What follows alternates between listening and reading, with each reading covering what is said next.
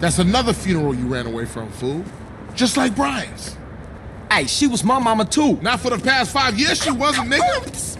And where the fuck you think you going? What? Get out my face. I'm going to see Caesar. The hell you are, girl. You ain't messing with them essays. You know we beefing. They ain't nothing but a bunch of lowlife. What the fuck are you? At least I got principles. Oh, and I guess that makes you an upstanding American. Carl, tell him. Carl, don't tell me shit, As long bitch. as he treat her right, disrespect you, and he How did. the hell you gonna say that? Like it's any business of yours. Fuck you, sweet. Hey, man, I know, man. I went through a lot of shit for this family since you been gone, so I know. What?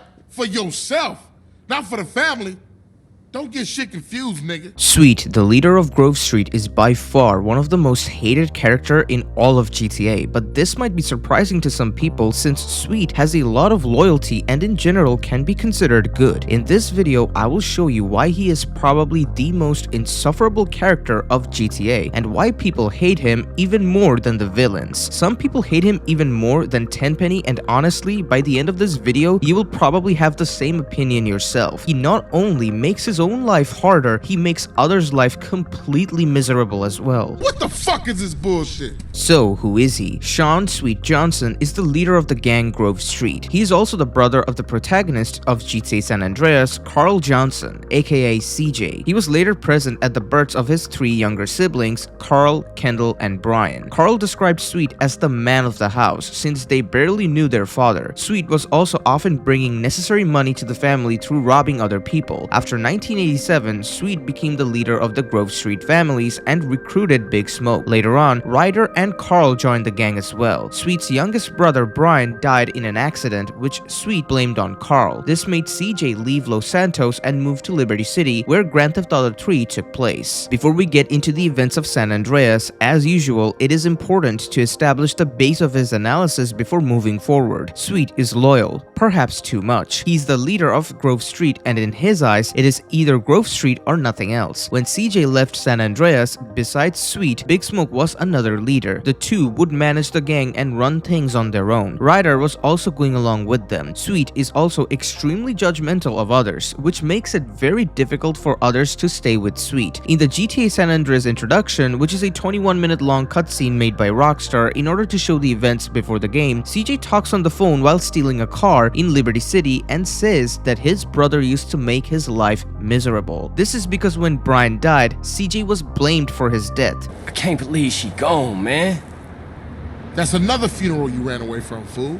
Just like Brian's. This was never explained to us in the game, so let's consider it as a fact. And in general, because Sweet was very judgmental, it made CJ leave San Andreas and the Grove. Sweet was also the father figure of the family, because he was the eldest son of the house and they had no father growing up. He had to act like one and keep everyone in line and everything in check, which can justify his worldview. However, this also makes him sort of a stubborn person. He rarely ever wants to change, but he will at times apologize for his bad behavior when he realizes that he was clearly mistaken, only for him to later break and do the same thing again. Good to hang with you, brother. I'm sorry I get a little tense. Don't worry about it. Now let's talk about the 5 years that took place when CJ left San Andreas and went to Liberty City to escape his life. As mentioned, Sweet and Big Smoke became the leaders of Grove Street in absence of CJ, and Ryder went along with them. During this time, crack was becoming very popular and was taking over every gang. Grove Street became a big victim of crack as well. Big Smoke, being an opportunist that he is, saw the money on crack and wanted to take part in it. He would tell Sweet about the crack empire and try to lure him into it as well. But Sweet would see that it was a bad thing and it was destroying Grove Street, so he would always reject it. Crash member Tenpenny, on the other hand, was another money-hungry corrupt police officer. He also saw the opportunity of crack, so wanted someone to work with him. He saw the potential in Big Smoke, and he also saw the principles of Sweet and how he was completely against crack. This made it clear to Tenpenny that Big Smoke was the ultimate man for the job. Big Smoke, on the other hand, lured Ryder to work with him, and so they both would make money. Ryder agreed. If you are wondering where are these events happening, it happens on the introductory cutscene of GTA San Andreas. Unfortunately, it is completely copyrighted and that's why I cannot show you the events, but I will leave a link to the introduction in the description of this video so you can check it out for yourself. Big Smoke would work with Tenpenny under the nose of Sweet, and one day this would lead to the events of Beverly Johnson's death. Ballas, who were the opposing gang of Grove Street and already using crack to make money, came up with an idea to kill off Sweet. They knew CJ left Grove, so killing Sweet would destroy the gang even further. Not to mention, Big Smoke also started to work with the Ballas. That's why he knew staying in the Grove Street would be dangerous, as they would want to ambush Grove Street and Big Smoke would be in danger. Plus, he could not be seen helping Ballas, so he moved out. The Ballas, on the other hand, decided to roll up to the Grove Street hood and kill Sweet. It was in the middle of the night and they shot in the general direction of the Johnson house, thinking Sweet would be there. Unfortunately, it was his mother Beverly who got shot. Sweet was all the way over across the street. The reason Sweet lived in a different house beside the Johnsons is because as time passed, he had his own house, but he never wanted to leave Grove and stay beside his family, acting like a father figure. When Beverly dies, Kendall runs towards her screaming, and Sweet finds out that she passed away. This is the moment CJ receives a call from Sweet telling him that Beverly has passed away. Then CJ arrives to Los Santos, and that leads us to the events of San Andreas. After 5 years on the East Coast, it was time to go home. Welcome to Los Santos Airport. What's up? Carl is Sweet. What's up, Sweet? What you want? His mama. She's dead, bro.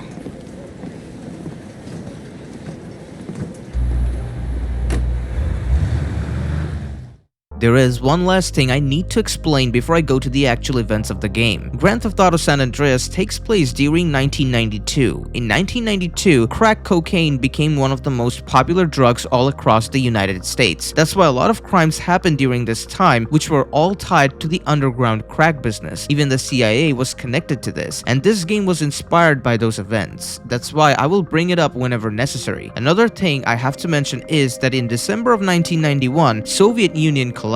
This ended the Cold War. Why is this important? Because there is a pivotal event that takes place in the story because of this, and it is all connected to Sweet's character and his arc. With that being said, let's head over to the game now. What the fuck is this bullshit? So, after 5 years on the East Coast, it was time to go home for CJ. Hearing that his mother passed away, it was important for him to go back and join his mother's funeral. As soon as he lands on Los Santos, he is already captured by Tenpenny. This happens because when Beverly died, Tenpenny, who was working for crack and with Big Smoke and also let the Ballas roll into the hood to kill Sweet, realized that Beverly's death is significant enough for Sweet to call up CJ, and he would most likely come back to home. That's why CJ is immediately taken by Tenpenny, as he knew CJ was going to come home. Also, if you pay attention, you will notice that Tenpenny takes CJ near Grove Street. That's because he was waiting for CJ and was already near that area. They take his money and reminds him of their existence so that CJ never forgets that he is beneath them. If you are wondering why am I explaining the plot of Crash and others in a Sweet analysis, that's because they all play a massive role when it comes to Sweet's plot and must be explained in order to understand why is Sweet so insufferable and hated.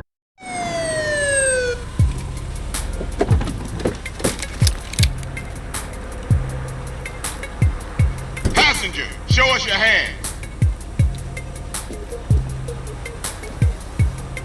Stop. Get down on your knees. Now down on your stomach. There you go.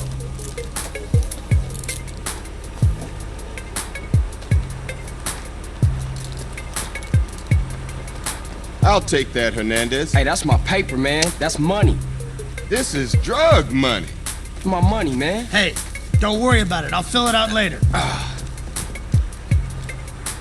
Welcome home, Carl. Glad to be back. You haven't forgotten about us, have you, boy? Hell no, Officer Tenpenny. I was just wondering what took y'all so long. Get in the car. Ease up, man. Damn. Watch your head. Oh, my bad. Get out of here, you greaseball bastard! Stupid Mexican. Oh, hey, sorry. My bag. Hey, man, my bag.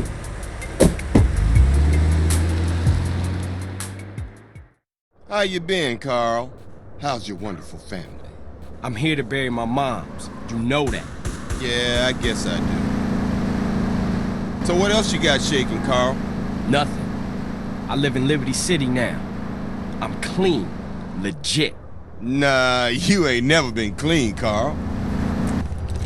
Well, what do we got here? This is a weapon, Officer Pulaski, that was used to gun down a police officer not 10 minutes ago. Officer Pendlebury. A fine man, I might add. You work fast, nigga. You know I just got off the plane. Well, that's a good thing we found you and retrieved the murder weapon. That ain't my gun. Don't bullshit me, Carl. Yeah, don't bullshit him, Carl. What the fuck you want from me this time?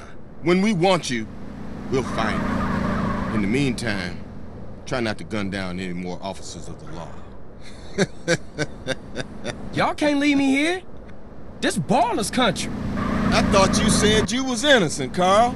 But you don't bang. This is car 58. See you around like a donut, What? Carl. Officer Pendlebury's down. We'll be right up. Oh, shit. Here we go again. Worst place in the world. Rolling Heights baller country. Now, I ain't represented Grove Street in 5 years, but the Ballas won't give a shit. After being harassed by Tenpenny and Pulaski, CJ goes to his home and sees no one there. This immediately makes him feel the emptiness of his mother, so he grabs her picture and sits down to grieve. That's when Big Smoke pops out thinking it was CJ. In reality, he was pretending to be shocked so that CJ would be manipulated into thinking Big Smoke mistook him for a burglar, which would make sense since CJ just came back home after 5 years. The reason he was in that house is because he waited for Sweet to come back from the funeral so he could kill him. That's why he had the bat instead of a gun, because a gun would make the hood realize that something went down, but a bat wouldn't make noise. Not only that, Big Smoke told the Ballas to ambush Sweet as well. In just a bit, you will see why. Seeing that Sweet is still at the cemetery, Big Smoke takes CJ there as well. Before doing that, we get to see Big Smoke dropping his bat on top of Beverly's picture. This is a symbol of Big Smoke's involvement in Beverly's death.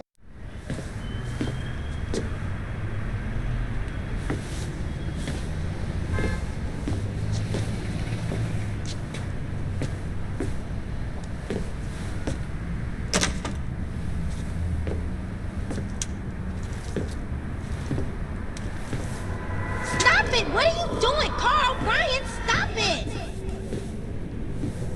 Quit it! Moms are here. Mom, they're up to something.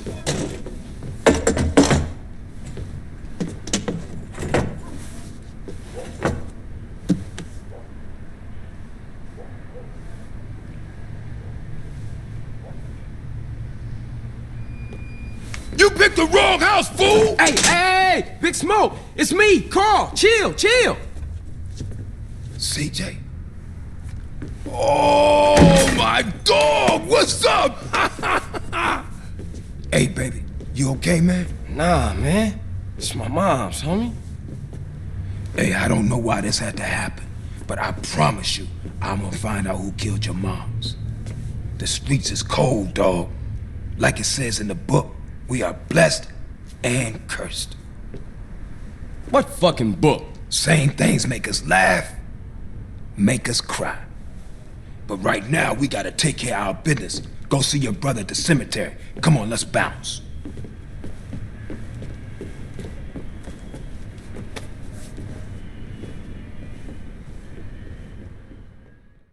You wanna drive? Yeah, that's cool. Nice car, Smoke. You know me. It's not cut. Keep the value in it. Keep it real.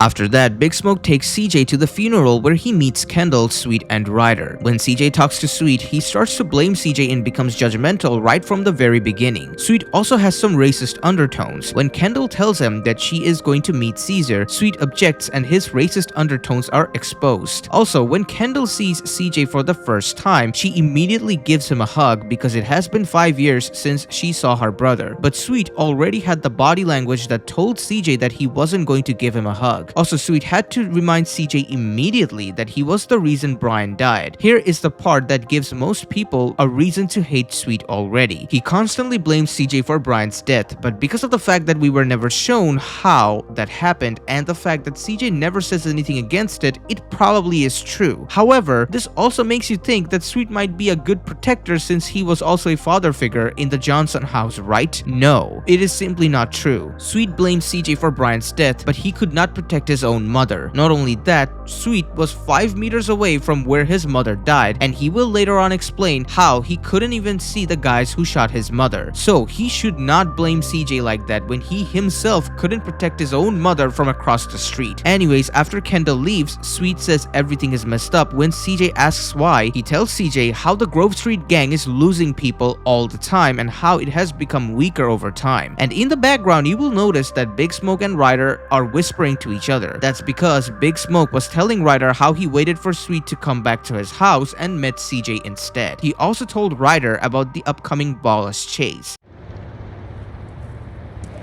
I've missed you these 5 years, man. They're gonna be real happy to see you. Hey, what's up, y'all? Look who I found hanging around. Carl, hey, good to see you. I can't believe she gone, man. That's another funeral you ran away from, fool. Just like Brian's. Hey, she was my mama too. Not for the past 5 years she wasn't, nigga. And where the fuck you think you going? What? Get out my face. I'm going to see Caesar. The hell you are, girl. You ain't messing with them essays. You know we beefed it. They ain't nothing but a bunch of lowlife. Women. What the fuck are you? At least I got principles. Oh, and I guess that makes you an upstanding American. Carl, tell him. Carl, don't tell me shit, As long bitch. as he treat her right, disrespect you, and he How did. the hell you gonna say that? Like it's any business of yours. Fuck you, Sweet. Oh, shit. Asshole. Here we go again. This shit's real fucked up. Everything. What you mean? What, apart from your mother being dead? Things are going real bad. Here, let me show you running, man. Tony's buried over there. Little devil over there. And big devil over there. Man, it's just crazy. Everybody blasts on fools first, then ask questions second.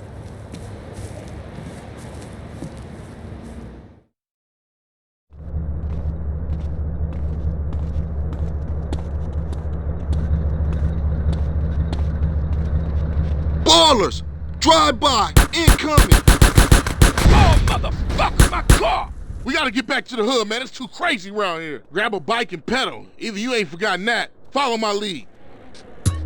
Not so fast, fool. These Ballas that appear now and blow up Big Smoke's car are actually the same ones who were supposed to ambush Sweet when he comes back home. They followed Big Smoke when he and CJ left Grove and went to the funeral. After that, the Ballas are seen to shoot only CJ and not the others. At first, you might think that's because at the end of the day, this is a video game and it was designed that they would go after CJ so that the game can be a challenge. And you would be completely right. If the Ballas are chasing others, then there is no challenge for you. But what if I tell you that the reason they chase you only and not the others has to do with lore reasons as well? That's right. Ballas try to kill CJ because they are not going to go after Big Smoke and Ryder due to them working together. They are also not going to go after Sweet but rather CJ because CJ was the one more capable out of the two. Everyone in Los Santos already knew how much capable CJ was. Not to mention he survived Liberty City, which is one of the most dangerous cities of America during this time. This is the reason when the Ballas saw CJ, they decided to go after him and not the others. After a while, when the Ballas car splits up, they try to kill Sweet because CJ was with Ryder and Big Smoke. They can't go after the two, so they decide to go after Sweet, who they decided to kill in the first place. Everything that the Ballas do, they do for a reason. Shit, a baller's car's onto us. Split up. Keep up, motherfucker!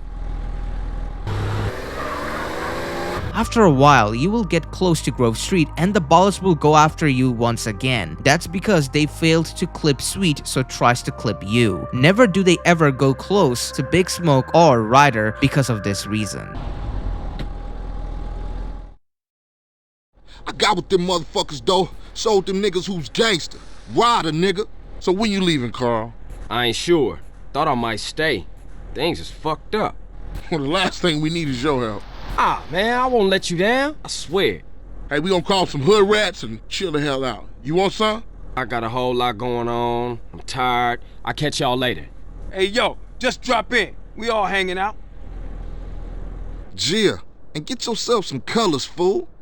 And a haircut. It's embarrassing to be seen with you. Right after the mission Big Smoke, Sweet will call CJ. This call is meant to be a tutorial teaching the players how the mechanics of phone works and how you can decline a call if you want. In this call, Sweet tells CJ how Grove Street has completely fallen apart and do not hold the power they once had. He talks about the two other splinter gangs of Grove Street that are now against each other. They are the Seville Boulevard families and Temple Drive families. And because of the fact that Grove Street is basically having a beef amongst themselves, the Vagos and Ballas have the upper edge, along with the fact that CJ left the hood also made the family weaker. Besides, Big Smoke and Ryder's corruption also had a huge part. So, why did Sweet tell CJ all this? A couple of reasons. The obvious being that CJ is his brother, and as a father figure, it was part of his character to look after CJ and let him know that the rival gangs are much stronger than they used to be. But the other reason behind this call is because Sweet is extremely loyal to the Grove. The back plate of his car says Grove for life. He also always wears green so that he can represent his loyalty to the hood all the time. Hey CJ, I taste your spit.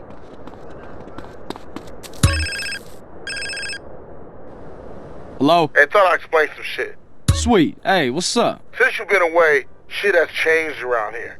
Grove Street families ain't big no more. Seville Boulevard families and Temple Drive families are beefing and split with the Grove. Now we so busy, set tripping, Ballas and Vagos have taken over. So watch yourself out there. Yeah, I hear you. Thanks for the heads up. Don't mention it.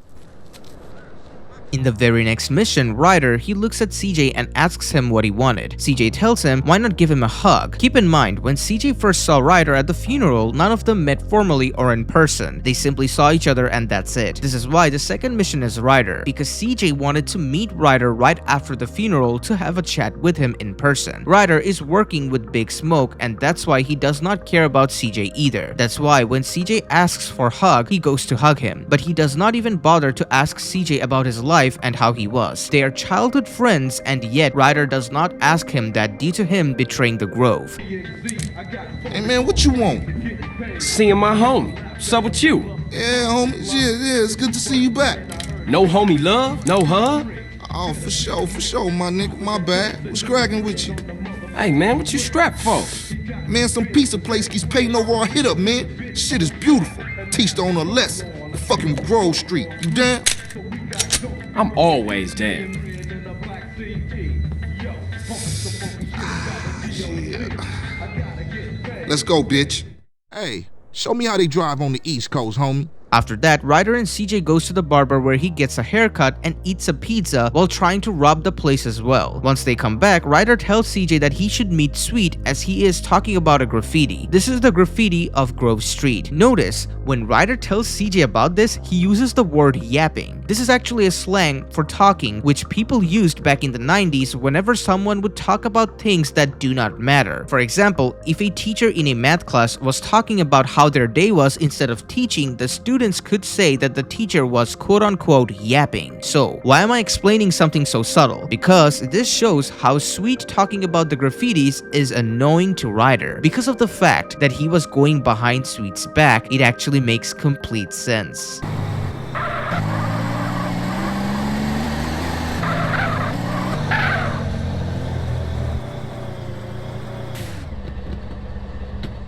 Better drop by and see Sweet.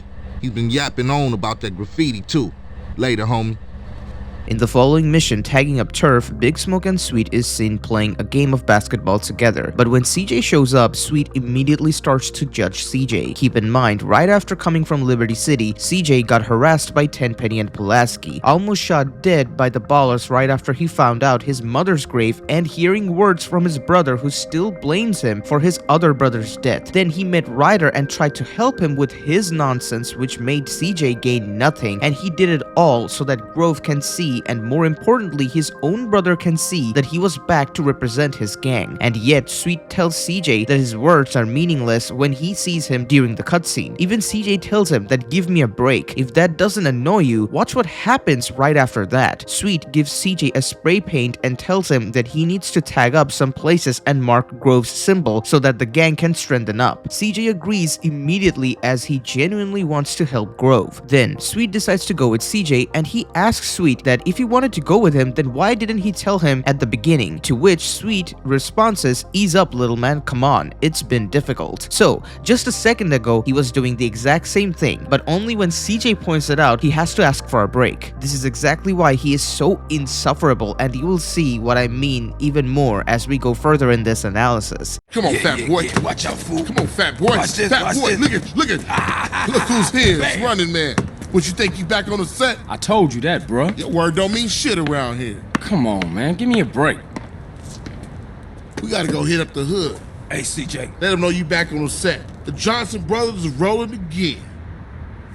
Take this paint and go hit shit up. Start with our own set first. Later on, we spread out, take the whole hood back. You already spreading out, fat man. Let's play. Let's see what you got, pork chop. Hey, wait up. Ah, thought you hang with your brother, huh? Oh, ease up, little man. Come on, it's been difficult. You want to drive? Yeah, for sure. CJ and Sweet spray paints their mark over the Ballas and goes back to the Grove. Watch for those rollers as I tag this up. You go get them, and I'll keep the engine running.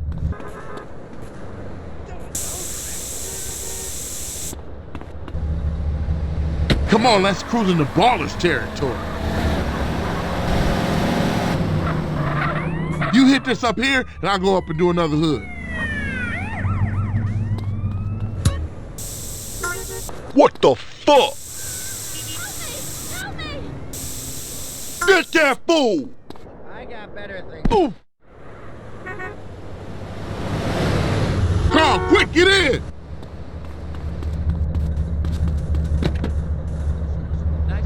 Get us back to the hood, CJ. After that, Sweet asks CJ about his money and he reveals that Tenpenny and Pulaski took all the money he brought from Liberty City, to which Sweet gives him $200. This is again his elder brother's side where he is acting like a father figure for CJ. As I mentioned before, Sweet has a lot of principles and at times he will see them shine through. However, at times his principles and that of Big Smoke's would collide with one another. In the next mission, this is exactly what happens. Like riding bike, ain't it, boy? Yeah, it all comes back. How you doing on the Fetty? I'm kinda short, you know. Crash took all my paper, man. Left me with nothing but small change. Here, get yourself a beer or something. I'll catch up with you. I need to find out what year it is. Marcus of Queensberry rules only, baby. Cleaning the Hood is exactly what the title says. This is the first in-game cutscene where we get to see the two visions collide. Big Smoke on one hand is talking about how Grove should give into the crack business and making money. On the other hand, Sweet is talking about Grove Street's strength and loyalty. If you pay attention, you will notice that something subtle is going on in this cutscene. Big Smoke is sitting down looking up to Sweet. This indicates how Sweet is a man of principle, making him higher than someone like Big Smoke who would sell out for every crumb of opportunity they can find. When Sweet tells Big Smoke that no one cares about the hood, he replies that he does. This is just a lie to blend in. As soon as Sweet drops the truth about crack and how the gangs are selling it and ruining things, Big Smoke says, I don't know. This is because Big Smoke can't openly condemn selling crack in front of Sweet. He recognizes that Sweet has high principles and won't make money by selling crack, but he also can't agree with Sweet since he himself is planning to make a profit from the crack empire of Los Santos. CJ enters the cutscene and Big Smoke goes back to the same thing with Ryder. He often again tries to justify that selling crack is fine because Sweet should not judge others making profit off of it and it is just them hustling. This is because Big Smoke himself sees selling crack as hustling due to him being an opportunistic person. Sweet sticks to his principles despite how much Big Smoke tells him about selling crack because he knows how much crack destroyed Grove Street and how it steals your heart. Big Smoke says to Sweet that the homies who are selling crack are with the Grove Street, but Sweet actually sees through the lies and calls out how they're not loyal to Grove Street. They're only loyal to money. Right after that, he tells CJ to go down and stop the dealers who sell crack to the Grove Street homies. As you can notice, when he says that, Big Smoke stays silent and checks the fridge. This is Big Smoke being in cover. If he pushes Sweet more, he will make Sweet suspect him. And at the same time, Sweet's hatred towards crack and being loyal to money is also displayed. As I said before, that Sweet Sweet can be very annoying at times, but he can also be very loyal to Grove Street. So Sweet sends CJ and Ryder to knock out the base pushers, which is a slang for crack dealers. When they leave, Big Smoke and Sweet goes back to the same argument. However, something really important happens in this conversation that most players don't realize. Big Smoke calls out Sweet as being naive. He's completely right. Sweet spends the most amount of time behind Grove Street and wants it to rise above the other gangs. But he fails to see that Big Smoke is most likely betraying him. Not only that, he never even suspects Big Smoke. The irony here is that Big Smoke calls Sweet naive. He means in the ways of making money. Smoke understands money more than anyone in this room. That's why he was calling Sweet naive, because he does not understand the fact that a lot of people would chase money over a gang. The saddest part is, it does not matter how Big Smoke calls Sweet a naive person. He's right in every single way. Hey, you gotta keep it real, man. Man, nobody give a shit about the hood. I do. All they do is sell yay and ruin the place. No crack ever made a gang type. I don't know, man. What's up, y'all? What's up, CJ? What's crack? Man, all they care about is smoking and money. You can't knock a homie's hustle, Sweet. Them marks ain't soldiers. They idiots trying to be businessmen. Yeah, but they down with us, man. All they down with is money. CJ, go down there and show these fools you mean business. These chumps from the Ballas are sweating the homies. Go put pressure on them. Let's do it. We've been putting time in the hood, but we gotta get the homies back together. Like the old days. Yeah, you right. So you and Ryder go handle your business. Man, they're slang to their own mama. They don't care about nothing. You're naive, my friend. We gotta keep our focus. We need some backup. You seen Beat Up? But him and the homeboy Bear, they be good to have on our side. Oh, Big Bear? Yeah, them bass slangers gonna be sorry now. Hey, Beat Up is only a couple of blocks away. The hood's all messed up, huh? Yeah, you try to get any of these crackheads to help you out. No wonder the families ain't up on it. Apart from Smoke, Sweet, and you know yours truly, Grove Street don't bang no more. Yeah, just get blown.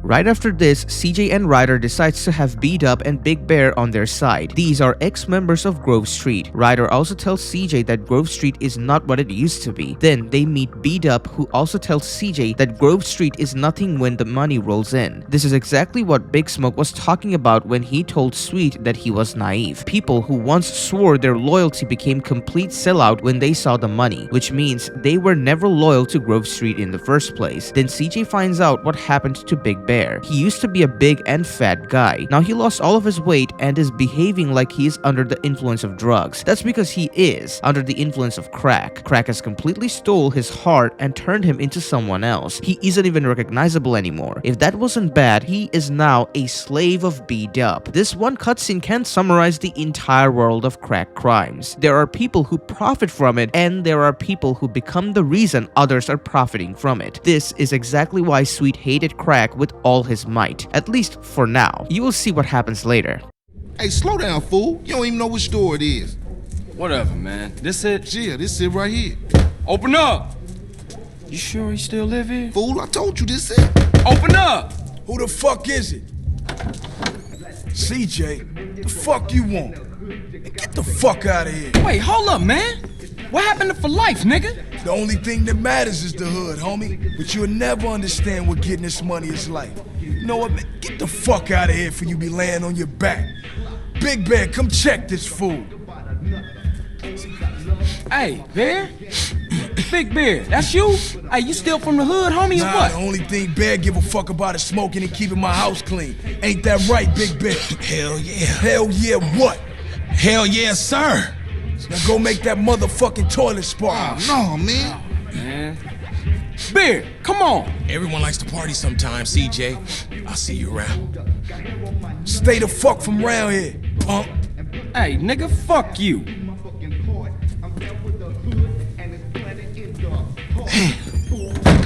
It's just fucked up. I see what you mean now, man. If crack can do that to Big Bear, turn him into a base slave, the average motherfucker ain't got a chance. Damn dope fiends and drug addicts everywhere in this city. Piss me off. Look like it's up to us then. Let's just cruise through the hood and find us somebody selling. After that, CJ and Ryder takes out a crack dealer trying to sell it to one of the homies.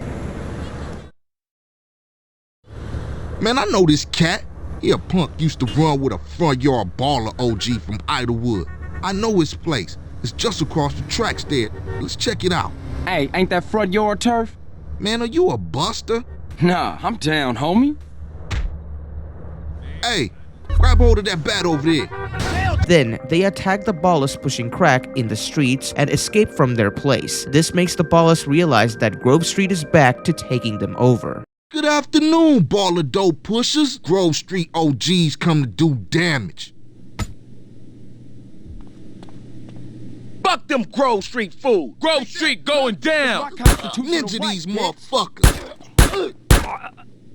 Move it, motherfucker. Now Ballas know Grove Street families on their way back up. You are such a For sure, homie. And what's more, you ain't even run out on me. Times change. Oh man, they gonna be mad at us. And I'll warn the gang later. For now, let's just bask in the silence of victory, motherfucker. Now that the base ain't getting pushed up in their faces, maybe these fools should be up for some real banging. Yeah, Grove gonna get back on his feet now, for sure though. Later, homie. After this mission, Officer Hernandez will give CJ a call talking about how he cannot leave town. This is the reason why you cannot leave Los Santos, as he will get a wanted level on you. It is important to mention that CJ calls Hernandez a dog of Tenpenny and Pulaski. This is because he does what they tell him to do, and CJ clearly knows they have authority over him. However, Hernandez simply tells CJ to watch his tone and doesn't really go all out on him. This is because Officer Hernandez is actually not as corrupted as Tenpenny and Pulaski. This is very important to know, as later on there are events in the game that will take place as a result of this.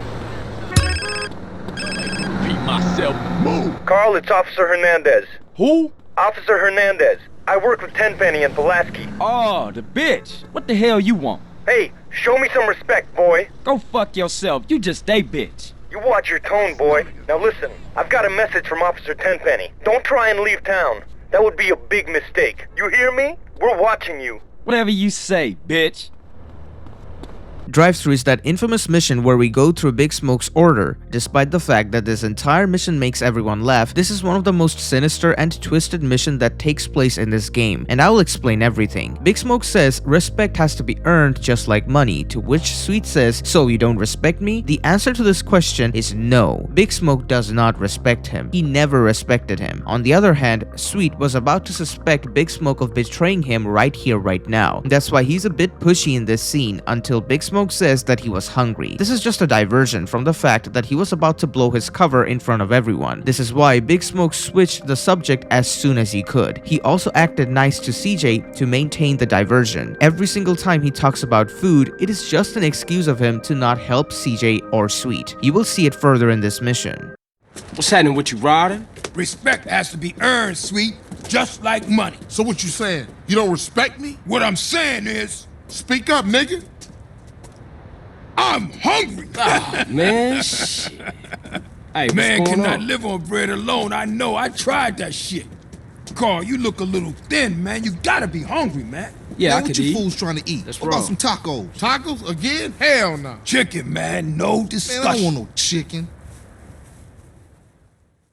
Carl, you dry. Smoke look like he gonna pass out. Man, you stink.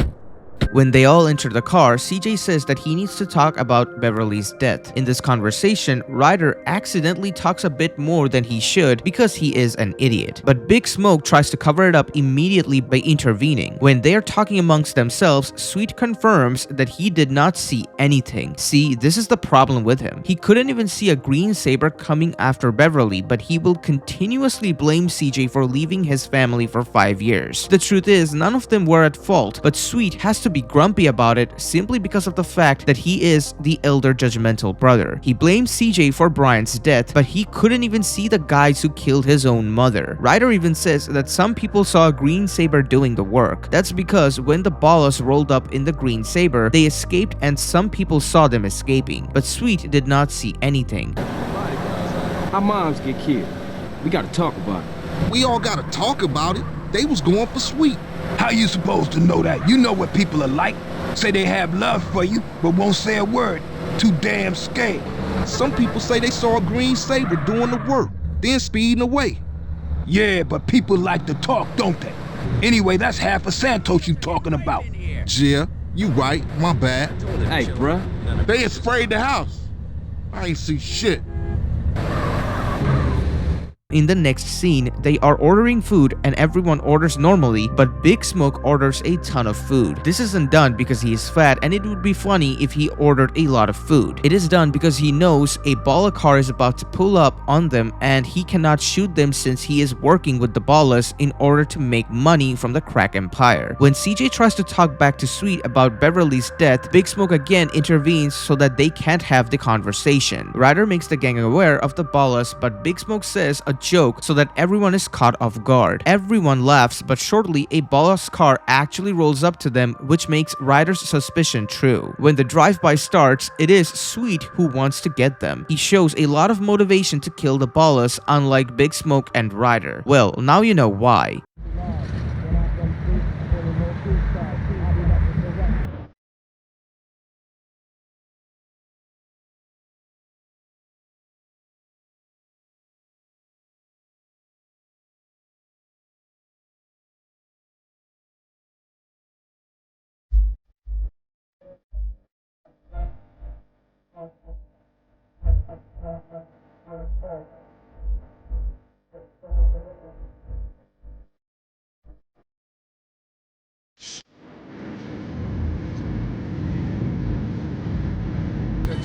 Hey, sorry, bruh. You know I gotta know about mine. I know, CJ, I know.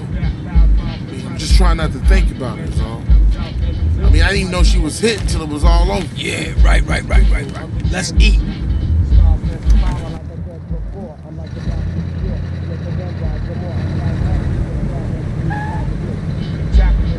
Hey, don't we got beef around here? We been getting into it with these fools. I can't stand cold food.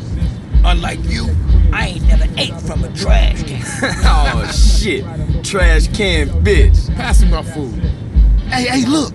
Kilo Trey scoping us out. Damn, Ryder, you a jinx. Shit, them motherfuckers headed to the hood. Drive-by!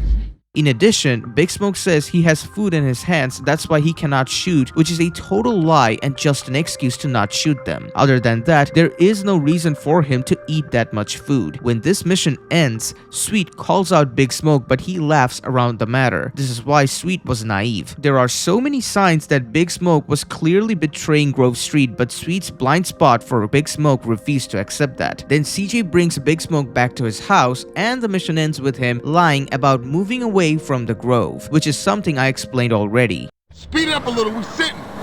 Hit it, go! Hit the gas, we gotta ice these niggas.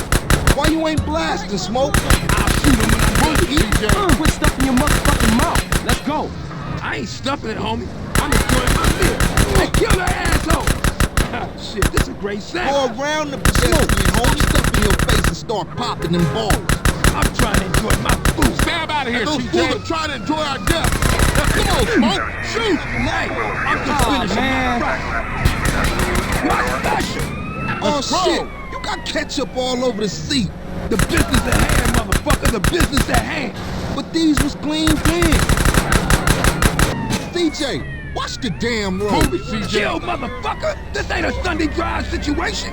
My soda. 81 in West Willowfield. Suspect last seen in a blue four-door. That was some serious shit. Yeah, man, those baller fools won't try that again. Carl, let's get back to the Grove. Alright, I'm on it. Oh, man. You trying to ruin my day, asshole? You chubby motherfucker. Next time you better start blast or I'ma blast you myself. Smoke, you wide, man. Wide. And that's why you love me, baby. That's one up for the Grove. Say what, Smoke? All you managed to do was eat my damn food up.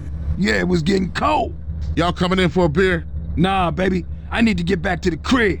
CJ, give me a ride? All right, Smoke, let's go. See y'all later.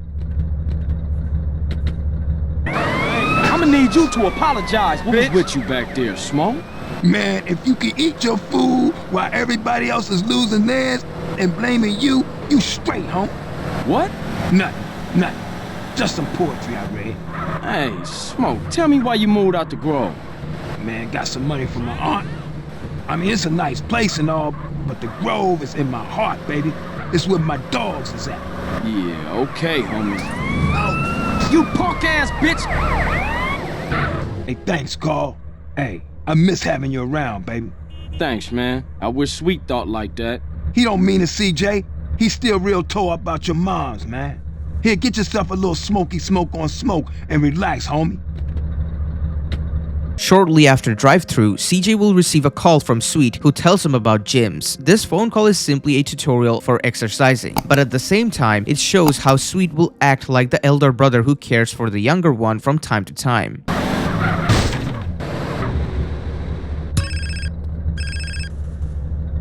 Yeah. Hey, CJ, it's Sweet. Hey, what's up? If you don't respect your body, ain't nobody gonna respect you. You're too skinny, CJ. You need to pack on some muscle. If I wanted nagging, I'd buy a clockwork wife. Just looking out for you, homie. It's all show and respect, you know. Yeah, I guess. There's a gym I go to a couple blocks out from the Grove. Go check it out and get yourself a gangster physique. I'll scope it out. Later, man. CJ decides to talk about guns to see how well prepared Grove Street is compared to other gangs. Ryder tells CJ that they have no guns whatsoever, and Sweet says Emmett also got nothing. CJ still decides to go to Emmett for guns. In this scene, you can clearly tell that Sweet has this aspect of him where he will simply sit around his house all day long and complain about life. His attitude when answering if Emmett had guns or not already sold his defeatist mentality. That's why despite everything CJ did so far, he is still extremely judgmental about him. Not to mention, CJ is taking things into his own hands now. That's why he came to Sweet's house and talked about guns. No one asked him to do that. He felt the need for it. That's why he took the initiation. Also, CJ did this because he cares about his brother and his approval. He desperately wants Sweet to see him for himself and see that CJ is capable, but Sweet will still hold a grudge. Meanwhile, Big Smoke agrees to take CJ to Emmett because he knew for a fact that Emmett had no guns compared to the Ballas who had AK-47s from the Russian mafia who brought surplus weapons that weren't used in the Cold War. But because the war ended, they stole those surplus weapons and brought it in America. And keep in mind, Big Smoke knew about this since he had connections with the mafia, but didn't want CJ to get those weapons, so he took him to Emmett. Give me 15, motherfucker! I'll write it down in a second. I ain't gonna pencil whip you, fat sucker. Let me play first. Hey, what's up? What's up, man? Who winning? Who you think, huh? Me! That does it. That's game null and void, motherfuckers. So, what kind of guns we working with now? One time came through, raided the spot. We ain't got shit now. Well, what you gonna do if the Ballas roll through? Throw shoes at him? Say, what happened to Emmett? Emmett? Shit, gangs these days got Macs, AKs, and all kind of stuff. Emmett, on the other hand, ain't got shit. Well, until we get that plug, we gotta deal with a cat that always been there for us. Emmett, Seville Boulevard families. We ain't too close these days, but nonetheless, I'll take you to see him. Get ourselves strapped up. Come on, man. Nigga, shake him up again.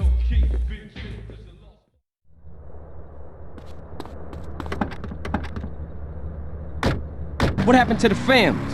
Where the love at? Shit happens. Seville wrongs Temple. Temple wrongs Grove. Bad blood leads to bad blood. If you read the book, that's the way of the world, baby. Yeah, but you know you gotta keep it real. I admire you, Carl. You're a leader, a visionary. Remember me when you get to the top. Give it a rest, Smoke. You full of shit. You on one. After meeting Emmett and shooting bottles, Sweet will call CJ once again, but this time he will teach the players about shops where they can customize the character. Other than that, this call is another example of Sweet's loyalty to Grove Street. He wants CJ to wear green in order to represent Grove like Sweet, Big Smoke, and Ryder. So, CJ goes to the store and wears a green shirt in order to follow his brother and to have his approval. Speak. I thought you was representing. What? Correct me if I'm wrong, but I thought you was rolling with Grove Street again. Already told you I am. Well, I ain't seen you in your colors yet. You gotta fly the flag, man. Ain't nobody gonna respect you if you ain't representing your hood. Alright, man. My bad. I just ain't got around to it yet. There's a Beaco around the corner from the gym in Gatton. Go get yourself some greens. It was a pleasure, sir. So, Ryder talks about CJ's driving and is having a friendly banter in the mission drive-by. However, Sweet actually has CJ's back. That's because he wants to defend his brother. This is again his protective side coming at play. I could drive as well as CJ, man, I'm telling you. Yeah. Hey, homie, what's up? Hey, what you saying about me, fool? What's up, man? I'm saying that the East Coast made you drive like an idiot, fool. Man, you always crashing cars and shit. And for some reason now you back. All it is CJ drive here, CJ drive there. Bullshit. Man, why don't you just take it easy? No disrespect, man, but you can't drive for shit. Thanks, man. Nah. Say what you really mean. You such a good gunman, homie. You gotta ride shotguns. Show CJ what's cracking. Hey, you know something? You right. Yeah, CJ, you can drive, homie. He's tripping. Where we going, homie? Rolling Heights, Ballas country. Do us a little drive-by, huh? You know something, matter of fact, you are chauffeur for this little gig. Come on. G, thanks, G. Just don't drive like no fool. Yeah, Ballas turf. You dogs ready? Yeah, for sure, I'm ready. Carl, just concentrate on the driving and we'll take care of the shooting. Listen to the man, fool, and try not to park us up a tree or something. Yeah, if the car stops, we dead meat.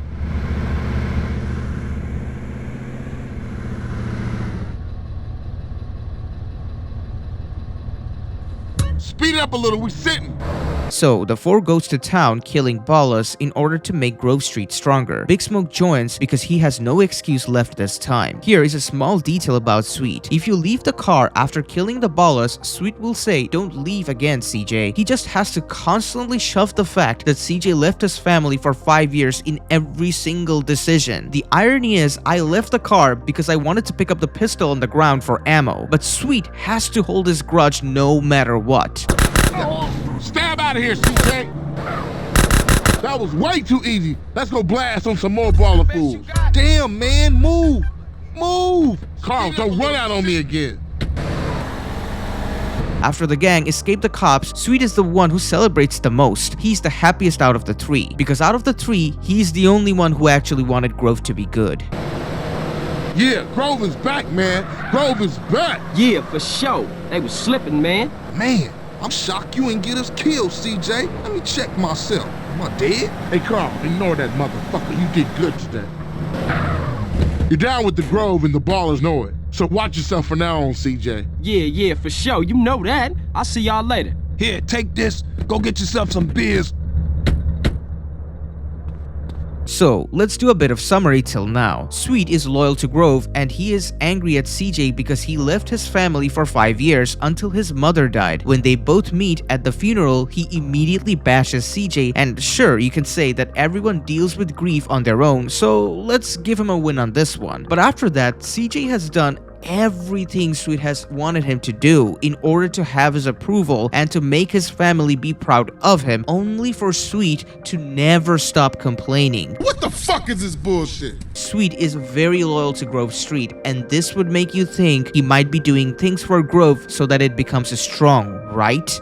Well, no. He sits on his ass all day, smoking dope and jerking off while he plays that fucking game. And this next mission is the perfect example of this. This mission is titled Sweet's Girl. You might think that you have to save his wife, or maybe he has a girlfriend and you have to save her, right? No, you save a girl Sweet was simply trying to sleep with. This loser bum decides to go meet a 2 out of 10 for some cheap thrills near the Seville Boulevard family, which is a very stupid thing to do. I stated earlier that this family is a splinter gang of Grove Street, and now they're beefing with one another. But for some reason, Sweet thought it was a good idea to meet a girl there of all places. This is another reason why Grove Street cannot rise. It has 2 leaders where one is straight up betraying it and the other one does nothing but complain. While his brother desperately tries to salvage the gang, he is actually complaining about that as well. And here he is calling CJ for help because he tried to sleep with a girl that is connected to a family that his gang is beefing with. Make it make sense, Sweet. Sweet! Smoke! Shit, where all the homies at?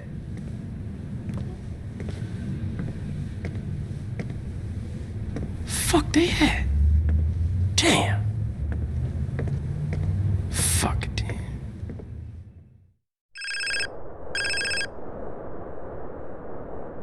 Hey. Carl, no time to chit-chat. Been seeing a Seville family beer, work out on the street, and the boys don't like it. I'm pinned down in Seville hood, and we need a ride out of here. Pronto. Oh, for sure, man. Hang in there. Drop by Emmett and get heated.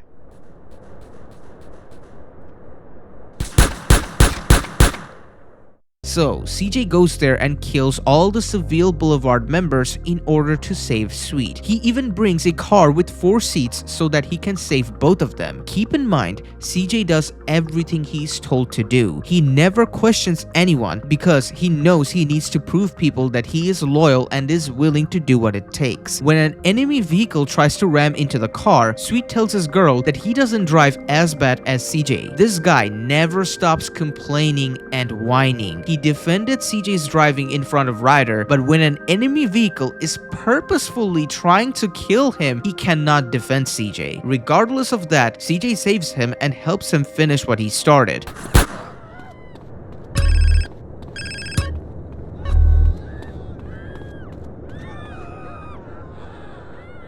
That's my brother. Get a car, we'll meet you out front.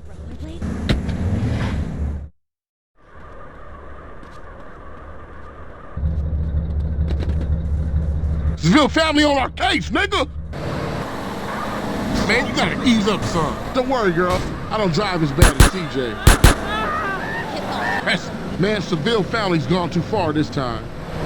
She got a sister, CJ. You want her number?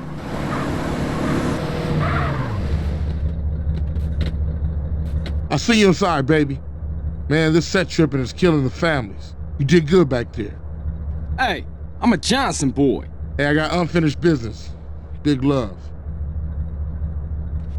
Also, another subtle thing that I should mention, CJ never talks back when Sweet says he drives better than CJ. He can absolutely bash Sweet and tell him if his driving is so bad, why won't Sweet drive himself? Because ever since he came to Los Santos, he is always the one to drive. Even Ryder mentioned this. But CJ is trying his hardest to prove his loyalty, and so he won't say a thing. What the fuck is this bullshit? When discussing Sweet's personality, I said that he has some racist undertones. This is where we get to see that. Sweet and Kendall is having an argument about her meeting Caesar. Caesar is Mexican-American. This is why Sweet initially does not like him. He doesn't like the fact that Kendall wants to meet Caesar. He even calls Caesar a cholo MF. Kendall points out how Beverly did not brought them up to be racists, but Sweet tries to justify it. Now, you can make an argument that Grove Street had a lot of enemies, and it is possible that Sweet was simply trying to keep Kendall safe, as Caesar is also associated with another gang. And you would be right as well, because he is trying to look out for Kendall as an elder brother, but he is also being racist. Something else that is happening here is the fact that you can see Sweet's stubbornness. Keep this in mind, because hours later in this video, I will get back to this line, but basically, he wants his sister to not meet others because of protective reasons, but a person will find love and will make choices that will change their lives. Sweet does not understand that. He just can't, and this plays a huge role in this game's final arc.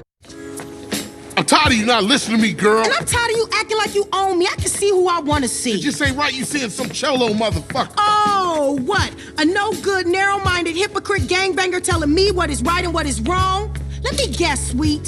Senseless killing right, but a boyfriend from the south side wrong? Some things ain't just meant to happen. I mean, what if y'all have kids? Leroy Hernandez? That don't sound good, girl. His name ain't Hernandez. Well, Leroy Lopez or then. Lopez either, you racist fuck. That ain't how moms raised us. I ain't racist, I just know how they feel about you. And look at you. You dress like a hooker. Oh, and I guess you two would know what a hooker look like, huh? You say it like it's a bad thing. Shut up, Carl. I'm just trying to protect you. For what? So I can date one of your mindless friends? I don't think so.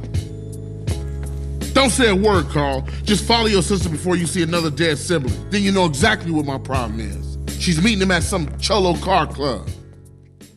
So CJ gets a lowrider from one of the guys who owed Sweet and meets the Aztecas.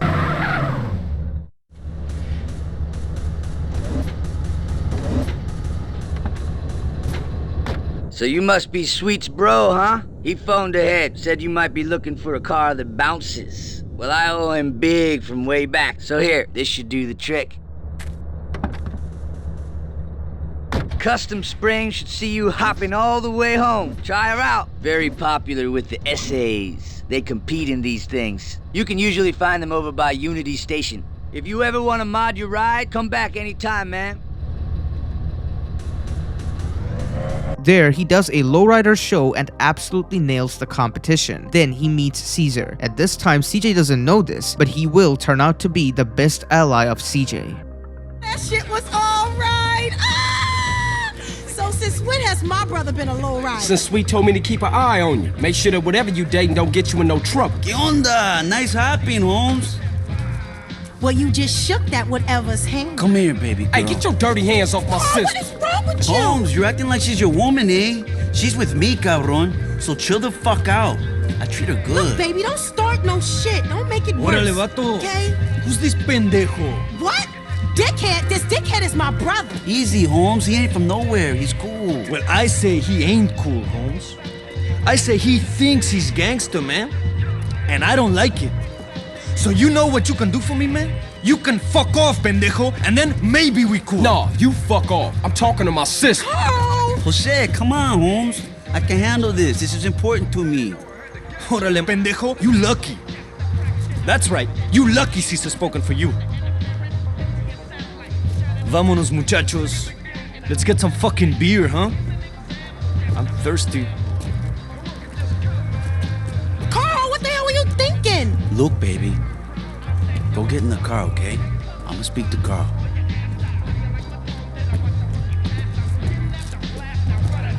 Look, Holmes, I love your sister. I honor her. She's my girl for life. This is why I stopped you from being skinned just then. You got a problem with me? Fine. We don't have to be friends. But Kendo, she's happy with me, carnal. Yeah, okay. I guess we cool. For now. Cesar Villalpando. Carl Johnson, CJ. Cabron, you got a nice ride there, Holmes. Maybe we'll get to kick it again soon, eh? Yeah, maybe. From this point onward, CJ robs houses with Ryder and runs some other errands. He meets with Tenpenny and Pulaski in the mission Catalyst, where they tell him to rob a train full of weapons and explosives. Hey, Ryder, what the hell you doing? Nigga, I couldn't find that wet I buried. So nigga, my own. Strong. It's easy, fool. Man, don't do that. You'll saute the both of us. Morning, boys. Man, who you calling boy, fool?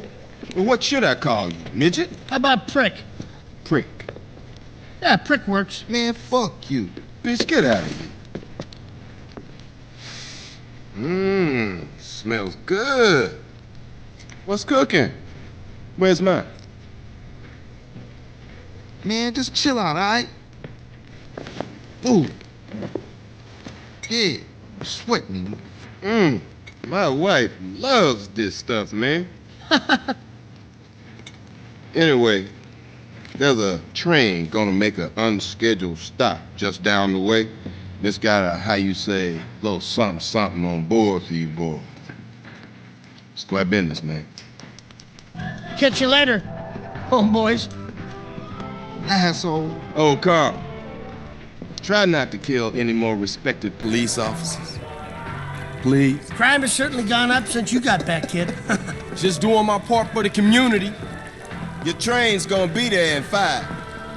CJ and Ryder kills a couple of Ballas and Vagos in this mission because Tenpenny told them about the weapons as well. After that, they both steal from the army in the mission, robbing Uncle Sam. This robbery goes wrong and CJ has to kill the guards in order to get away with the robbery. Once the Ryder missions are over, CJ works with Big Smoke. The first mission introduces us to OG Loco, where Big Smoke, CJ, and Sweet goes to collect OG Loco from the prison. Once they all enter the car, Sweet actually apologizes to CJ for his behavior. So, why does he do that? Earlier in this mission, we can see that Big Smoke and Sweet was laughing together. That's because they were having a good time. At least Sweet was. We all know about Big Smoke. This actually freshened up his mind, and the fact that OG Loco was being released from prison played a part in that as well. I haven't mentioned this, but in the introductory cutscene of GTA San Andreas, Sweet actually recommended OG Loco to go to college. He didn't see OG Loco as a gangster and also didn't want him to be one. He wanted Jeffrey to do better in life. He even admitted to OG Loco that him and Big Smoke are products of their environment and that he should not become like them. This is important as it shows you how much Sweet cared for OG Loco. That's why it made him realize that lately he has been too judgmental about CJ, and for that he must apologize. But it doesn't really mean anything when his behavior does not change whatsoever.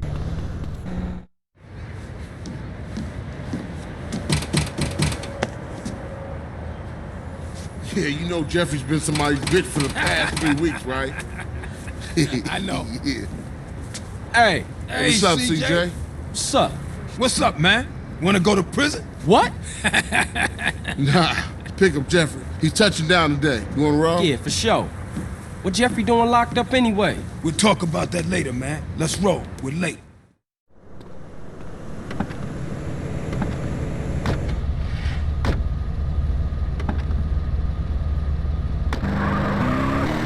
Good to hang with you, brother. I'm sorry I get a little tense. Don't worry about it. Hey, it ain't Jeffrey no more. It's OG Loco.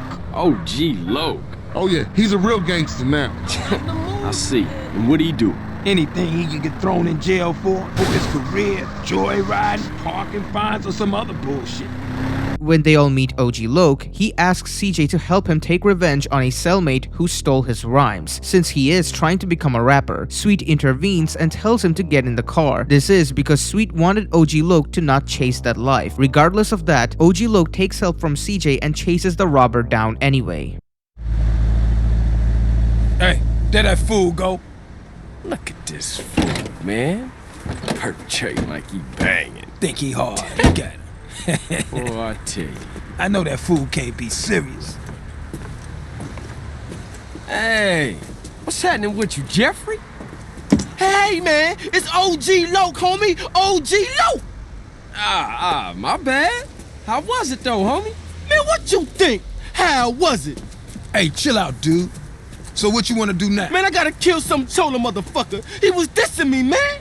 Hey, Jeff, I thought you was going to, college. Man, fuck you. Motherfucker done stole my rhymes. He's in East Flores. Hey, give me a strap. Man, why don't you stall us out with that shit to get in the car? Fool. What's your plans, big gangster? Now you a free man and all. Man, I ain't free. My parole officer lined me up with a job. Motherfucker always trying to keep a player down. You got that right. Still, ain't so bad. I'ma be a hygiene technician. Coming up in the world, huh? Just a stepping stone to greatness.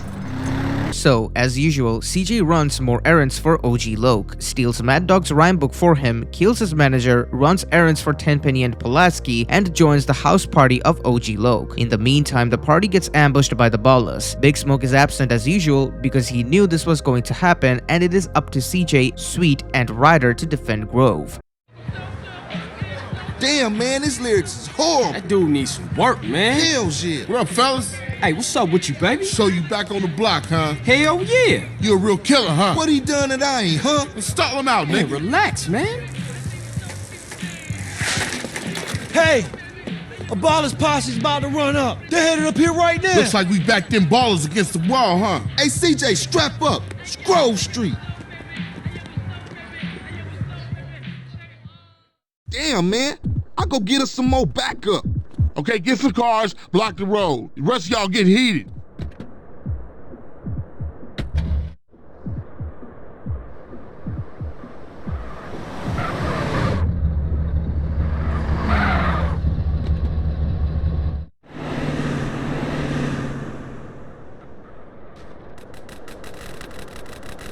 After that, CJ receives a phone call from Sweet. He tells CJ about another base pusher, but when CJ tells him that he will come pick Sweet up and they will go down together, he says that this is CJ's gig alone. This is the problem with Sweet. He constantly cries and even now is crying about the rise of crack. He hates crack with all his might, at least he will say so. You would think that means he would go with his brother and take the turf back together, right? But that would mean actually stepping outside of the house. The only reason he might do that is for pussy. This isn't that, which is why he forces CJ to deal with this problem. CJ has been doing nothing but running errands for everyone, and Sweet still has the audacity to tell CJ that it is time he needs to announce his arrival. So what was he doing so far? But because he is the older brother, CJ is going to listen to him and agree to do what he is told to do. This is also another tutorial for gang wars. What's up, Sweet? We got a problem. Some punk-ass base-ass fool has been slanging to his Grove brothers. What? Who? Check this out. He's been buying shit over in Glen Park. He know the hood is talking, and he's hiding out with his new baller friends. Shit, man. How we gonna get to him? It's time for you to announce your return, CJ. You fuck up Glen Park, and that turncoat bitch-ass nigga's gonna lose nerve and make a break for it. Okay, I'm gonna come pick you up. Hell no. This is your gig, CJ. You need some stripes. Get over to Army Nation and get a heater. In the mission Los Sepulcros, CJ meets Sweet and he claims that Tenpenny came by to tell him that a powerful member of the Ballas named Kane is attending a funeral of another Balla member which CJ and Big Smoke killed. Sweet wants to kill him so that they become weak and Grove becomes stronger. However, even though CJ agreed to do this with him, he actually did not like this. There is a reason why. When Sweet says that they are going to kill Kane at the funeral, CJ says, "At a funeral?" Meaning, are we going to stoop that low to kill some Ballas that we start killing them at a funeral? To which Sweet replies, yes, just like they did to us when we were at Mom's funeral. So, Sweet is straight up admitting to CJ that he is going to stoop as low as he needs to, just like the Ballas if he wants to beat them. The reason CJ didn't want to do this initially is because this is not how Beverly brought them up. This goes against the teachings of his mother, and it would also mean Grove can stoop just as low as the Ballas since they attacked Grove during a funeral. Sweet's entire thing is that he is high and almighty and that Grove is more moral than the Ballas, and here we are throwing all of our principles away. If you think this makes no sense, then let me tell you why it actually does. Yes, Sweet has principles and won't sell crack like the Ballas, but he is also very loyal to Grove Street. The key word here is his loyalty for Grove. The one and only reason Sweet does not want to sell crack in order to make money is because that would mean him being loyal to money and not the gang. But he is genuinely loyal to the gang. There is an event that happens towards the end of the game which will also show you why this analogy is perfect. So, they all go to the funeral and pop Kane. Carl, what's up, baby brother? What's happening? Peep this. Tenpenny just came by. Said that one of them ballers that you and Smoke laid out, Lil Weasel, is getting buried and all the OGs gonna be there. At a funeral? Yeah, we just catch all those ball sack ass niggas at one time. Hey, what up? What's going on, dog? At a funeral. Just like mamas. What up, family? Let's go pop these motherfuckers What's up, out. man? What's cracking? Hey, look, we gotta go do something real big. Nigga? What up, kinfolk? Put Grove What up, Street on the dog? map for good. For life. All right, nigga. Grove Street for Let's life. roll. We go around back to Los Sepulcros and sneak over the wall. Kane, ain't that cat front yard royalty? Yeah, so if there's a hint of trouble, he's a no-show.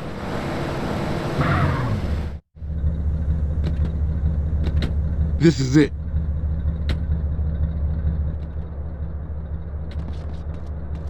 Okay, CJ, come on over.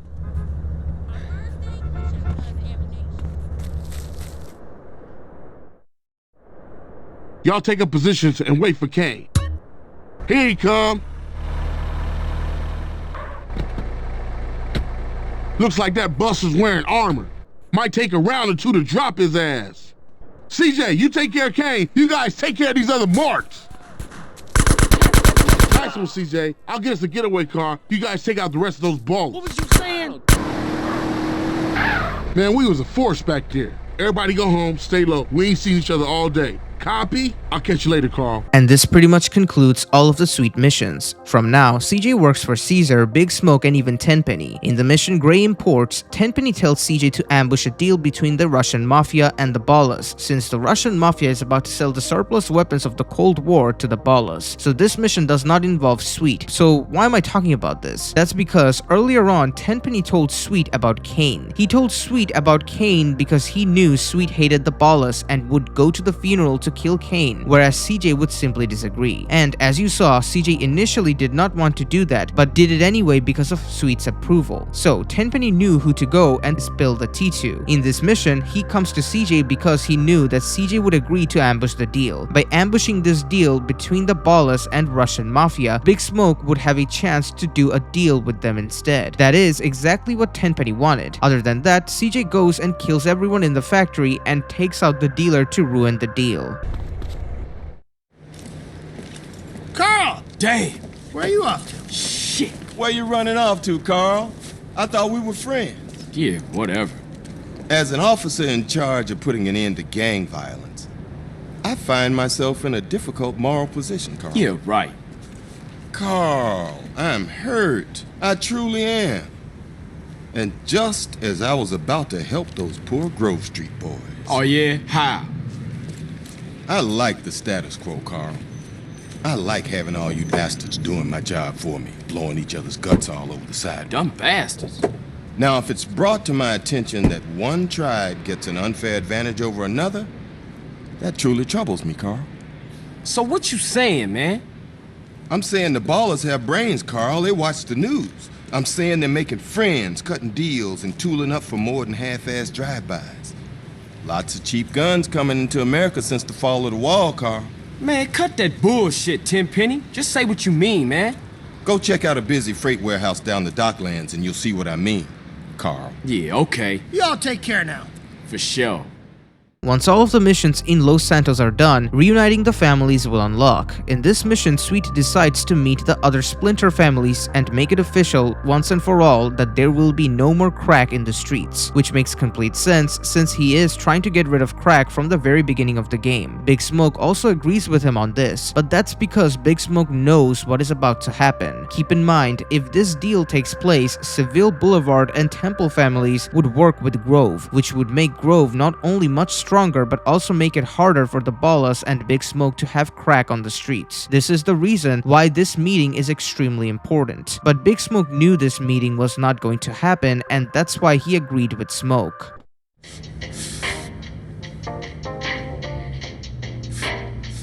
Damn, that bitch is bad. Oh, yeah. What's up, y'all? What's up, What's player? up, CJ? Turn that TV off right quick. Listen up, fellas. Like we were saying, no more base in the streets. Finally. Peep this. We're gonna unite the families once more because the Ballas have been pumping our guys full of base for too long while we argue amongst ourselves. So all the family sets gonna meet down at the Jefferson Motel. I say it's time we went down there and made it official. Keep that shit off our streets. I vote I'm our representative on this one. That's right. Hey, it's all good. If Sweet think he can handle it, I'm down with him, man. All right, let's roll, homies. Let's do this. Yeah, let's go, man.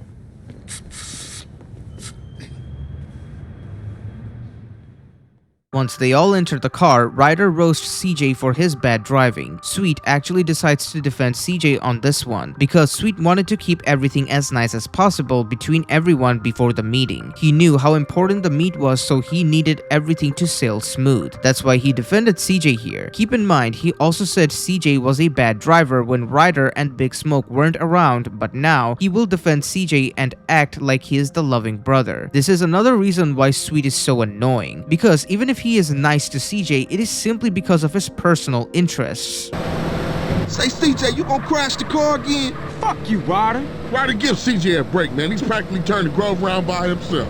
And I was just telling a joke on the little nigga. Everything you do is a joke, Ryder. That ain't true. Ryder, just chill the fuck out, man. Remember, we're reuniting the family, so no bullshit. Stay cool. You know me, Sweet. Cool as a Shaolin monk. Especially you, Ryder. What you mean? I resent your implication and shit. Sweet's just saying you're a natural killer, baby. You gotta check yourself and stay cool. Jill, we'll put it like this. I understand what he's trying to say, but I'm always cool, fool. Hey, we all down with that, baby.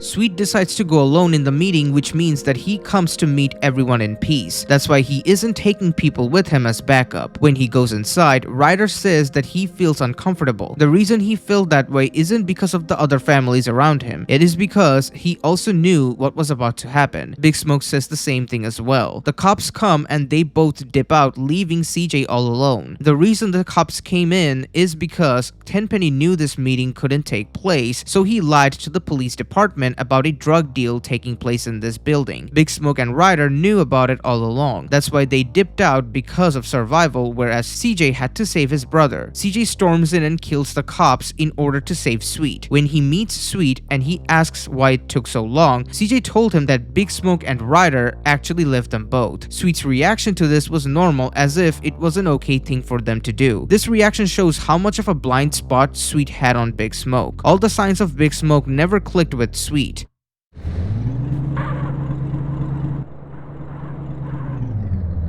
Okay, it's strictly 1 rep per set. You guys gonna have to wait here. We'll be there just in case, bruh. Thanks, homie, but I'm down with these boys.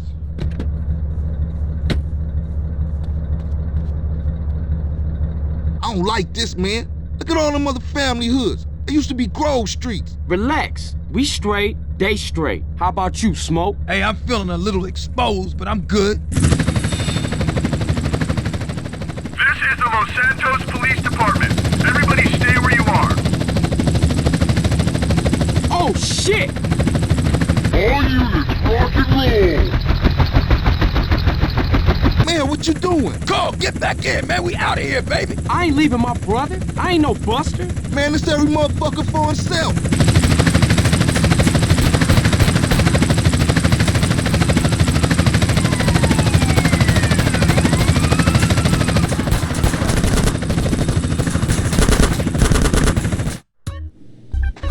What took you? We're smoking Ryder. They shook on us. Fuck it, let's get out of here.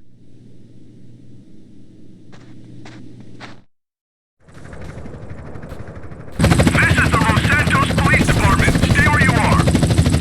CJ, that chopper's all over us. Hit him.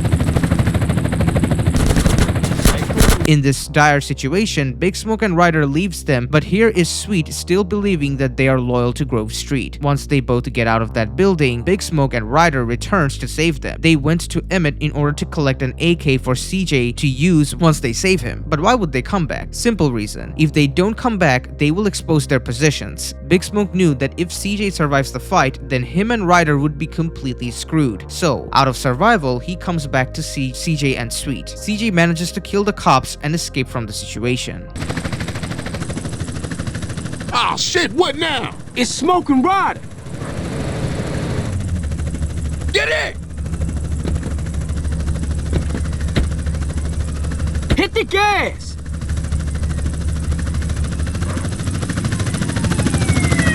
Hey man, I'm running low. I got a K here. Just fucking antique. Yeah, well, Emmett ain't the Pentagon. You got it on Emmett? Shit! CJ coming to rear! Man, they've got smoke. Did you see that? Yeah! That was close. Man, it's getting intense. It's getting worse out here. It's like World War VIII. Back up, Smoke, back up. Hell no, I'm going through. Oh, man, we gonna die. Oh, shit! Slow down, Smoke, slow down. Oh, shit, the brakes is out.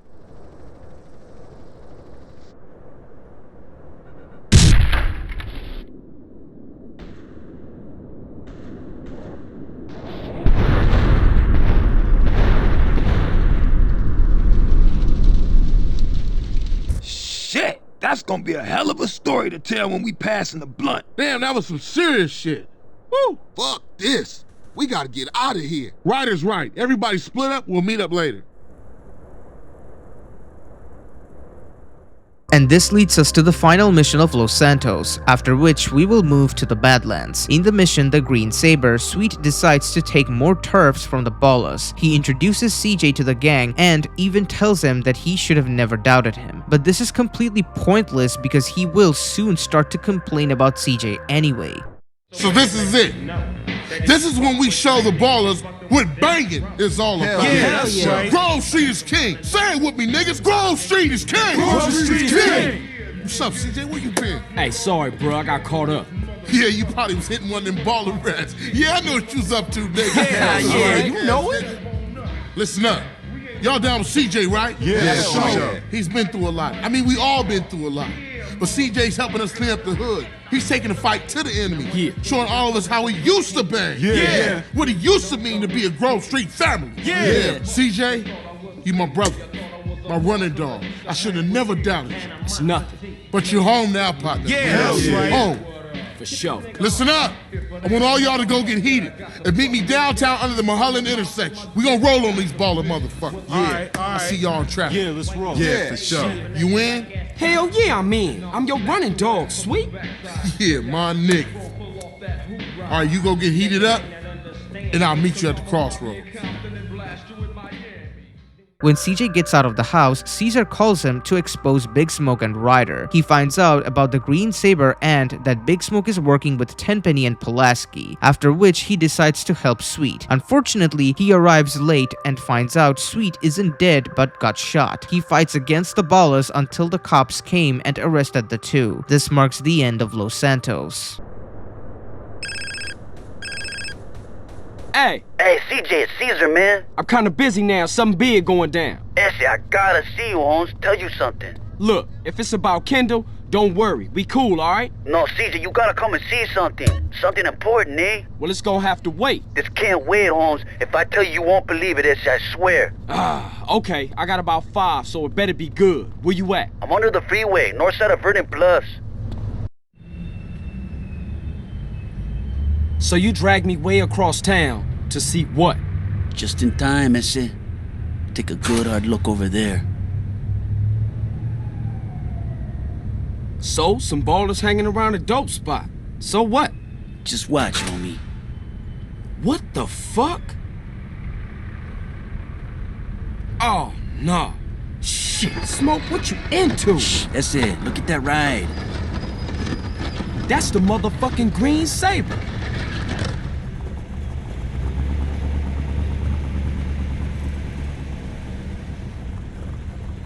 Shit, Smoke. Crash making you sell us out? Moms! Sorry, ese. I heard a rumor and poked around. I didn't believe it myself, but... Nah, you did the right thing.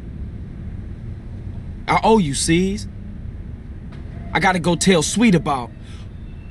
Oh, fuck! Sweet! Look, go get Kendall and take her to a safe place. What you thinking? It's Sweet. I think him and the homies is walking into a trap. Just go. Go! I gotta warn Sweet.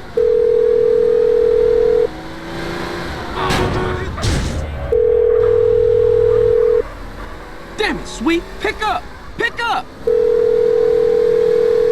Hey, what's up? You called me, but I ain't pick it up. So leave a message after the... Shit.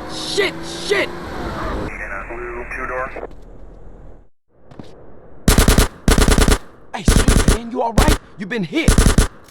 CJ, where you been? Caesar called and showed me some shit.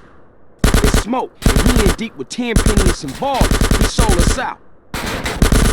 It doesn't matter, man. You gotta get out of here. The cops gonna arrive any second. Nah, man, I ain't running out on my brother. Yo, Ballas, I'm taking you motherfuckers. You hear me? I'm taking you all down, bitches. Ain't that a surprise? I got done.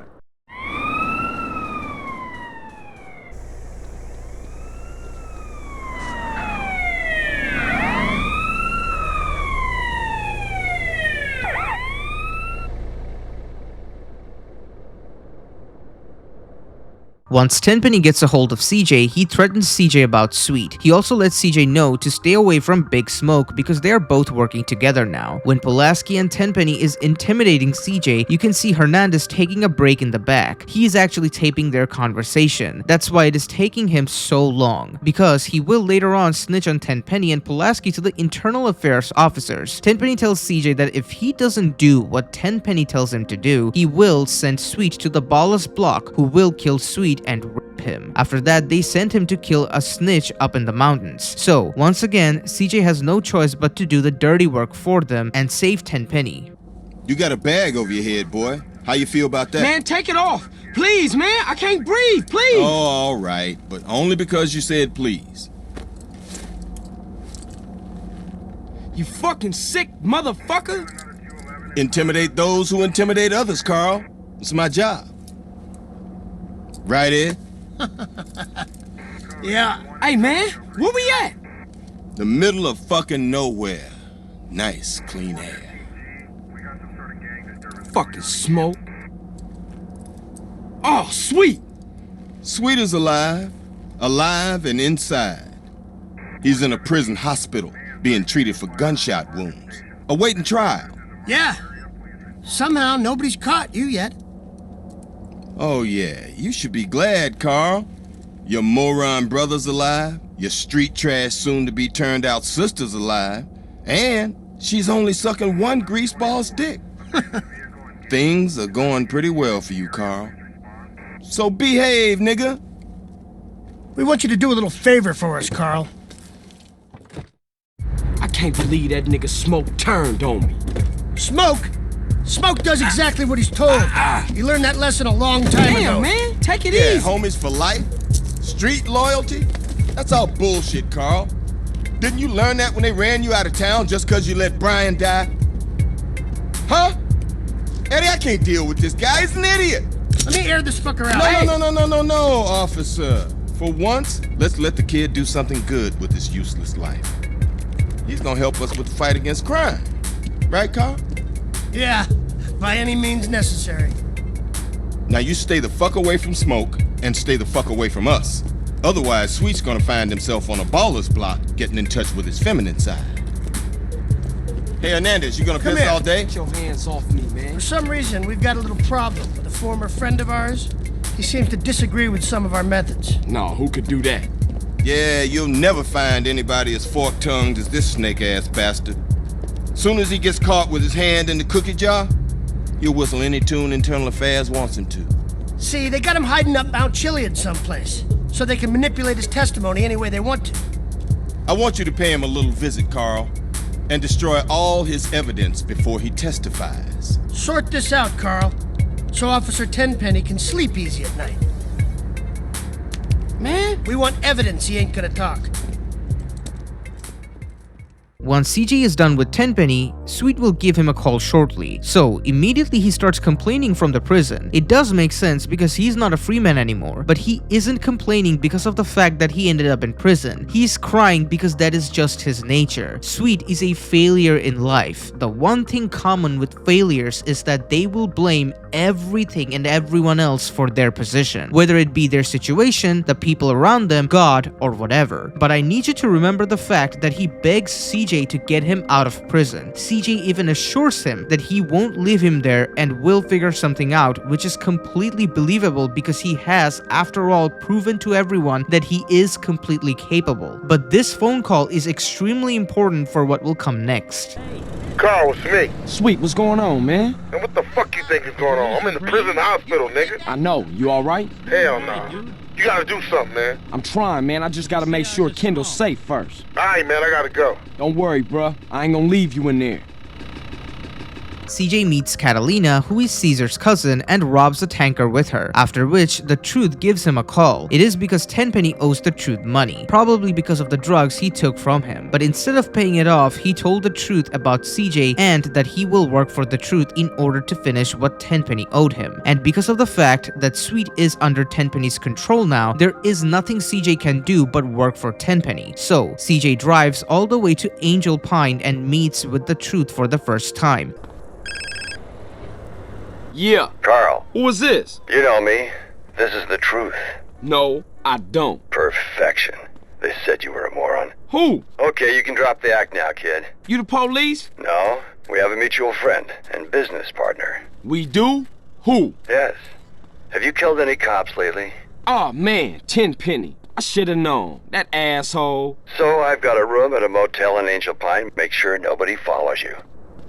This mission is titled Body Harvest because the Truth tells CJ to steal a harvester from a farm and CJ has to kill all the farmers trying to defend themselves from CJ. The Truth does not reveal himself until Tenpenny calls him to come out because he thought CJ was an agent of the government or some sort of Fed. That's because Truth is a conspiracy theorist who thinks everyone is always after him. Hello? Hello? Somebody in there? In here.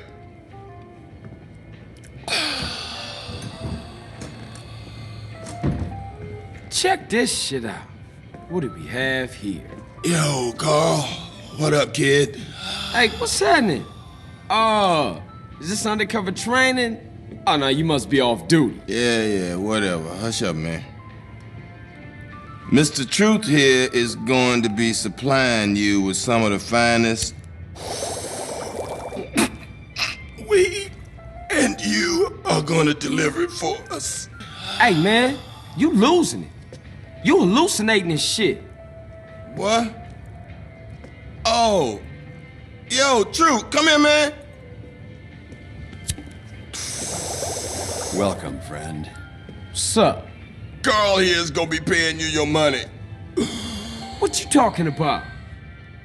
Now, Carl, I got a real do-gooder fucking with me, and I want you to take this evil green poison and drop it on him. It's gonna ruin that asshole's career. Ah, bullshit. Dudes, you want mushrooms, loons? How about some DMT? No, not for me, man. I got a jet. Whew, shit. I'm fucked up. Yo, Carl, pay the man. Whoa, man. I never thought I'd see that. A Fed out smoking me. What are you, dude? FBI?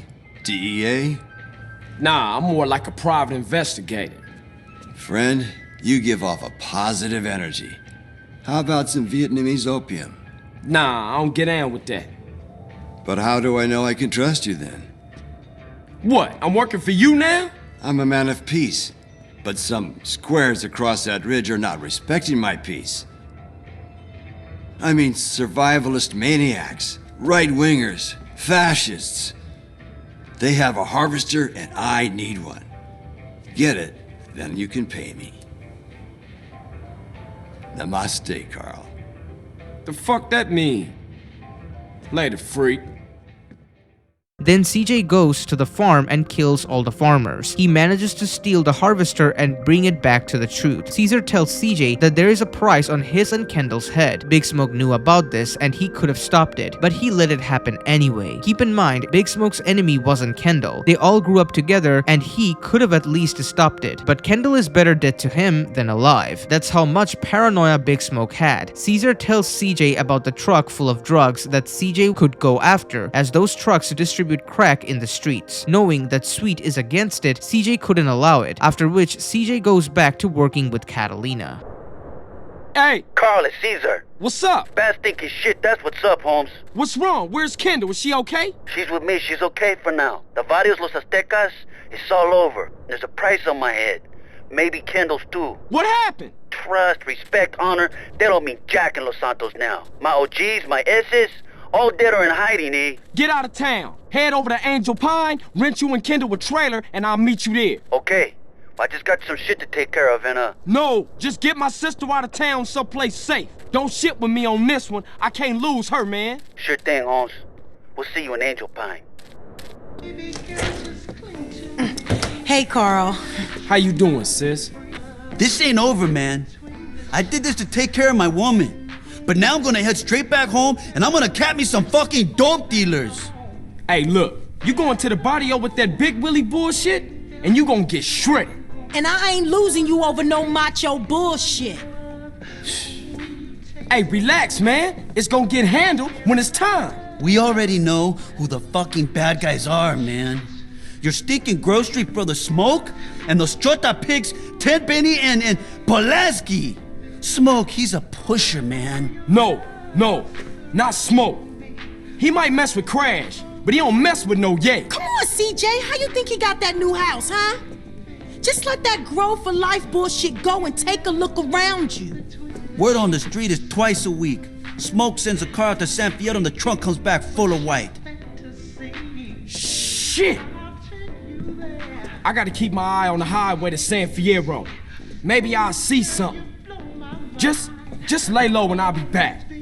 So, CJ decides to rob places with Catalina for some extra cash. He really needs it in order to survive and to make sure his sister and Caesar are doing fine as well. Before we proceed, I need to explain everything that basically happens in the game, because I mean it when I say this. It took CJ everything to free up Sweet. So, if I skip over something, you won't understand why Sweet is the most insufferable character of this game. At this point in the game, Grove Street is at the lowest point it has ever been, with no leader to lead them, as one is betraying them while the other is put in prison. It is all up to CJ now, which is why for money, he starts to rob places with Catalina. Catalina turned out to be a headache for CJ due to her narcissism, but for his family, he had to deal with her and they robbed 4 places together. The first thing they rob is a tanker, which I covered earlier. Up next, Catalina tries to test CJ's loyalty by putting a gun to his head and make him go rob another place. This time they rob a betting spot. Next up, they sleep with each other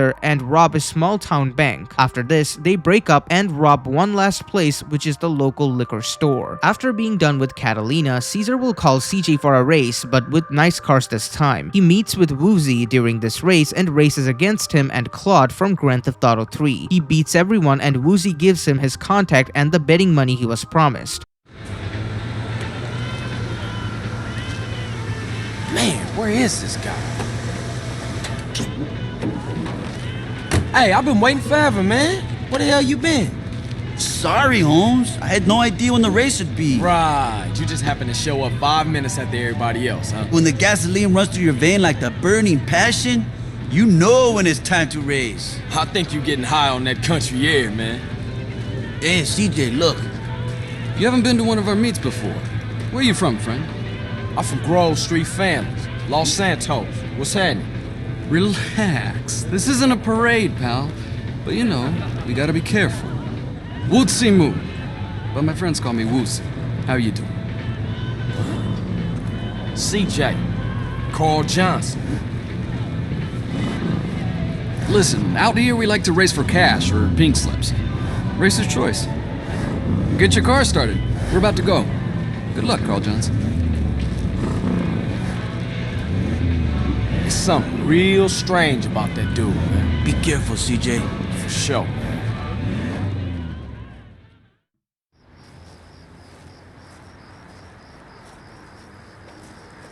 Ooh, yeah! You drive with style, Carl Johnson. And I never mind losing to a guy who's willing to push himself right to the edge. As for me, I'm a man who honors his bet. Well, you learn pretty fast with the police on your ass. Listen, it's best if we clear the hell out of here as soon as possible, because for some reason the local police don't appreciate our noble sport. Yeah, thanks for the advice. Okay, I gotta go. You know what? If you ever find yourself in San Fierro, give me a call. Maybe we can do a little business together. Yeah, I might just do that. I guess that's our wake-up call. Nice meeting you.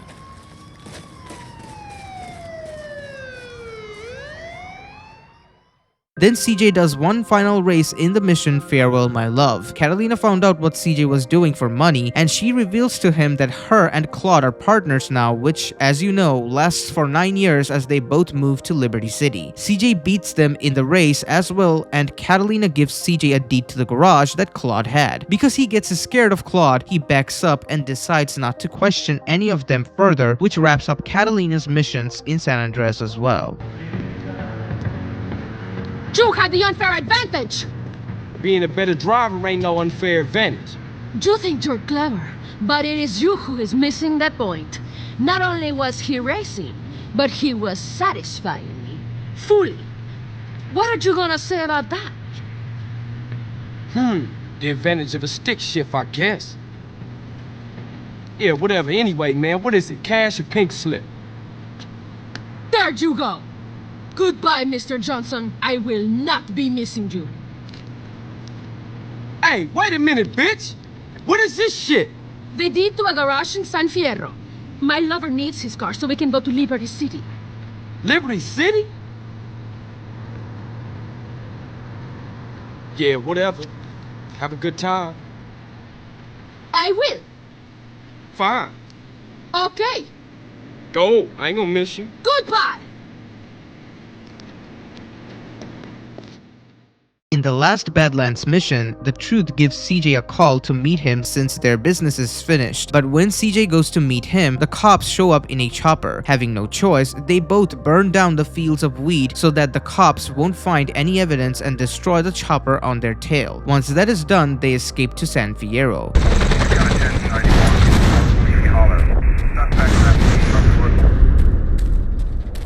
CJ finds out about the garage in San Fierro and realizes it isn't even a full garage. Claude played him like an idiot and he only realized it now. Other than that, this is basically the introductory mission for San Fierro, where the game shows you the new city by making you drive around in it collecting Dwayne and Jethro, which if you don't know are these two characters from Grand Theft Auto Vice City, when you are going to buy the boatyard. Hey, Suit Dude, I guess you're the new owner. Yeah.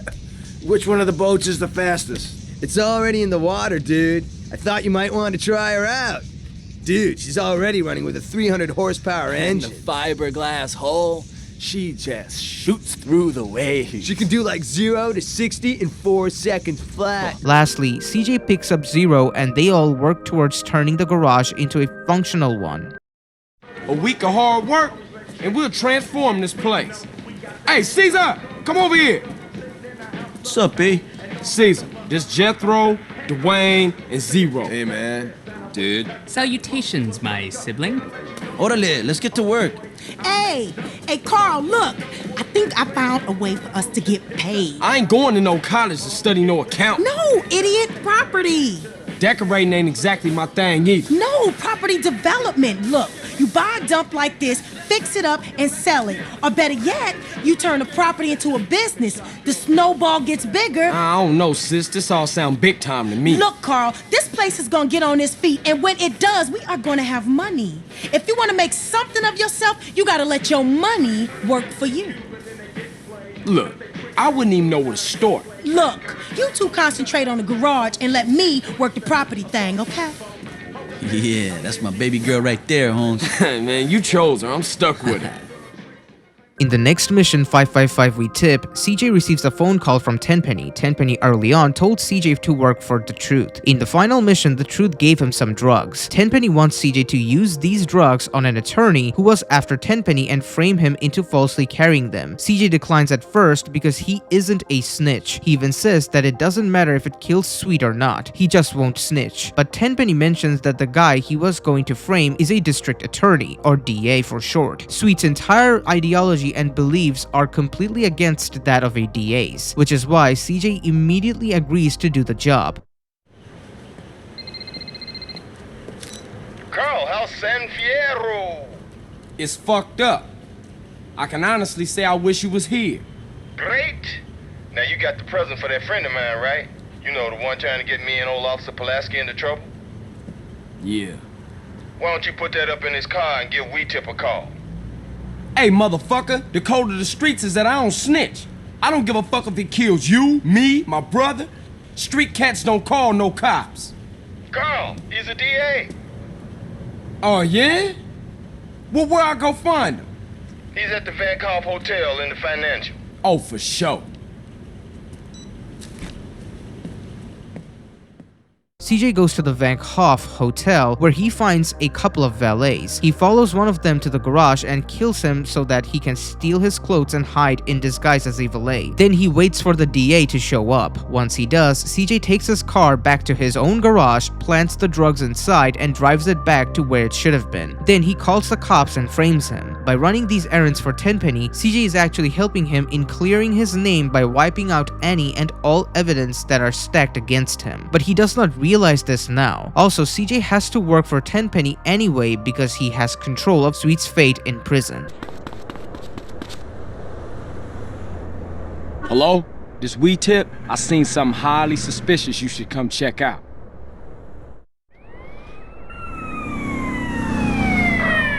Police, don't move! Get out of the car with your hands in the air!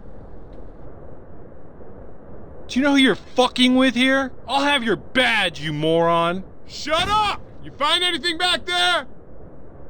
Found anything? He's got half of Mexico in here. Must be 2 tons of Mary here. What? But I've never seen. How could it be? Hell of a defense you got there, buddy!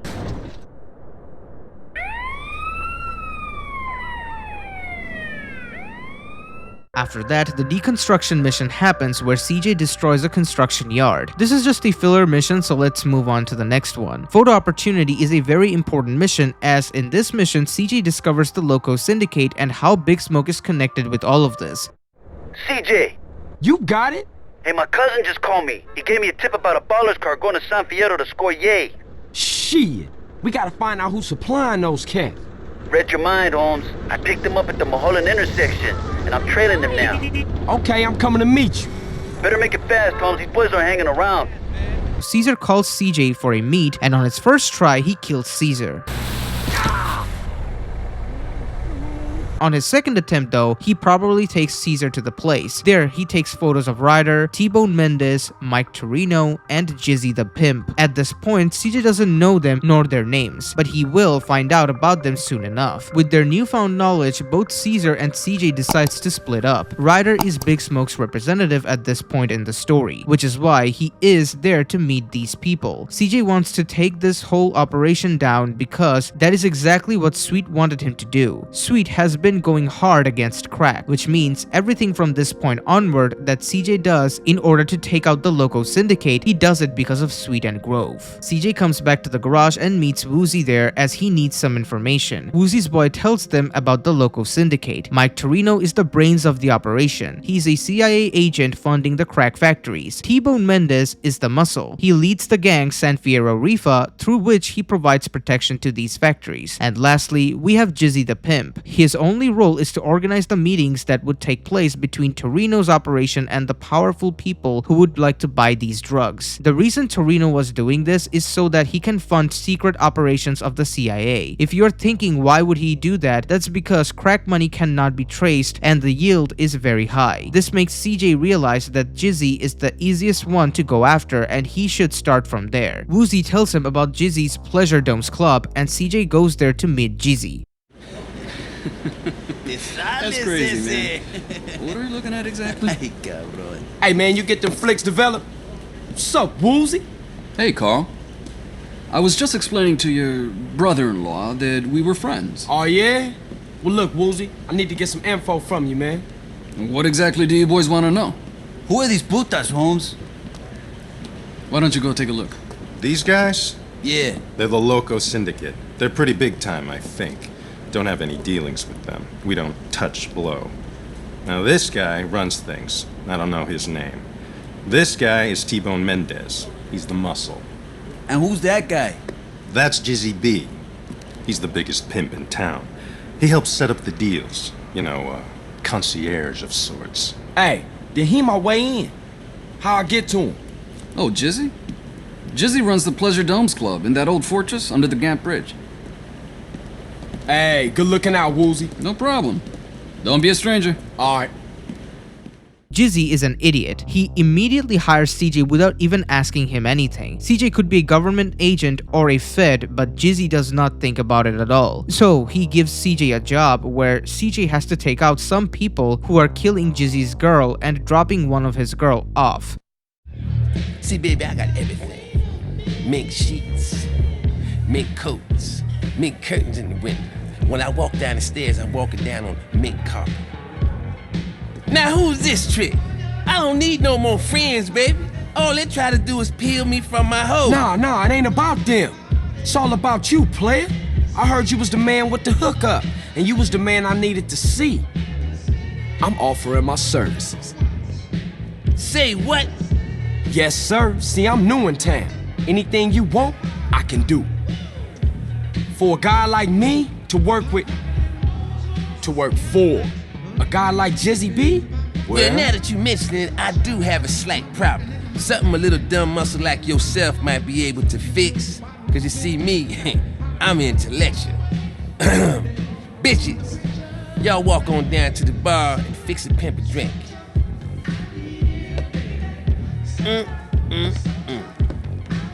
See, I only got 2 eyes, and in these streets you got to have more than that.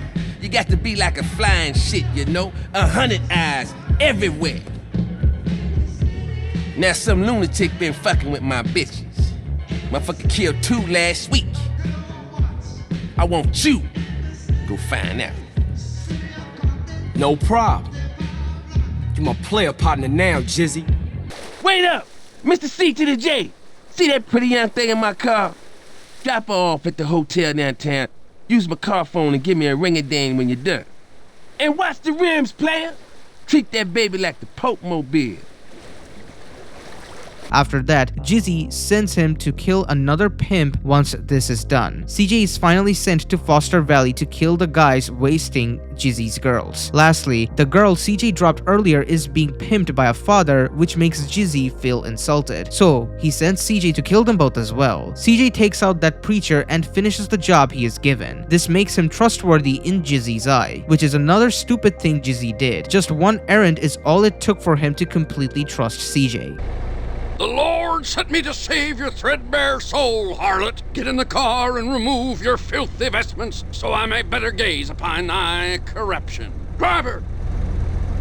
Get us out of here before the devil's right hand snatches this poor girl from salvation. Right away, your evangelical holiness. In the next Jizzy mission, we can see Jizzy arguing with T-Bone. He is unhappy that for setting up the deals, he is getting only 20% of the profits coming from them and demands a whopping 33%. T-Bone Mendez accuses him of being a liability and says that he agreed to the deal in the first place. But he is right. Jizzy is a liability. Not to mention he ran a strip club. A place like this easily attracts corrupt politicians and people who would like to do drug deals anyway. So he didn't have to do anything at all, and 20% 10% was fair price. When they are arguing amongst themselves, T-Bone gets a call that some of the crack is being stolen by a biker gang. CJ needs to get a hold of them in order to play pretend. He snatches the product from the bikers and brings them back to Jizzy's place. Once that is done, CJ goes back to meet Jizzy and T-Bone when all of a sudden Mike Toreno calls him and tells him that he is in danger. CJ decides to help because keep in mind all of these missions are making CJ get closer to what he wants, which is to find out about the factories, destroy them and kill all these three so that Big Smoke will be weakened. With the help of T-Bone, CJ finds out that Mike was in the airport. He collects Mike and Mike makes it clear that everyone follows what he says since he's the brain of the whole operation, and they all blow up the van full of crack. Then Hey man, come on, hurry up. About time, T-Bone. Who the fuck is this? Hey, that's one of Jizzy's clowns. Relax, Güero. You hear that? We gotta torch this van with the coke in it. Hey, Charlie, Güero, we ain't torching nada. This is a setback, but doing 20 to life is a little more than that. Comprende, amigo? Hey, he right, man. Let's do it and get the hell out of here. Hey, who the fuck asked you, payaso? This ain't a committee. Exactly. I call the shots here. Now shut up and let's go.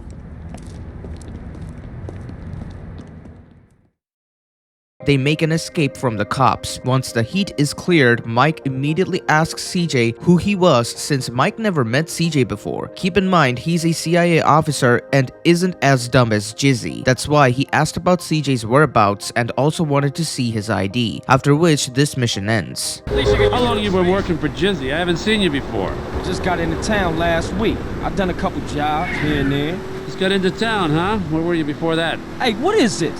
Man, just answer the fucking question. Look, man, chill. I've been in Los Santos with my family, all right? Give me his wallet. What? Hey, get off! Quit struggling and concentrate on the road. Here you go, Mike. Carl Johnson, huh? All right, I've seen enough here. Hey, it was a dub in there. Better still be there when I check it. Shut the fuck up. Okay, Carl Johnson. You did good today. Man, now shake the spot. We got shit to talk about. Now that CJ finally met Jizzy, T-Bone, and Mike Toreno, he needs to keep his disguise and maintain their trust until he finds out about the crack factory. So he does another job for Jizzy where he has to help Mike and T-Bone. In the mission Outrider, CJ has to help out the San Fierro Rifa by blowing up the roadblocks so that they can get their van to destination in safe. When CJ goes to the location where Jizzy told him to go, T-Bone Mendez tries to scare and interrogate CJ by putting a gun to his head and strangling him. CJ, on the other hand, says the truth. He's asked who he was working for and he says nobody, because CJ is basically working for himself. This makes T-Bone think that CJ wasn't going after him, and so he stops. After that, CJ takes both Mike and T-Bone to the place where the San Fierro Rifa was waiting in the van with the shipment. This shipment will go to the crack factory, so he goes to the roadblocks and kills the ambushers while making sure the shipment reaches the factory. This is how he finds out the location of the factory, making him one step closer to his goal of destroying the Loco Syndicate.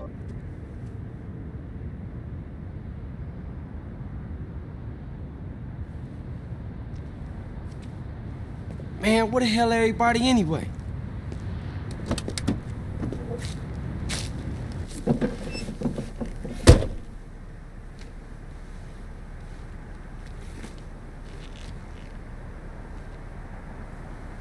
Hey, you a pinchy hoodah or what? What the hell? You think you can mess with me? I will blow your head off and rape and kill your family, you snake! You think you can fucking bullshit me and fuck me over? I know your fucking game, that's it.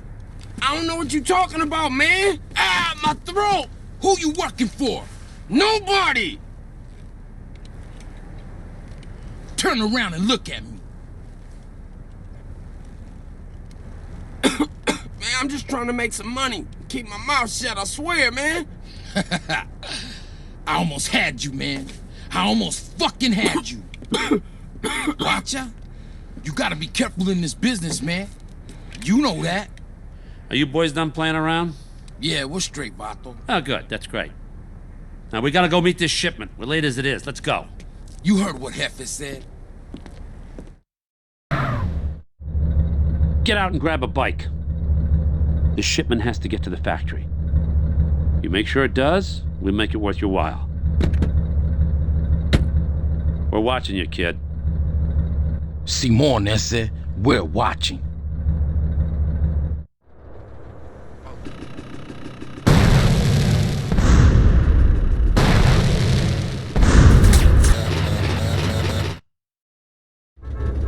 Okay, we made it, but the cops gonna be all over the spot real soon.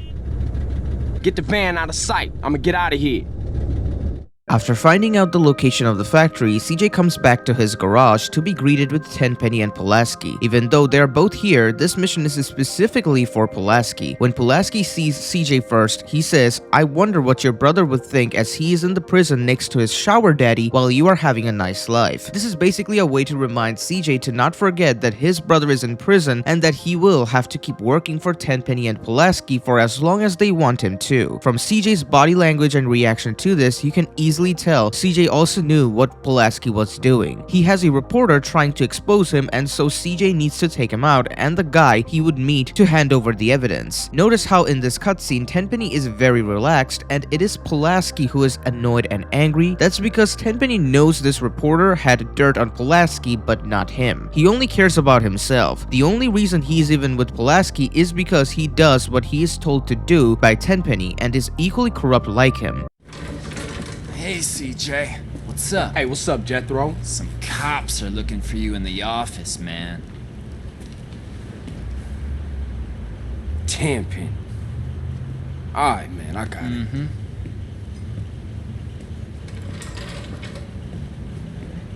Nice to see y'all kicking back.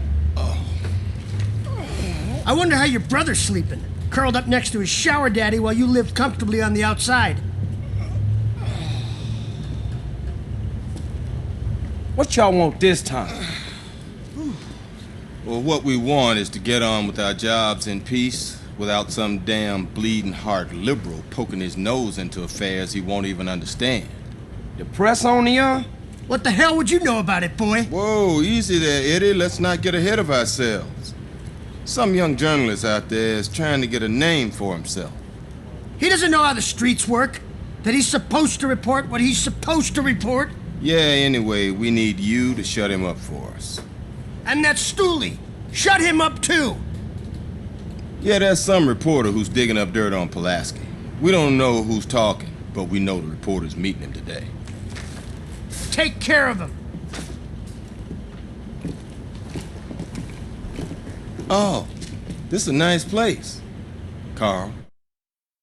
So, CJ picks up the stashed sniper rifle and follows that reporter, and that leads him to the guy he was meeting. Then CJ snipes them both for Pulaski and finishes the job. And just like that, yet another man with evidence has been taken out.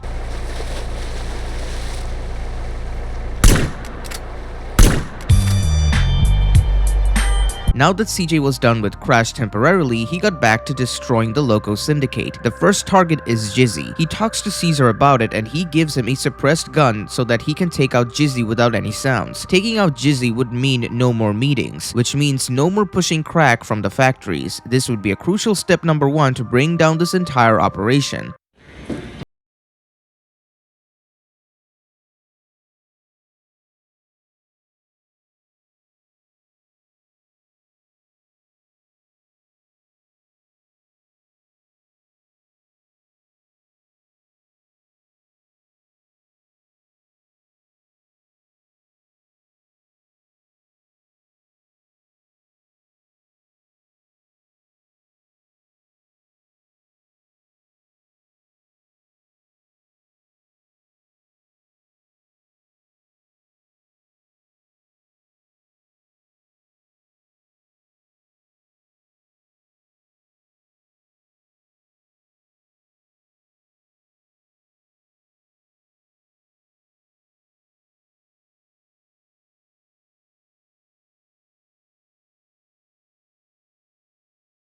Carl tried to enter the club, but the guards did not let him enter, so he entered through the roof. Jizzy doesn't want to be disturbed. We can see that Jizzy has crack on the table in front of him and there are people enjoying the women and the crack. This is how he would organize the deals, but CJ is about to end it all. He tells Jizzy that his biggest mistake was to trust CJ, and he's right. Jizzy tries to get out of the club, but CJ chases him down. Give me some room. Give me some room, bitch! It's that time of the week again. Your provider is about to make that special call. If I think for a moment that one of you hoes is hustling me, You better make a bigger cut this week, Jizz. We running low, honey. Shut up, bitch. I'm handling business. Don't you even raise your voice at me, Nah, asshole. shut up, bitch. You a funky ass. What a dick. Hey, Jizzy, I need to holler at you. Well, talk then, friend. I mean, that's all we ever do. Kind word here, wise saying there. Shit, I'm a walking book of proverbs. No, you fucked up. Come on, man. Hey, I get it wrong, you know?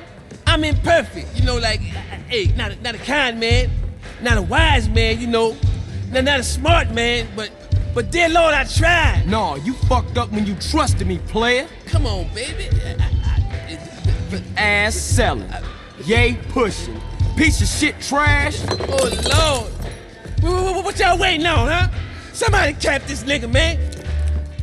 After that, CJ blocks his car and blows it up with an RPG. Then he realized he needed his phone, so he reloaded a safe and chased Jizzy down once again. Then CJ lights up the pimp mobile on fire, which forces Jizzy to jump out. Once he falls on the ground, CJ kills Jizzy by chainsawing him. Then he collects his phone. In his phone, Jizzy had the location of the meet where the Loco Syndicate and the Ballas would do the drug deal, because the Loco Syndicate would take the drugs from the crack factory and sell it to the Ballas. They would then distribute it on the street and Big Smoke would make money off of it, which is exactly why CJ needs to end this.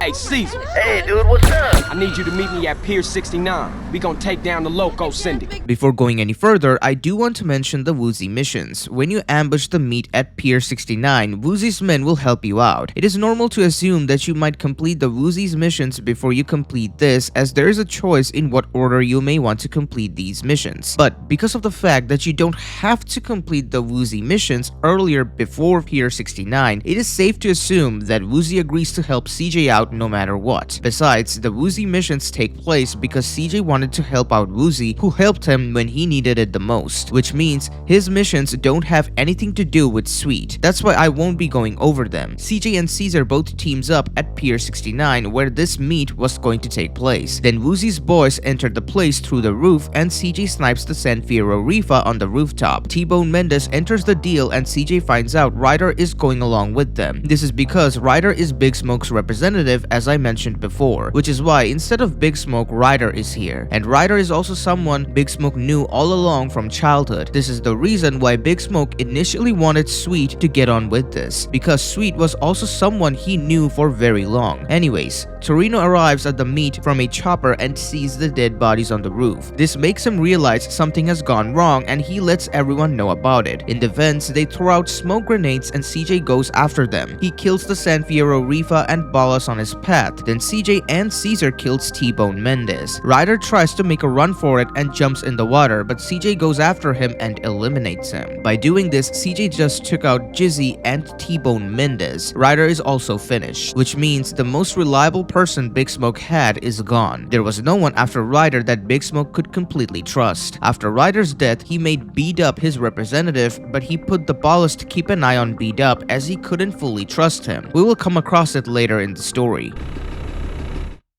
Hey, Holmes, I'm up here. Go around the back. Hey, man. Nice job getting that phone message. What's up with Jizzy? Dead. So what's the plan? T-Bone security got here real early. They got men on the roofs watching over the pier. Hey, okay.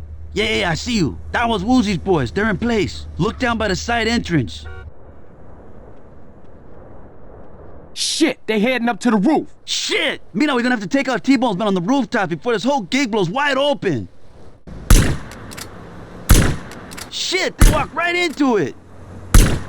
One of those triad boys is down. Hey, there's still some on the left, CJ. Man, my bussin' was tight. Here comes T-Bone. And here's that snake Ryder. Look at that fool, hanging out with the Ballas like they was lifelong pals. Something ain't right. Where's Toreno? Chopper inbound! That's gotta be Toreno.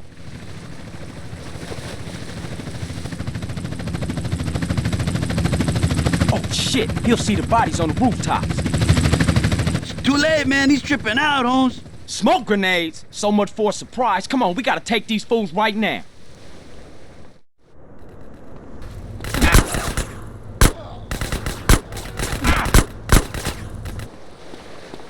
Hey, what was you saying?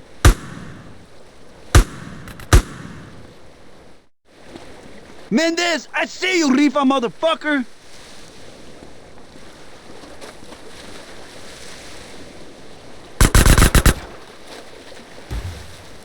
Hey, Ryder, sherm-head asshole, where you think you going?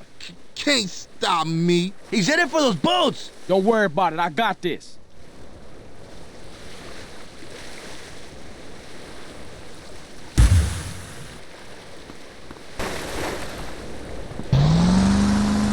Hey, that's my pinchy boat! You sold us out, Ryder. You fucked us all. I'm a motherfucking genius.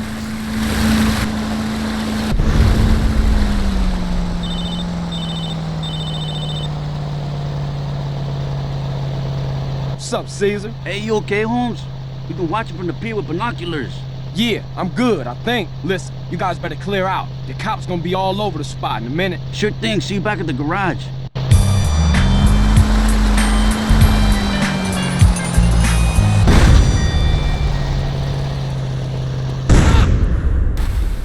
Now that everyone is dead, Toreno is the last guy to deal with in order to finish the Loco Syndicate. Woozy finds out the location of Toreno and tells CJ all about it, but Toreno is a smart man. He was the brain of this whole operation after all. He knew whoever went after Jizzy took his phone, then found out about the meat, after which that person killed T-Bone and Ryder, all key figures of this operation. That means he was next. This is why, to flush out the killer, he needed to use a decoy. The man Woozy's boys saw wasn't Toreno, but a decoy. CJ rushes to the helipad and snipes it down with an RPG. Even the game sort of teases this by telling you, excellent, Toreno can't have survived that fireball. This game never says this about anyone else except Toreno, which is a way to let the players know they haven't killed Toreno.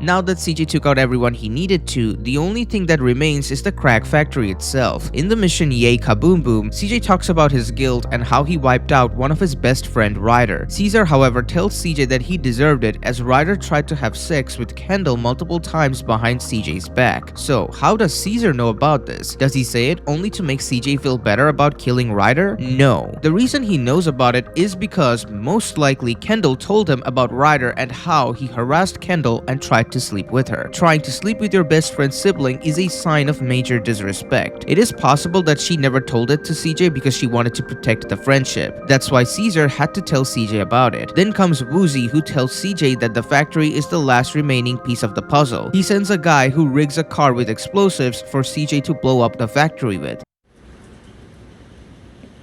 Carl! You're a fucking hero down in LS. I just spoke to my cousin. Not with my people, I ain't. Shit's still fucked up. Man, I got homies I used to run with that turn their back on me over this. Yeah, well, what are you gonna do, huh? Fucking Ryder, man. That was my homie. And I killed him. Fucking midget deserved it, eh? Little asshole tried to bang your sister, you know that? No. For real? Shit. Maybe you right then, man, but... Cheer the fuck up! You're going soft on me, man. You did something good, eh? Yes, you did. But this isn't over yet. What you mean? Well, your former friends have a factory. And the way I see it, if you take that out, you will have put them out of business for good.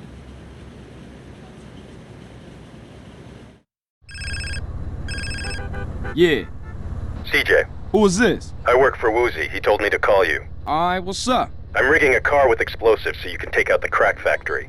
Drop around the garage downtown. Cool. I'll be at you in a minute.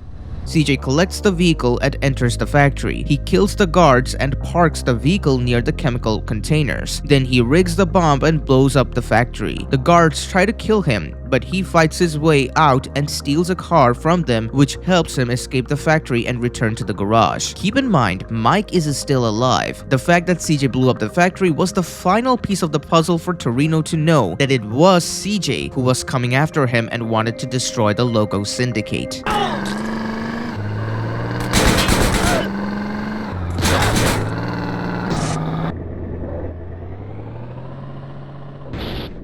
Toreno realized instead of killing CJ, he could use CJ as a tool to do his dirty work. Keep in mind, he was using the crack money to fund secret government operations, which is why he knew that if CJ is capable enough to destroy the Loco Syndicate, he is capable enough to carry other government operations. Another reason CJ was chosen is because he had no prior connections to any other government agency or anyone. So in the event he gets caught, it would be impossible to trace his connections with Toreno. At first, he uses an anonymous voice to make CJ prove his speed. He gives CJ a monster truck and Carl has to complete a time trial. He had no idea it was Toreno since he thought Toreno was dead. When CJ completes the time trial and beats everyone, the guy who told CJ what to do also said that the boss was right about you, which means Toreno told him earlier that CJ was very capable. After this, CJ receives another phone call by Toreno, who tells him to meet at the ranch where he will explain everything. Carl, darling, welcome. So fucking welcome, man. What you know about my family?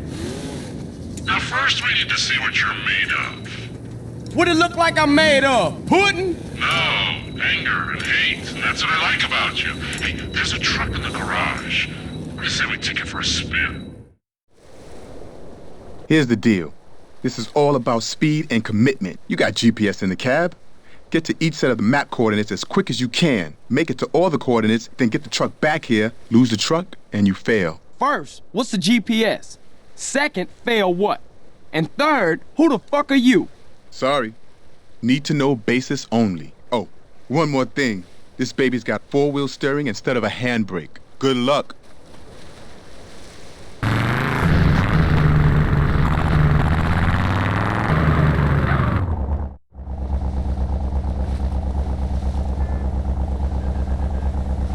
Okay. Boss was right about you. The boss will be in touch. So, before I go into his jobs, it is important to mention why working for Toreno is good for CJ. First of all, he had no choice because he tried to kill Toreno, and now he realized that he is a government agent. There is no working around this. Other than that, Mike Toreno has a higher clearance level compared to Tenpenny, which means if everything goes right, he can help CJ out by freeing Sweet. And Toreno knows about CJ's family as well, which limits CJ's choices even more. That's why he's working for Toreno. So, CJ goes and meets Toreno at his ranch. He accuses Toreno of being a crack dealer, to which he takes high offense. He then explains that he works for the government and that CJ needs to hijack a truck with Caesar. Toreno did his research on Caesar as well. That's why he knew Caesar would be the perfect partner for CJ during this mission. They both hop on a bike and go after the truck. CJ keeps the bike closer to the truck and Caesar pulls the guy out. Then they both park the truck inside the garage. Hey, Carl. Hey, what the fuck, man? Hey, Toreno, I told you my bad, man. What the hell can I say? I screwed you over. Calm down, kid. Just go ahead and kill me then. Calm down. Man, you ain't nothing but a fucking yayo dealer anyway, Toreno. Shut up and sit down. Well, you think I'm a drug dealer? And you think you're a crusader for good? Do you have any idea what's going on? Any idea whatsoever? Do you? Do you? Nah, I pay as little attention to things as possible. Do not be a fucking smartass with me. I work for a government agency. It is not important which one. I will try not to confuse you. Yes, when we last met, I was involved in battling threats in Latin America by any means necessary. That does not make me a drug dealer. Now, the money that we raised, the friends that we won over, have helped us immeasurably in our overseas interests. Government agency? Kids like you expect heroes. We're fighting a war out there. I'll be a hero and I'll lose. And what do we have? Communism in Ohio. People sharing. Nobody buying stuff. That kind of bullshit. So relax and listen. All right. I'm listening. I know what kind of guy you are. I need a guy like you to do things I can't get caught doing. Like what? I need you to commandeer a truck. A rival agency with a confused social agenda. They got things that we need. Now, this is a two-man job. You'll need a friend. Use your sister's boyfriend, but don't tell him a thing. Remember, I'll be watching you.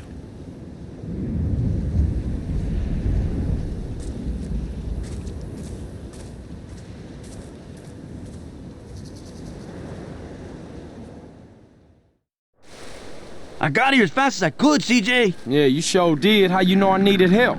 Man, you losing it, Holmes. You phoned me a half hour ago. I did? I mean, oh yeah, I did. Sorry, man, I got a whole lot on my mind. Match the truck speed!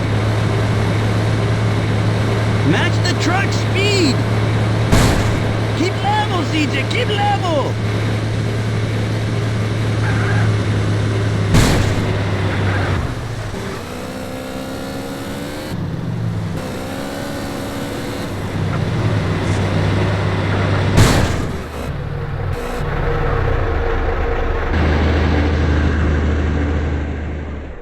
During the mission interdiction, Toreno calls up CJ for another favor where CJ has to protect some precious cargo coming in. But before that, CJ asks him about Sweet because keep in mind, everything that CJ is doing in the story to this point, he is doing it so that Sweet is protected and for the interest of Grove. Toreno tells CJ that beside Sweet's prison cell, there is a child killer and white supremacist. They both want to kill Sweet. According to his opinion though, Tenpenny and Pulaski aren't too rough. This actually makes sense, because Sweet being in jail is good for them as they can always make CJ work for them by threatening Sweet. Besides him being in prison, allowing Tenpenny and Big Smoke to make a lot of money as well. Not to mention, Tenpenny didn't call CJ for a while in the story at this point simply because of the fact that he didn't have to, as there was no one trying to expose him, which is why he didn't care about Sweet all that much, and him being in prison is actually a good thing. And Pulaski was Tenpenny's dog, which is why Mike Toreno said that they are both benign. Toreno also knows about the fact that Pendlebury tried to expose Crash and Tenpenny made Hernandez shot him. Toreno did not stop anything because he saw one group of bad people taking out other groups of bad people. In that way, there was a balance in the system. So, CJ drives all the way in the desert and protects the cargo chopper by shooting down the interceptors. Then it drops the cargo that CJ needs to collect. Then he flies and drops it off at Las Brujas for a job well done. Roger that, big monkey. I got a 13-6 fat vulture. Need to acquire a drowning baby. Over. What? In 15 by the fat moon. Breaks your heart. Over and out. Carl, I need you to do me a favor. Yeah, I'll do you a proper injury, man. What you knowing about my brother? Relax. He's in prison upstate. D-Wing, cell 13. To the left, I got a child killer who wants to rip his throat out. To the right of him, I got a white supremacist who wants to eat his heart, to be precise. Now, don't worry. Tenpenny and Pulaski are really relatively benign, unless, of course, you're a family member of Officer Pendlebury, whom they shot when he threatened to expose them, but you do know all about that, right? Damn! Hey, man, how you know all this stuff, man? And won't you stop it? You just don't understand, do you, kid? Look, it's all white knights and heroes. We have to make decisions, kid. You know, I try to set bad people on other bad people, and sometimes I let good guys die. He's your brother, but to me, he's just collateral. It's a very delicate decision. Look, over here, you got all the scumbags inside the country, and over here you got all the scumbags outside the country. And me and my colleagues, we're the fucking pivot. Keep the government in work. Which reminds me, come here, okay? I need you to head over here in the buggy outside. Okay? Okay, let off a flare. We got some precious cargo needs collecting. Hey, hold up. What about my brother and all that shit you was talking about? Hey, don't worry. Sweet's just fine. He gets touched. A prison guard goes home and finds that his wife and kid have been murdered. Everything's under control. We'll talk later. Now, come on, get out of here.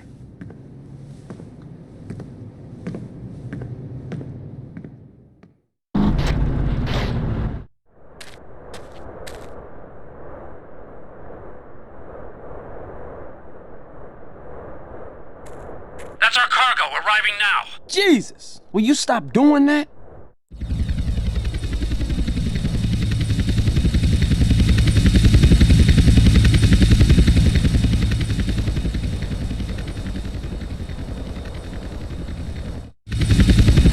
Hold up!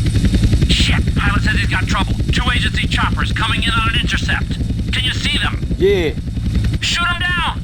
Protect the cargo at all costs.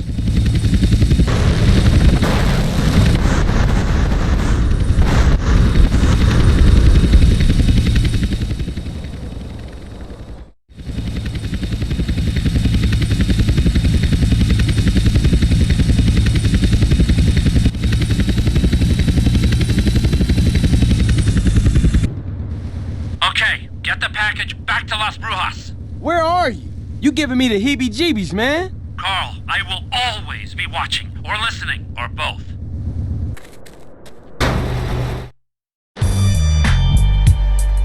When CJ goes back to the ranch, he asks Toreno if he was going to free Sweet, to which Toreno says no. That's because he's not done with CJ, and as long as he isn't done with him, he's not going to free Sweet, since he knew once Sweet was freed up, there would be no more leverage for him. Toreno mentions that a Russian spy is after him, along with agents in Panama wanting to put a price on CJ's head. Toreno reveals how the Russians wanted to torture CJ by putting calipers on his genitals. So, the question is, why did Toreno protect CJ? Was it because his genitals were important? No. It is simply because he needed CJ alive. This is the point. He recognized the capability of CJ and the fact that he was the kind of guy who would learn things. After which, he sends CJ to buy the airstrip in Verdant Meadow. Once he buys it, CJ tells Toreno that he does not want to learn how to fly. But Toreno used the leverage he got and told CJ that if he wants to save his brother, he needs to learn how to fly. Toreno also knew that this would motivate CJ fast to learn flying. This is why CJ learned flying from the school. It's amazing. What's up now, Toreno? This history, it's all lies. It says Hitler killed himself, and then we nuked Japan. And people believe this shit. Jesus. Well, if it makes them sleep better at night, I guess. Hey, man, what did you want? Is you gonna free my brother? No, not now. And here's a little news flash. I said that to get you to do something for me. Man, you real fucked up. But the shocker is, we are gonna look after him. Because I need him alive as much as you do. Oh, thanks. You know, after what you've done for me, it's like you're a pro now. I got double agents in Panama. I want to put a price on your head. A Russian spy, little fat Boris-looking guy. He's asking for clearance to interrogate you. Russian style. Calipers on the genitals. Feels good. You'd like it.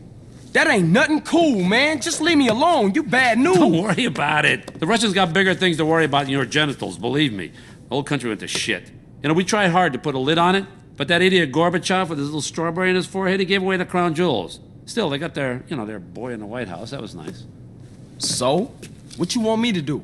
Now listen, I need you to buy me some property, okay? Shouldn't cost that much.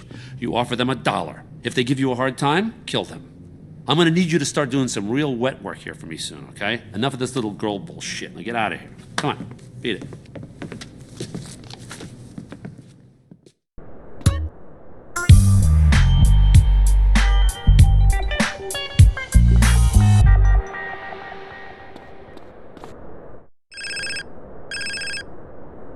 Well, Carl, so what do you think of our new base of operations? It's missing something. Maybe a tennis court and a pool would help motivate me better. Very nice, Carl, very cute. So listen, now, you're gonna have to learn how to fly. No, I ain't. Yes, actually you are. I set out a series of tests for you. You can access them on that TV. You're gonna have to prove to me that you can fly if you're gonna continue working towards your brother's freedom. Shit, whatever, man. Very nice. From here on out, CJ carries out a bunch of operations for the government now that he learned how to fly. So, CJ's first job in the mission NOE is to fly a plane loaded with equipment for Toreno's men to use. CJ avoids being detected by the agents watching Toreno and drops the equipment to the point. Then he makes a return to the airstrip, which finishes the job. Got you again, Carl! You're half asleep. I could have killed you in 9 different ways. Wake up and smell the coffee. You need to lay off the coffee. We got a problem. I got some guys out in the field need some equipment. If they don't get it, they'll be dead by nightfall. Then take it to them. Me take it to them? Yeah, why not? I got 5 guys watching me all the time. I got 2 in that hill, 1 over there, and 2 by satellite. If I go, my guys and I will be dead. I don't have a death wish. I'm a man of peace, son. Yeah, clearly. Take the plane. Now, you're not ready yet, so stay low under the radar. Questions? Yeah, just one thing. Get to it. Wait, hey, listen. Listen to me for once. Why won't these guys come after me? Oh, they can't, because they're all posted on me. One DEA, one FBI, a Russian, a Cuban double agent, and my paymasters, checks and balances. Nobody is watching anybody, watching nobody. Know what I mean? Go. Whatever, man.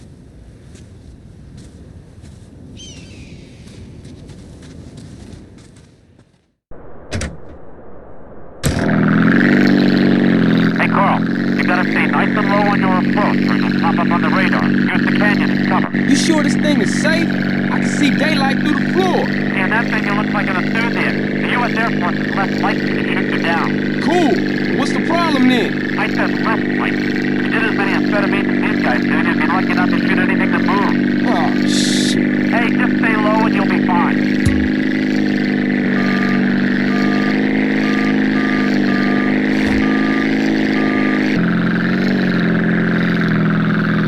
Nice going, Carl. Really, you did good, kid. Next up is a stowaway, where CJ is given clearance by Toreno to kill government agents. For this mission, it is irrelevant to talk about the reasoning behind killing these agents, so I will give you a short version and move along. These are agents that wanted to finance dictators not favorable by Toreno, which means in short term, they were trying to make Toreno's job difficult. That's simply why he needed them gone. What's Toreno up to now? I'm feeling a little exposed here.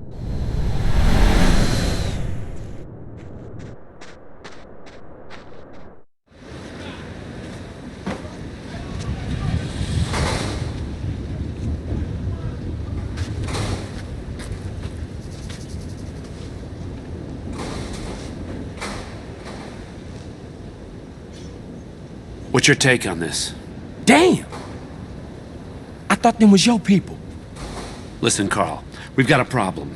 Some traitors from another department think they can help the overseas situation by financing militaristic dictators in exchange for arms contracts. Hey, ain't that exactly what you do? Well, kind of, but we get to pick our dictators. Degenerates that we can control. We try to stay the hell away from these guys with principles, because that just muddies the waters. Yeah, okay. Okay, so, of course, these idiots have stolen a consignment of landmines and they plan to offload them in the Middle East and cause a little ruckus and everybody goes crazy and have a lot of problems. I mean, Carl, do you like maiming people? I'm curious. Maiming? Some people, shit. Anyway, the point is, you and me, Carl, hey, we're the same. Now, yeah, it's a dirty job, but somebody's got to do it. But if you screw this up, it causes a tinderbox situation all over Latin America and the Middle East. Now, look, I spoke to the big man. You got clearance to eliminate these fuckers. How's that? Huh? Man, kill government agents? Kill Schmill. Come on, don't look at it that way. Will you? Think of it as pest control. It works for me. All right, come on. I can't stay here now. I'm too hip. I gotta go. Okay? I'm out of here.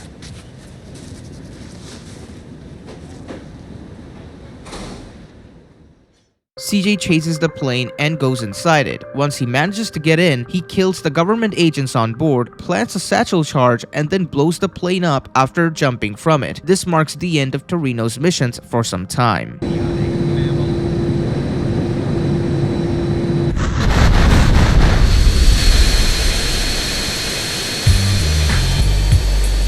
And this happens because of the truth. He intervenes CJ. He meets CJ at the airstrip and asks him to steal a super secret government project from Area 69, which is the jetpack. Why would CJ do this for someone who is a conspiracy theorist? Because of money and becoming stronger. Other than freeing up Sweet, CJ needed to become stronger and have more money. That's why, beside doing things for Sweet, he also does a lot of other stuff to get his life out of the hood. This will come back later in the story and you will see why everything I talked about is relevant to Sweet's arc.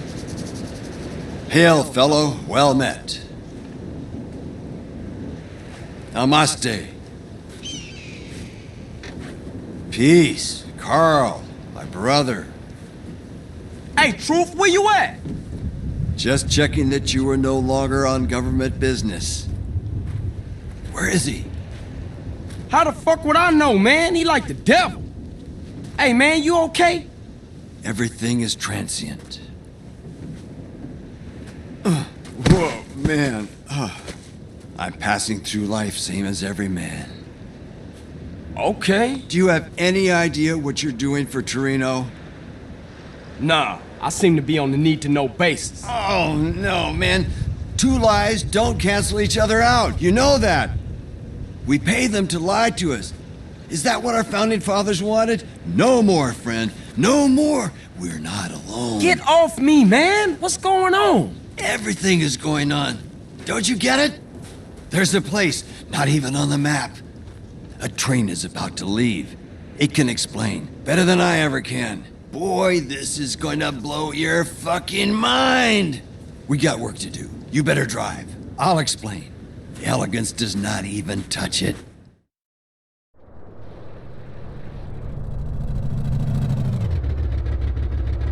Hey, Truth, do we have a plan here? Go, go, go! Hey, hold up, dude!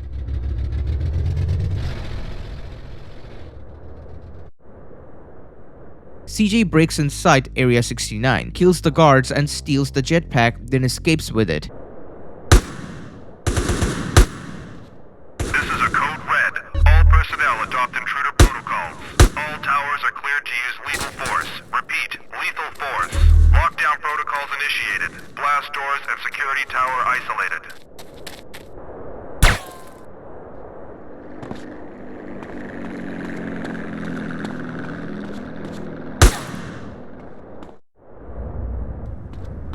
Please, no more violence!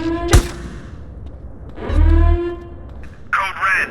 Intruder has penetrated the project. All military personnel to the launch bay immediately.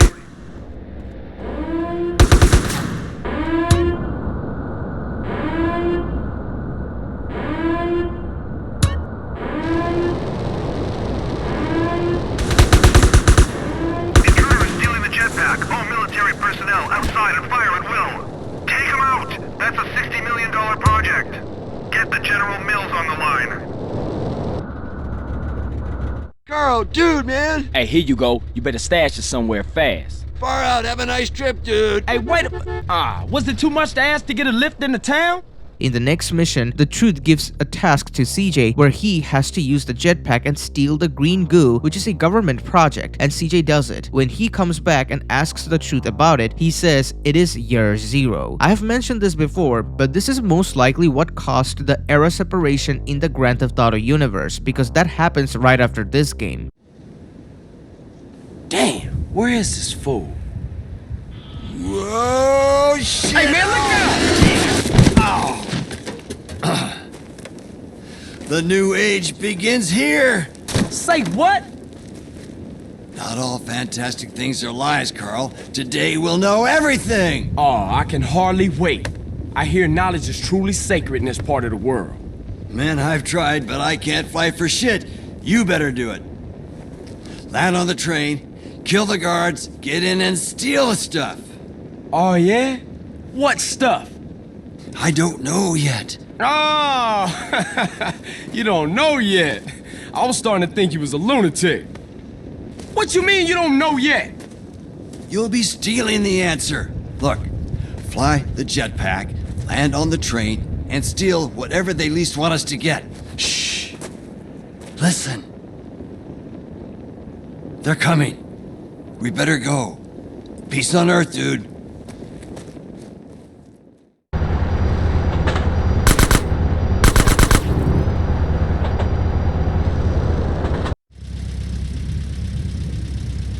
You got it, man? I got something. Let me see. Ooh, everything is different now. What is it? Everything.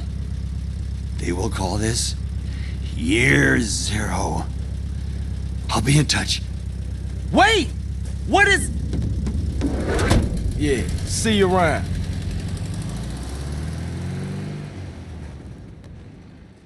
Now that he's done with Toreno and the Truth, he goes to Las Venturas in order to work with Woozie. All of this is again his doing in order to become richer and have a better life, as Woozie offered him a stake in the casino in exchange for his help. Idiot! Do you realize how much those machines cost? We're supposed to be opening it. What the fuck was that? Hello? Hello? What the fuck is wrong with you people? Boss, CJ's here. Carl, glad you can make it. So, this what you been doing? Yeah, it's been a complete nightmare. You want a stomach ulcer? Try opening a triad casino in a mafia-run town. The mob trying to squeeze you? Yeah, the corporations are moving in and everybody's feeling the squeeze. I've had slot machines busted up, workmen being scared off. So who behind this? Huh? Well, there are these 3 mob families operating here, and each of them has a stake in Caligula's casino. And some whacked-out lawyer's running it for them. You could be any one of them, or all of them. Can't you just give them a little something? No. In addition to the usual authorities that need bribing, each one would want a slice. And I'm not about to hand over all our profits to some wise guy Italians. Our profit? That's right, you heard me. I want to offer you a share in our casino. In exchange for some help setting it up. How's that sound, partner? Sound like we got a deal then. Boss, the boys found some thugs trying to smash one of the deliveries. We caught one of them. Get rid of him. Hey, wait, hold up, come here. Whoever's behind this, we need to let them know that they dealing with full-fledged psychos. Time to the front of the car, then you sweat it out a little, and I'll be out there in a little while.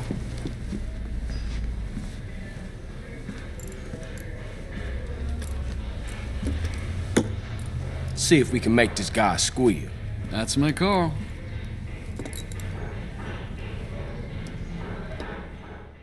After going to Las Venturas, CJ starts to work for Woozy and helps him deal with the Sindacos who are trying to mess with the casino, and then he runs more errands for him in order to do a casino heist where he would rob from Salvatore's casino. Then he helps the Truth with Ken Paul and Macker, helps Ken Rosenberg, works for Salvatore Leone himself, kills Sonny's brother Marco Forelli in Liberty City, which helps destroy the Forelli family even more. And then he finally meets Officer Tenpenny and Pulaski in the mission Misappropriation. CJ meets Tenpenny and finds out both of them having a barbecue, but Hernandez is missing in this cutscene. That's because he was snitching to the internal affairs about Tenpenny and Pulaski since he taped them way back when Sweet got arrested and CJ was taken into the Badlands being exiled from Los Santos. Tenpenny punches CJ in the stomach so that he could remind CJ that he is still their dog and nothing more. Some DEA officer have proof of Tenpenny being corrupted in a dossier, and he was going to hand them over to the FBI agent. This is the reason why he is sending CJ to kill both of them. By doing this, CJ will be able to protect Sweet, but at the same time, he will make it so Tenpenny's crimes are completely wiped out, as there would be no evidence against him. So, CJ goes to Aldea Malvada and kills everyone. He then collects the dossier and escapes the place. He holds onto this dossier for some time. Hello, Carl. Been a long time, huh? Yeah, I was starting to miss you guys. Now, why don't I believe you? Get over here! Now, things have developed since the last time we met. Despite our best efforts, the gig's nearly up. I'm sure you'll find some way to keep your badge. Your kind always do. You still don't get it, do you, Carl? This ain't about keeping some fucking badge. Hey, listen to the man. We all the same, Carl. You, me. We all trying to pull ourselves out of the hole. Somebody steps on me, I gotta step on you. Where's Hernandez with that fucking meat? He's been gone too long, Tenpenny. Getting a little edgy, fellas? Oh, how you like that, you piece of shit? That give you any idea how edgy I am? Whoa! What the fuck? Get up, bitch!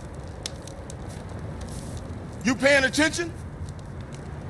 Now there's a ruined town out west of here, Aldea Malvada. And there's some piece of shit DEA officer meeting with an FBI agent with a dossier. Now you get the dossier and you make both of them disappear.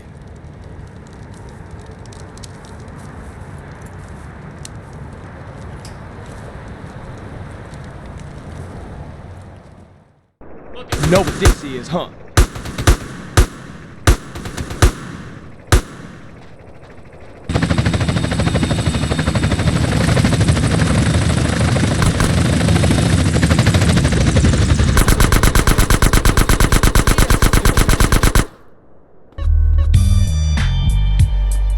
After working for Tenpenny, CJ goes back to working for money. He comes across Mad Dogg trying to commit suicide. CJ knew that he stole Mad Dogg's rhyme book for OG Loco, who then made music from it and gave the money to Big Smoke that he used to buy the crack from the Loco Syndicate, where Ryder was his representative. So, he also saw the opportunity of working for Mad Dogg and making a lot of money. He then saves Mad Dogg by taking him to a hospital and becoming his manager. Jump! Jump! Come on, jump! Come on, man, jump! You got it! Hey, what's happening? Who's the idiot? That's some washed up rapper. It's Mad Dogg. Used to be a real chart-topping cat, real player. Mad Dogg? Jump! Oh, man. Jump! Come on! Lost all his money in the casino and went boxing. Hey, Mad Dogg! What you doing up there, fool? Come on, Do I know you? Already. Don't be a wuss. I don't think so, Come so on, shut jump. the fuck up. This is the end. So, Dog! No, dog! Get a grip, dude! Get a grip! You still got it? You still gangster? I don't give a fuck no more. My manager got killed, some asshole stole my rhyme book. Shit is rough. All the kids like this Loco G or whatever the fuck his name is, some fake-ass gangster rapper bullshit. Liquor's my only friend. Come on, dog! You just need a new manager, baby. You looking at him. I hate y'all. Just come in off that ledge, Hey, man. don't talk him out of jumping. We got good money on this. Yeah, good odds, too. Damn, this town is cold. Man, jump! Hey, Stay the fuck away. Stay the fuck away. I'm the best rapper in the universe. I'll jump. I'll jump. Hell no. I gotta catch this fool.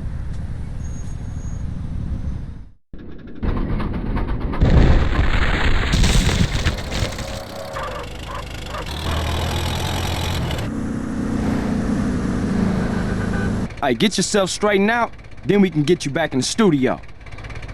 Carl. What? When I get clean, I'm gonna need a new manager. Thought I might look you up. Yeah, you do that, homie. CJ continues to work for Woozy and helps out Ken until he receives a phone call from Tenpenny one last time. Tenpenny calls CJ and tells him to meet at the town near Las Brujas. It is a lonely place, and that is exactly what Tenpenny was looking for, as he planned to bury Hernandez and CJ here. Carl, you get that dossier? Yeah, I got the files. What you want me to do with them? We need to meet up someplace quiet and take care of things. There's a ghost town, Las Brujas, in the Devil's Castle. You know it? Yeah, I'll find it. I know you will. I'll see you there. Carl. In the mission High Noon, they all show up to take the dossier from CJ, and Tenpenny knocks out Hernandez. He finally found out how Hernandez snitched on him, which he clearly never liked. He leaves Pulaski with a gun to make sure once CJ digs the grave, he can kill him and bury the two there. CJ kept going at it because he had a gun held to his head. He noticed Hernandez waking up and realized he would go for Pulaski, so he pretended to struggle climbing up in order to buy himself some time. Hernandez tries to attack him, but he shoots Hernandez, killing him right here. After this, because he just made a lot of noise using his gun, Pulaski had to run away, as otherwise he would get caught by the other cops. CJ finds this opportunity to go after Pulaski and finished him off once and for all.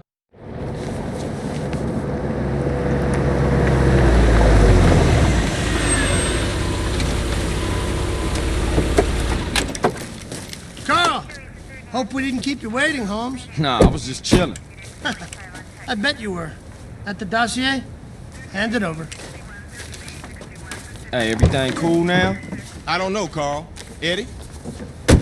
Our boy's done good. No! You snitch piece of shit! You vato asshole! You sold us out!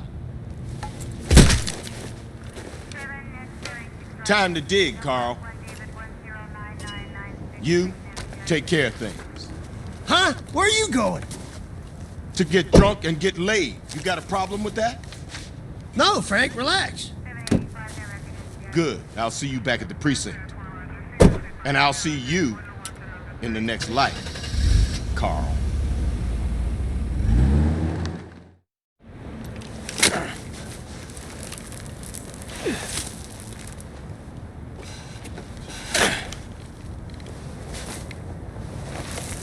All right, that's good. That's deep enough for two. Eddie, Tenpenny just using you.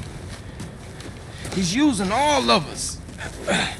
You're the next one he's gonna silence, man. Shut the fuck up, scum! And it's Officer Pulaski to you. Fucking die!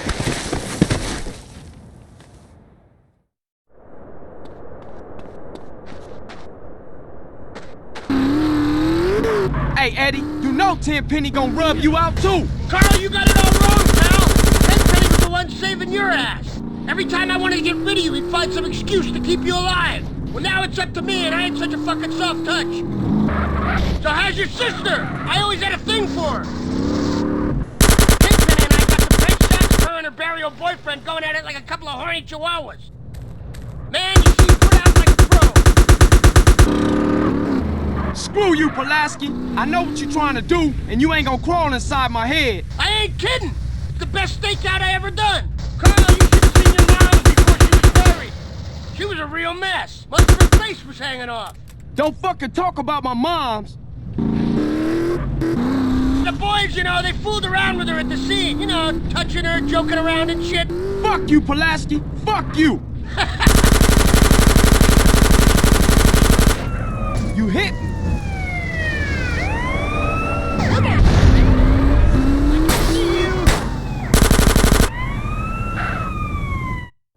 Not feeling so fucking full of yourself now, huh? Yeah, well, them's the breaks, fuck. Any last requests? Yeah. Can I fuck your sister? You an asshole to the end. Punk motherfucker.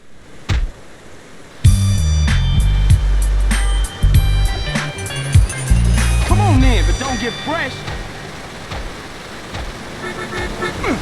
Once CJ is done killing Marco Forelli and returns from Liberty City, Sweet will give him a call. In this call, he will talk about life. CJ tells him that he will get Sweet out, but Sweet cannot stop complaining. He again cries about the fact that he will be in prison for the rest of his life. He is completely hopeless, and when CJ tries to cope him, he asks CJ, "Who do you think you are?" CJ at this point has become so dangerous and capable, whereas Sweet is just having fun with his shower daddy. But he has the audacity to cry and complain. Not to mention, he never gave CJ a chance to talk either. CJ on the other hand has gone through hell and beyond for his brother. You could cut him some slack by saying that he has been in the prison for extremely long and it is normal for him to think that there might be no hope for him. But you shouldn't, because he saw how much CJ changed and wanted to help him and Grove Street after coming to Los Santos. But he just doesn't believe in his brother despite everything he did. CJ ignores his call and goes back to focusing on his life as he should.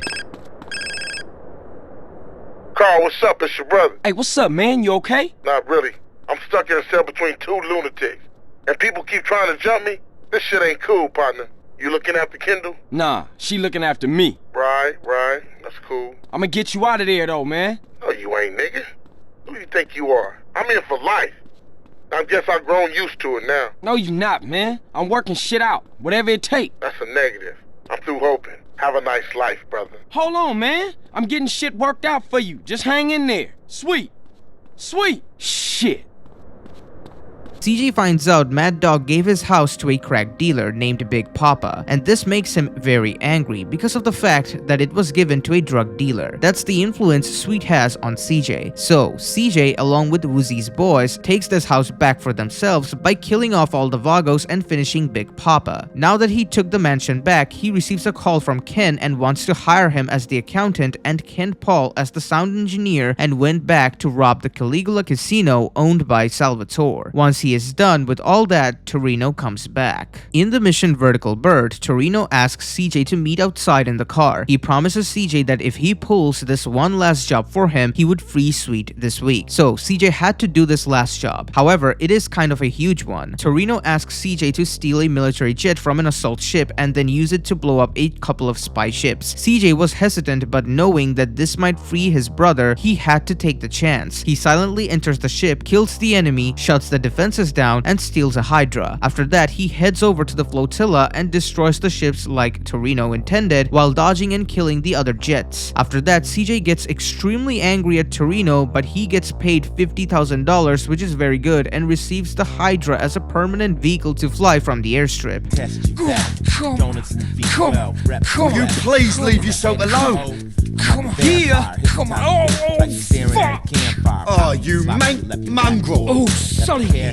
You shouldn't be choking the gecko in the first place. Remember what happened to that gig in Hamburg? That groupie loved it. That wasn't a groupie, that was a roadie. But she had great tits. Man tits. They were man tits. Hey, what happened? Hey, where the sounds at? I don't know, bruv. It all just went. You fucking shite, you happy? I can't be held responsible for dodgy gear, all right? Come on, keep it together, man. You can't fuck with us, Flo. Finally, I thought I'd never get through to you. What the What's Toreno, this? is that you? What's happening here? Toreno? Listen, you gotta pull one last string. Hold up, for mate. me, Look, okay? hold up 1 second. Communists at the gate, Carl. I'm tired of this, Toreno. I'm outside. Let's take a ride. Now I'm hearing things. Fuck me. Hey, I gotta get out of here. You got this? Hey, dog, I gotta go hit a marketing meeting. I'ma catch you later. Right, mine, there you go, sunshine. My heart. Yeah, sweet as. Come on, you having that, Macca? You having that? I'ma die in the eye of the storm. That's my destiny. Well, no invite to the housewarming, huh, kid? I knew you'd come anyway. Yeah, well, that's not important right now. I'll bring you up to speed on the way. Get in.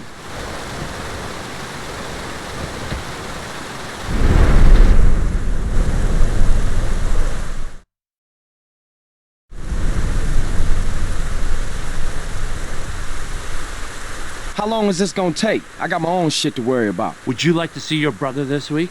Yeah, what can I do? He's just gotta steal a military jet off an amphibious assault ship and use it to destroy a flotilla of spy ships. Nothing big. Oh man, you shit.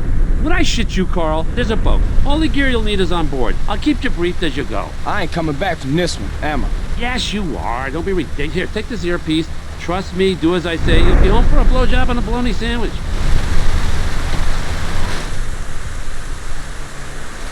Okay, Carl. The ship is moored in the Eastern Basin Naval Base.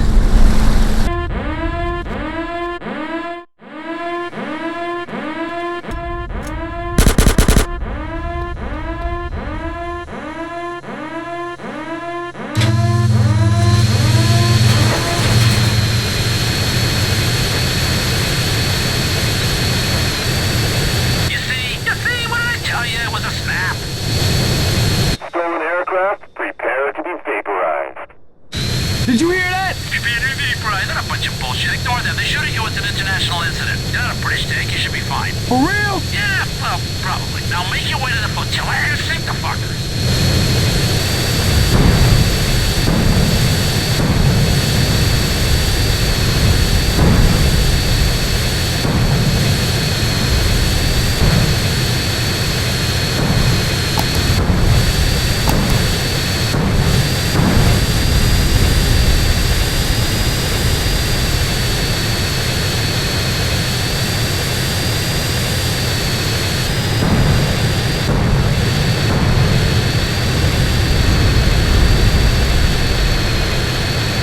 You see?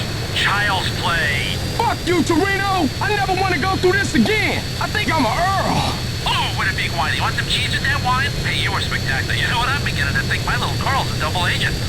Shut up, Toreno! Where you want this thing? What thing? I don't know what you're talking about. You stole it. Got nothing to do with me. I don't know what you're talking about. See you around. Toreno! Toreno! Shit!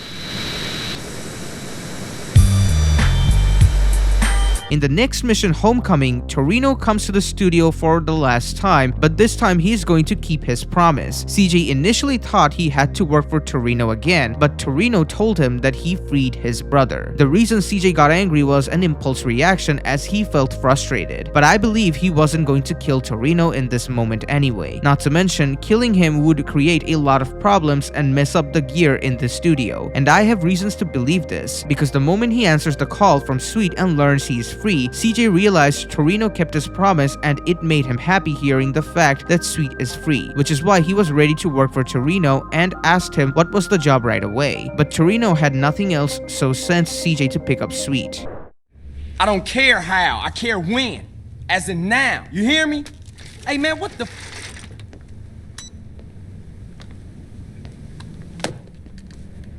Hello, boss man. Taking care of business, I see.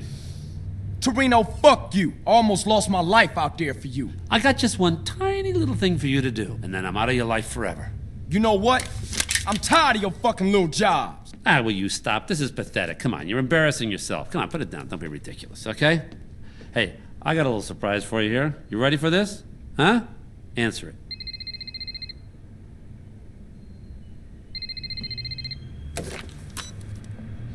Hello? Carl, Smee Sweet. Oh, Sweet. I don't know what happened. They just released me. No idea what's going on. But I'm in the square outside the precinct in Commerce. All right, you hold tight. I'll be right there. All right. So what was that little job you was talking about, Toreno? I just want you to go pick up your brother. Get out of here.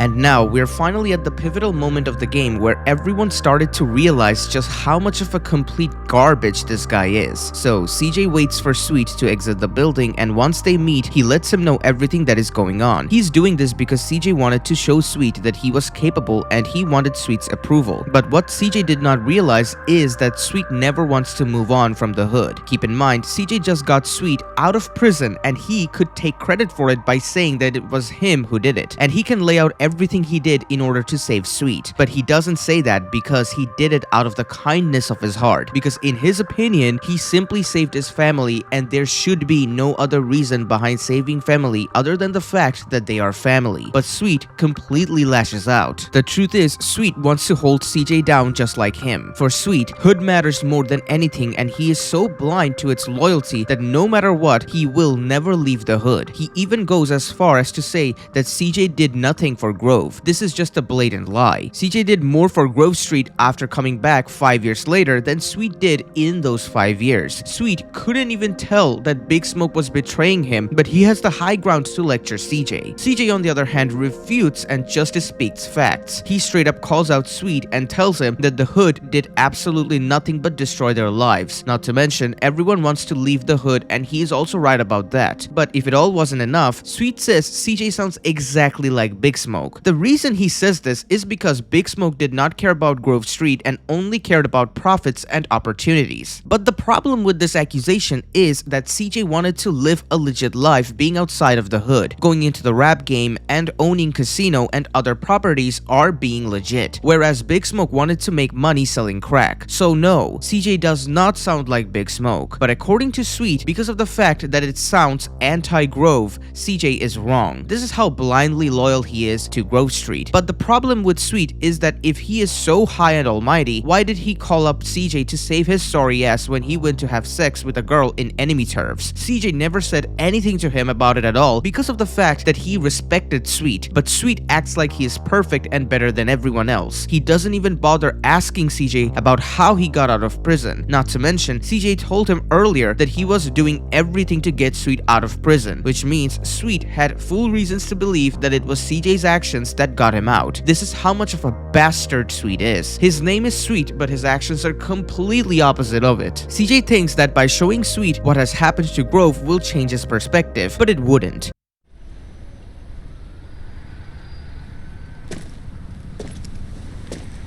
What's up, bruh?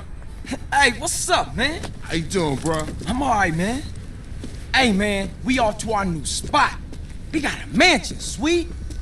We've been putting in work, and shit is going well. We got a stake in the casino. We got some insane shit in Fierro. We get into the rap game. Hey, man, let me get you some new clothes. Come on. New clothes? Nigga, what the fuck is this bullshit? What you mean, man? What's mine is yours, and you know that. You never did get it, did you, Carl? I need to go check on things in the hood. Man, that's the problem. You always a perpetrator, running from what's real. Hey, man, shit's fucked up there. You don't want to be in the hood. No, that's exactly where I want to be.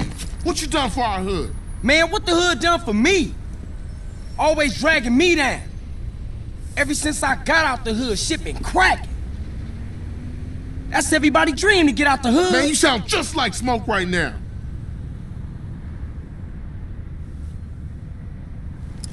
All right, man. You hard. I'ma show you what's going on in the hood. You gotta understand, shit's all fucked up now, dude. Yeah? What you want, it ain't around here no more. Just take me to Mama's house. CJ takes Sweet to Grove Street and they find out that crackheads have taken over. Now, I want you to pay attention to what happens. After all the big guy talk Sweet delivers, you would think he could stop a random crackhead from stealing Beverly's blender, right? But no, he just looks at him and lets the guy take it. And when he does, Sweet looks at CJ like it is his fault. Can you believe this guy? That is how much blind this guy is for Grove Street. He makes a point that CJ was born in this house and he should defend it. However, the problem with Sweet's thinking is that Beverly would have most likely wanted them all to move on from this place. This place has done nothing but bad things for all of them. Not to mention it got Beverly killed. But Sweet is way too blind to see that. He's just completely glued to this place. Hey, y'all want to buy this blender? It's really good. It sort of works. Man, what the fuck? That's Miles' blender. Look like baseheads and took over the spot. Let's go home. This is home, man. Get these fuckers out of Mom's house. You was born in there. Damn.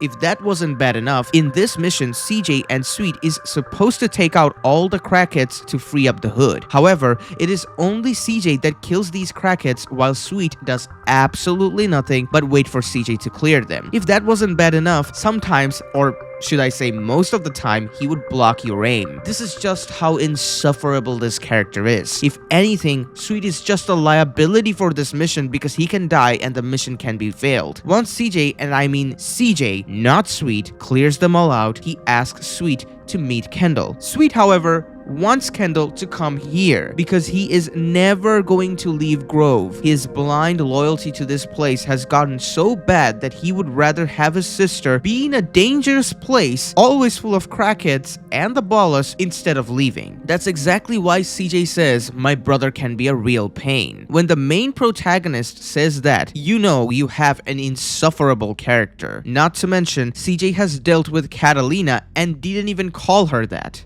Alright, man, let's get out of here and go see Kendall. Kendall can come see me right here at her home. But it ain't nothing here no more. Rome wasn't built in a day, nigga. My brother could be a real pain in the ass. I'm trying out for the end. Hours ago in this video, I mentioned that Sweet is extremely loyal to Grove, but he isn't actually against crack. Not in reality. And this is the moment where I can finally talk about it. In this mission, Beat Down on Beat Up, we can see Sweet being seduced by a crackhead to give into trying crack. If Sweet had so much hatred for crack, he would never give in. But he never hated the drug itself. He only saw making money from the drug as being disloyal to Grove. That's why he wanted it off the streets. Let me ask you this. If you are the type of person who does not eat something specific or doesn't drink or smoke because of any reason, would you ever give in because someone is trying to seduce you into taking them? The answer is no, you wouldn't. Say, you can't eat pork because you are Jewish. You're not going to eat it because someone is offering it to you. You have faith and beliefs which prohibit you eating them, and you grew up with those beliefs. Just like that, if Sweet was so anti-crack, he wouldn't even touch it. But he did. It was only because of CJ he gave up on it. He even says, "This thing destroyed the whole hood, so I might as well let it kill me too." Ladies and gentlemen, this pathetic failure was telling us 2 seconds ago that Rome wasn't built in a day. Rome wasn't built in a day, nigga. Do you see now how this character just does absolutely nothing but complain? When it comes to actually going through hardships, Sweet does nothing. He only knows how to spew holier than thou bullshit, but doesn't know how to actually do that. No wonder Grove Street became a failure as well. In the last 5 years, with CJ gone, Sweet did nothing but sit in his house and complain. He makes Big Smoke look like a hard worker because Big Smoke took initiative and went out his way to plan stuff and did something for himself, whereas he did absolutely nothing. There is no growth for Sweet at all. The girl tells CJ that if he wants to take care of this crack problem, he needs to talk to Beat Up. Remember, when CJ killed Ryder, I told you that he was Big Smoke's representative, and once he died, Big Smoke made Beat Up his representative? Well, we are going to see that exactly now. Just a little bit of party. I heard you was down, so I got a gift from Beat Up. Come on now, I can't do that. Come on, sweet, come on. Make sure you enjoy this. This is a rich man's high. All the players are doing it. I know you're gonna enjoy this. It takes the pain away. Oh, yeah? Oh, what the hell you doing? Shit. Man, everything is KKK. Man, I just want to see what's so good. What's wrong with you, man? Man, this shit already destroyed the whole hood. I might as well let it destroy me, too. Man, you don't need that shit, Sweet. What do you know about this? This is what it boils down to now. Come on, sweet, soak the smoke. Hey, man, that shit steal your heart. You can't see that? This bitch talk nice to you and this what you do? Fuck. You're gonna have to deal with beat up. What? Beat up? We can handle that shit right Get now, your hands then. off Get your me. ass out of here, bitch. On their way, CJ asks Sweet about why he wanted to give in, and Sweet says that he is tired of putting in work and seeing no results. What work, Sweet? What work? What are you talking about, you stupid bastard? You put sitting in prison and complaining hard work? You would have had a heart attack knowing what CJ did to get your ass out of prison. This is exactly why I took so long to explain everything. Otherwise, you would never understand why he is such an insufferable character. What were you thinking back there, bruh? I'm tired, man. I'm real tired. Tired of putting in the work and still shit don't get better. Tired of seeing my family fall apart. Sweet, man, you got more heart than that. Sure, things are screwed up now, but we finna turn a corner, man. The day is coming when the Johnson family will be at the top. They both find out that B-Dub changed the location and is no longer in his original house from a crackhead beside the apartment. Sweet pulls out a gun and embarrasses himself pathetically. Even CJ calls this out and tells him that, man, this guy's just a crackhead. What are you doing pulling your gun out on him? Why are you acting like this tough guy? Hey, beat up! Open up! Beat up! Hey, open the door, punk! Fool! Yo, Dup ain't here. Moved out a while back. Where'd he go, dickhead? Yo, you messing up the cat's colors, Speak dude. up, fool. Yo, I got some, a little something, just what you And I don't need. want none of that shit. No, Split your wig right Hey, now. no, you tripping, man. Come on, put the gun down. He a face head, man. Shit, he wearing family colors. That's supposed to make him somebody. Look, fool. Tell us where Beat Up is, and we out of here. He live over on Glen Parkaway. His boy always there. Give a cat what he needs. You lucky.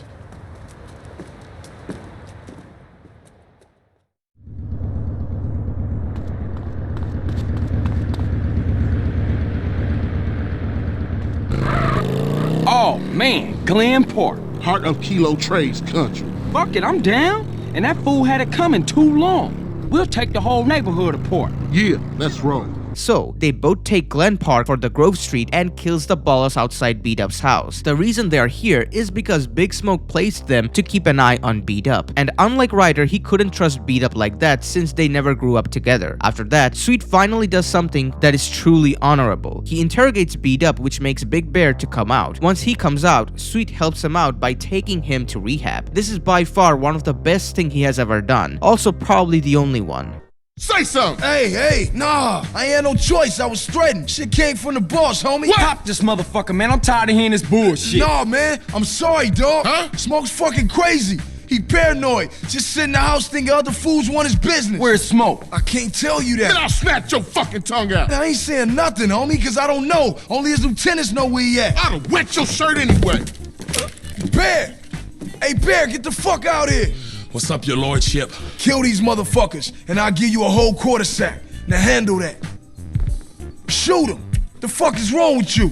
You ain't hear what the fuck I said? I'm tired Bear, of what the smoking. fuck you doing? I'm tired Come of on, praying, man. And I'm tired of doing your fucking housework. Oh, shit. I'm free! Man, what the fuck you do that for, man? CJ, man, come on, put me back on the team. Give me 20 bucks and I'm all yours, man. Blast from the past. Hey, let's take a ride, homie. I'm gonna shoot you somewhere you gonna enjoy. I got Bear's back, man. All right, I'll see you in a minute, Bear. Where we going, sweet? Someplace we can get old Bear back. All right, I'm down for that. In the next mission, Grove for Life, CJ meets Sweet in order to keep Grove on foot. When Sweet is talking about going all in on Grove, CJ asks him to take it slow. This scene is very important as it shows how Sweet is holding back CJ. CJ has been working hard, tirelessly, and risking his life in order to give everyone else a better life, but he cannot do it for Sweet. Sweet could at least keep CJ's commitments in his mind and realize that not everything should be about him, but he still holds the grudge of Brian dying against CJ. It has gotten to the point that he has become completely selfish. Not to mention, after everything CJ did, he still says that CJ leaves jobs unfinished. What CJ should have done was leave Sweet in prison. CJ never retaliates on Sweet since he respects his elder brother, but even he points out how cruel it was for Sweet to say this by calling it cold. Sweet tries to insult Mad Dogg's mansion, and CJ tells him that there is more to life than being in the hood. But Sweet says that he was born here and he will die here too. There is no problem with his choice. If that is what Sweet wants, he can absolutely do it. However, the issue is him dragging CJ through all of it. So, at this point, CJ simply realized he was talking to a brick wall and nothing was ever going to change. So, he went along with Sweet to take some more turf from the Ballas. You gotta love your hood like you love your homies. It's always been that way, and ain't nothing ever gonna change. I done seen it all. What up, CJ? What's up? Yeah, I'm glad to see things back the way they used to be. Nah, it ain't like it was, but it's gonna be. We still gotta get everybody in the hood back together. I was just telling these cats what's important. We gotta let everybody know Grove is back on the map. Hold up, don't you think we ought to take it easy? What? You know I got other things in mind. Commitments I made. Can y'all step outside for a minute? I need to talk to him. If you don't get this shit together, what you think this place is gonna look like? You always did real good leaving jobs half finished. That's cold, Sweet. Man, we can't take care of this from no bitch-ass rapper's mansion. Look, the world's bigger than this hood. This is where our lives begin and where it's probably gonna end. And don't forget where you came from, Mr. Uppity-ass nigga. Now that ain't fair. Oh. Somebody just crossed out all the writing on the wall, disrespected your hood, and you act like you don't give a fuck. That ain't fair. Okay. Have it your way. Come on.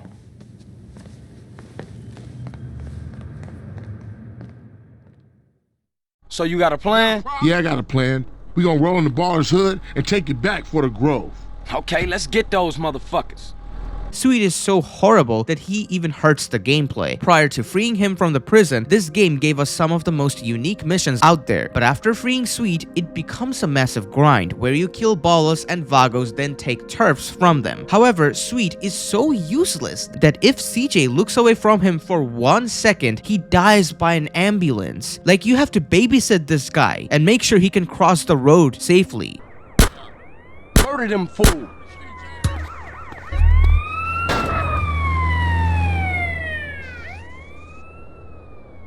Even his artificial intelligence is the worst. He also gets in front of you all the time, waving his hands around while CJ is trying to actually kill the Ballas. What is wrong with this guy? Like, seriously, what is wrong with him? Can anyone say, like, what's wrong with this character? After they take the turfs and return home, Sweet gives CJ half the money he took from the Ballas that they got from selling crack. Think about this. If Sweet was really anti-crack, don't you think he wouldn't have touched the money? But no, he does, and he keeps half of it. Also, he's the one tired and beat, but not CJ. You know, the guy who actually killed the Ballas because of his brother? Anyways, this is the guy who will tell us that he has principles. And when the mission ends, you earn $10,000, which means Sweet kept the other $10,000 for himself. That's not small amount of money that you just throw away or not care about. In 1992, this was life-changing money for no work at all. Yep, Grove Street family handle those Ballas. Johnson boys rolled right over. Okay, dog, I'm gonna get some sleep. I'm beat. Here, I took this from one of those baller fools. Probably drug money. Here's your half.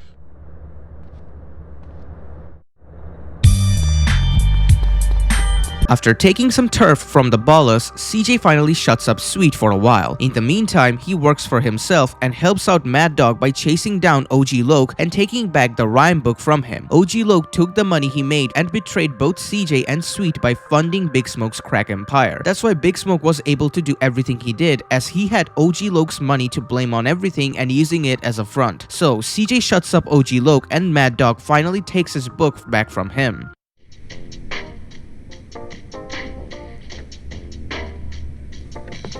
Hey, what's up, dawg? CJ, what's up, baby? Word. Resist, sunshine. You can do it. For me, eh?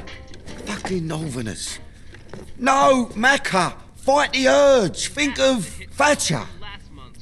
You know it's my time again. I know, dude. So what's holding you back? Whoa, hold up. This is video. I gotta see this fool. Hey, man, you clean now. You got nothing to worry about. We're going to hang with the homies. Man, that fake-ass Loco. Loco? But he's terrible. Motherfucker. I knew there was something familiar about those rhymes he was kicking. They're from my rhyme book. That's my money. And those are my hoes. And that's my video he's shooting today. Okay. I say we make a cameo appearance. Just drop in unannounced. Yeah, that's gangster. Come on. Thatcher, I love you, Macca. Oh, Macca. Love you, Macca. You ain't right in the head, mate. Let's drop in on OG Low, see if we can't interrupt that video shoot and recoup some royalties. And my rhyme book. We're flying in style, baby. You got all the makers of a great manager car. Saving till we spinning Lope's royalties. Tell me how a fake buster phony like suck-ass Lope can make it in a rap game, CJ. Music business is changing, dog. It's all about dance routines and showmanship now. Any fake-ass idiot can get a record deal these days. So what am I supposed to do? Dog, you got heart, you got natural style, you got ice-cold gangsters running through your veins. Anybody can get a record deal, but only the genuine article can shake down the house. CJ, my man, you a natural manager. He being interviewed, huh? Okay, let's smash this party up. You fucking phonies! Son, bitch! Give me my rhyme book! Give me back my chain! Give me back my hose! He busting out. Come on, dog, let's get it.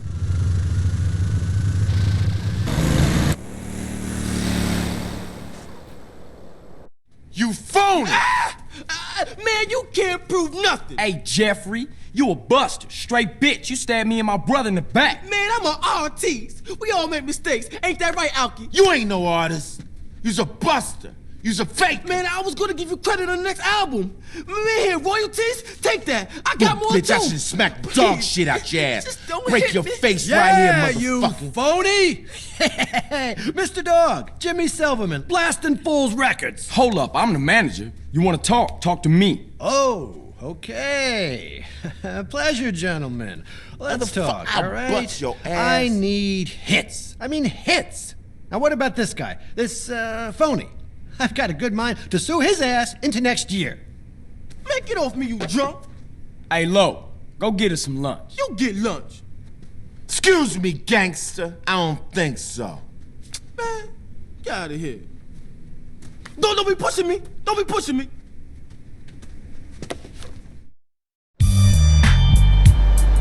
Tenpenny's trial takes place, so everyone gathers in Mad Dog's apartment along with Sweet to find out what happens. Now, I want to make this clear. The only reason Sweet agreed to come here is because he wanted to know about Tenpenny and his downfall. He also knew it was just a visit to Mad Dog's apartment and nothing more than that, meaning he is not leaving the hood permanently. That's why he agreed to be in this gathering for Tenpenny's trial. There are a couple of things that happened during this scene. First of all, when the news talked about Pulaski and Hernandez, CJ looks down and shakes his head. That's because he knows how they both died and he was responsible in killing Pulaski. But on the other hand, when the trial announced that there are no evidence against Tenpenny, Kendall, Caesar, Macker, and even the Truth all had a reaction. It makes sense that Mad Dog wouldn't react that hard because he wasn't involved personally with Tenpenny. But CJ has no reaction whatsoever. That's because CJ realized that he was the one all along cleaning up for Tenpenny. By putting Pulaski down, by killing that DEA and FBI agent and the reporter who went after Pulaski, CJ basically left no evidence for Tenpenny to be charged with. In a court system, there has to be evidence for a crime, and despite how much reaction the public gives, if there are no evidence that suggests a wrongdoing was done, then the suspect will be let go. This is why CJ didn't react, since he knew it was his fault. But Sweet, on the other hand, looks down the street and sees people rioting. The first thing that comes to his mind is obviously the hood. Of course it is. Because because he just can't let it go. This shows that even if there was a riot where people are killing each other, stealing, and blowing stuff up in the hood, Sweet will still not leave it. This is his entire life and nothing will ever change that. Hey, be quiet, be quiet. Come on, you bunch of wankers. This is unbearable. Shut up. Officers Eddie Pulaski and Frank Tenpenny, both hard-working members of a community policing unit, have been charged with racketeering, corruption, narcotics, and sexual assault. They brought it on themselves. That bastard cost me my farm, and he hogged the barn. Fellow officer Ralph Pendlebury, who had threatened to turn state's evidence, and who was then found shot dead in a supposedly unrelated gang incident. I say 20 years. Try 5 years. Cops always get off easy. Yeah, I heard that. Lost evidence, retracted witness statements, and now the disappearance of fellow officer Jimmy Hernandez and Officer Pulaski himself, believed to be on the run. Oh wait, they're exiting the courtroom now. That bastard Pulaski will probably turn up dead just like the rest In light of of the them. lack of evidence against my client, the district attorney's office has seen fit to drop all charges What? against this innocent man. That's bullshit. You see? You can't trust the system, man. This surprise decision is wholly unprecedented. Oh, man, ain't no justice. It's just I us. know. I've been arrested numerous times for totally natural behavior. Los Santos will burn tonight. Ain't nobody gonna be riding in my hood. I don't know about that, Holmes. Look, the whole city is going on. Oh, People are fucking pissed off about this. People don't know what they want. We all being used. You see, man, it's always the same, friend. Power systems corrupt everyone. Look, I said we gonna secure the hood. We ain't getting shit together so some idiot can burn it down.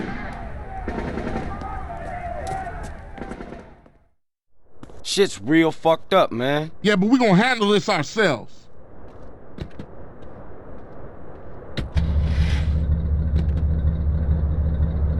On the way to home, Sweet asks CJ about Tenpenny, but CJ tells him nothing. This is because CJ didn't want Sweet to bother him. The truth is, CJ could tell Sweet that in order to keep him alive while he was in prison, CJ had to work for Tenpenny and destroyed all the evidence as a result. But Sweet would be a complete pain about it and complain even more. Furthermore, CJ also didn't want any credit for saving Sweet because, as I mentioned earlier, he's the type of guy who would help his family because of the goodness and not because he wants credit. But at the same time, he wanted Sweet to at least approve him for what he did for the hood, which is something Sweet refuses to do.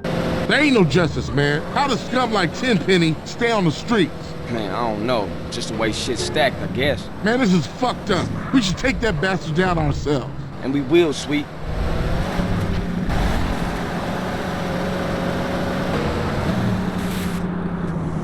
So who's the weird Brit? What? Oh, Macker, he got a little problem he can't control. What kind of problem? He can't stop, giving himself a little bit. What, you mean he likes to consult Professor Hans jerk-off? Yeah, regular. Spank the monkey? Yeah. Take Pomula out? Quit it. Burp the worm? Enough, man. Shit, look at this place. Even old ladies robbing shit. I guess it's better than staying home and watching the shopping channel. Yeah, go out there and get yourself a bargain. Shit, man. People real mad. Tenpenny responsible for all of this. As if the ghetto ain't wrecked enough. Come tomorrow, most of the Central's gonna have new TVs. I'ma gather up some homies and get the hood locked down. You need anything, give me a call. I'ma check out the city and see what I can see. You be careful out there, CJ. In the next mission, Los Desperados, Sweet's insufferable behavior is once again on display. He locks down the hood in order to protect it from the riot. Then he talks about how serious things have been, and CJ tells him that he knows since he have been through a lot of stuff for his family. Sweet takes huge offense to this for absolutely no reason. CJ worked for Tenpenny, almost died multiple times, robbed Area 69, which is a highly defended place, for a multi-million-dollar jetpack, worked for Toreno and learned how to fly in order to carry out government operations where he would kill other government agents and infiltrate a military base, then steal a Hydra from it, which he later used to blow up other ships, helped his sister to stay safe when there was a price on her head, robbed a train for alien property, got punched in the stomach by Tenpenny and abused just to keep his brother alive, brought down the entirety of the Loco Syndicate, and destroyed Big Smoke's operation for Grove while killing his childhood best friend as well, robbed the Caligula to have money money for his family, saved Mad Dogg and became his manager to have a legitimate life, owned stake in Woozy's casino to help fulfill his sister's wishes while being under the vision of Toreno and God knows how many other government agencies, flew a plane, then jumped from that plane to another one and hijacked it while it was in the air, all for Sweet to be finally free from prison. And after everything that CJ did, Sweet says, "You did everything for you, not for me." The single reason why I explained everything in this video. Otherwise, you would never see just how garbage and hated this character is. He is so ungrateful for everything that CJ did that it is beyond insanity. How after everything he did, Sweet still has the audacity to tell CJ that he did everything for himself and not for Sweet, just says everything about his character. So CJ asks Sweet to give him a break, which is more than fair and justified. But Sweet just completely melts down and tells CJ that he should stop blabbering about what he did for the family. The craziest part about this reaction is that CJ only mentioned doing something for his family once in this entire game, and it was only now. But the fact that he did it just once was enough to piss off Sweet, and he would go as far as to make it sound like CJ always wants to take credit when in reality, CJ never wanted to take credit. Not even once. This is why CJ told the guy on the phone during the introduction cutscene that his brother would make his life completely miserable. Then Sweet starts to talk about how he had to rob and kill people to get money in order to buy Kendall shoes when she needed and to steal bread when the family starved and helped Beverly when she needed help. Sweet, CJ risked his life and had to work under pressure to keep you safe in prison, and he also fulfilled Kendall's wishes on having properties and managing them. He risked his life multiple times because of you. What you did is absolutely nothing to what CJ did for you. CJ literally learned how to fly a jet in order to blow up ships and dog fighting in the air. There is no more point bringing these things up anymore. CJ again replies to Sweet that this isn't fair, and he is absolutely right. However, Caesar intervenes and asks CJ for help. CJ initially refuses since he wants Sweet to desperately approve him, but Sweet allows CJ to help out Caesar. Now, why did he do this? It is because Sweet is loyal, and he knew how loyalty looked like when it came at his doorsteps. This is why he allowed CJ to help Caesar, as Caesar has helped CJ on multiple occasions and wanted CJ to be loyal. That's the good thing about Sweet. So, CJ helps out Caesar by taking off turfs from the Vagos. Yeah, so get the place locked down. No one's gonna ruin the hood. You hear me? No one. All right, see. What up? We almost got the hood under control, man. CJ, this is some serious shit, man. Hey, man, I know, man. I went through a lot of shit for this family since you been gone, so I know. What? For yourself, not for the family. Don't get shit confused, nigga.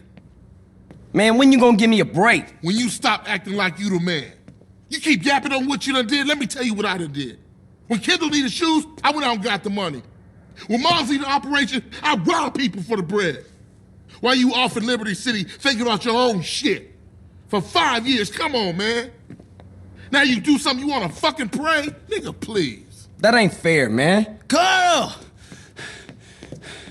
Man, I need your help. Man, I'm kinda busy right now with family shit. I helped you guys, hombre. It's time you help me and my homies. My hood's screwed up too. We got this shitty neighborhood on lockdown now. All right, what you need? It's time to get my old gang back together. Push out those yay-slanging punks, eh? I know, but I got a lot going on right here in my own hood, man. And I made my brother a promise. All your brother wants you to do is pay back your debt, CJ. All right, I hear you. I got your back. Come on, let's roll. Orale, the Vario's coming back. Okay, so what's the plan? We're gonna meet 3 of my veteranos over at Unity Station. 3? Is that all? All right, I'm gonna get a couple of family boys to come through, too. Shit's real serious, man. Look at the streets, eh? Yeah, we better watch ourselves, man. We don't want to get caught on the Ballas trip while this shit's going down. Man, Tenpenny brought the Central to his knees. Hey, while we're here, I have a question to ask you. Yeah, what? Well, it's personal. Come on, man, we brothers, you and me. You can ask me anything. Okay, here goes. I want to ask Kendall the question. What's the problem? Call her, dude. Here, use my phone. No, Holmes, the question. What? Oh, shit, you mean pop the question? Well, I'm okay with that. You know, I appreciate you asking my permission and shit, but... Nah, I know you're cool, Holmes, but it's Sweet, man. He's the problem. Can you talk to him? Sure thing, Caesar. I'll talk to him. Thanks, CJ. That means a lot to me, Holmes.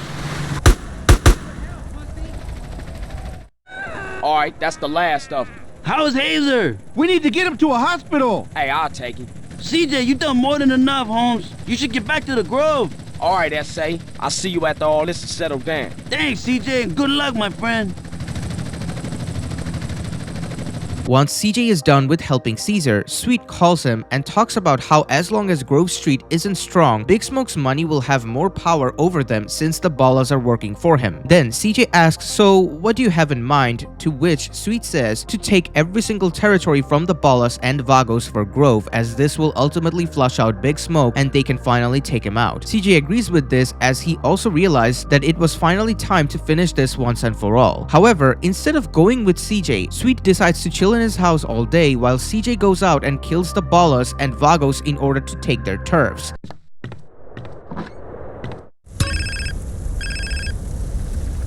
What up, bruh? CJ, I've been thinking. The city's big, but it ain't that big.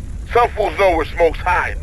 But as long as the Grove Street families don't rule the streets, his money's gonna mean more than our rep. What you got in mind? We gotta hit those Ballas and Vagos with everything. Hit every neighborhood they got. If that's the only way, I'm down for that. I'ma see what I can find out in the streets. Big love, bro. Much love, bruh.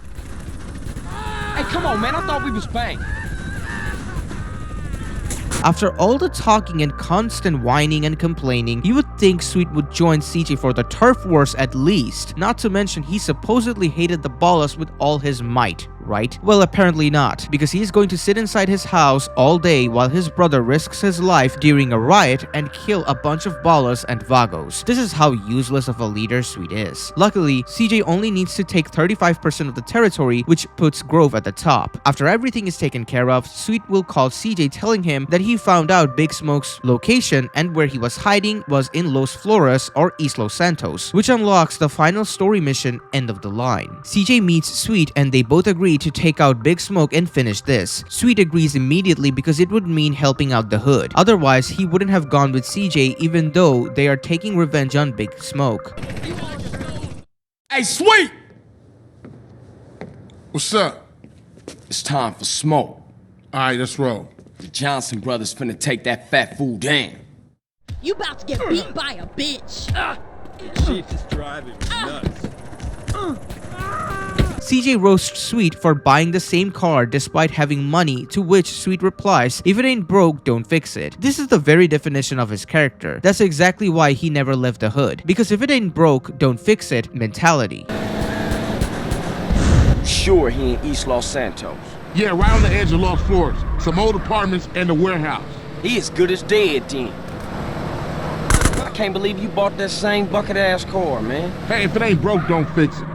They finally arrive at Big Smoke's hideout and is about to take him out. Now, you would think that they are after this guy who ruined their lives and betrayed them, but was also their childhood friend, so they would do it together, right? No. If you actually thought that was going to happen, you haven't realized who Sweet is. CJ tells Sweet that it was time he alone did this so that Sweet can finally shut his fucking mouth and stop crying that CJ never did anything for the family. And Sweet agrees. Sweet should have told CJ that, look, I know I have been giving you a hard time, but you have proven yourself. Otherwise, you wouldn't be here in the first place. So, there are a lot of thugs you will need to kill and I'm coming with you. I can't let you risk your life that much. But he doesn't do that. He lets CJ go while he waits in the car. He's relaxing in the car while his brother is about to go through literal hell and beyond. Calling Sweet useless is going to do injustice to the word useless. So this is it, huh? Johnson boys sorting shit out. Yeah. Nervous? Yeah. Me too.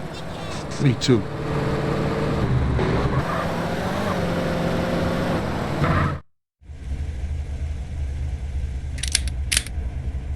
Look, I know you down for this, but I gotta go in there alone. What? Smoke played me. Tenpenny played me. They played us all. Yeah, but you're right. I was a buster when my family needed me the most. Hey, I let Brian die, man. This one for him. For Moms. And for you, bro. For Grove Street, baby. Yeah, for the Grove, baby. Hey, if you need me, you know I'll be. For sure. You always been there for me, man.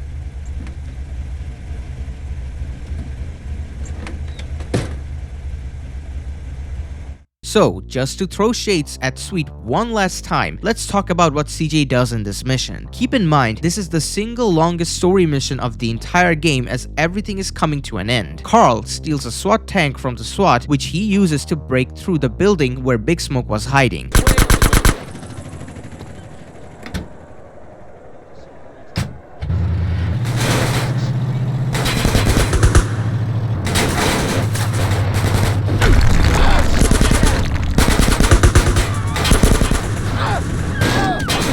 After that, he kills the Ballas in the security area of the building. The Ballas try to roll out and catch CJ off guard, but he kills them all off. The Ballas try to ambush him in a large room, but CJ dodges the bullets while wearing a vest in order to kill them all. Then he makes his way to the drug lab. I'll blast you in half!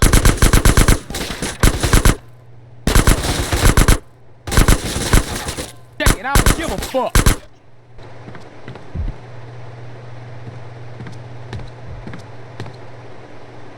This is where the crack workers were producing the product for Smoke after CJ destroyed the crack factory. These workers try to kill CJ using rifles and other explosive barrels but fails.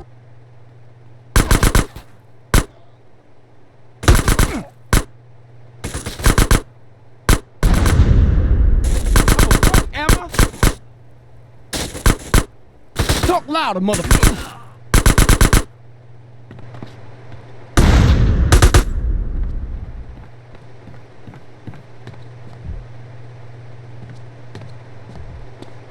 Then, CJ enters the Ballas lounge where he kills some Ballas, Vagos, and Russians all dealing with each other, which I already explained before.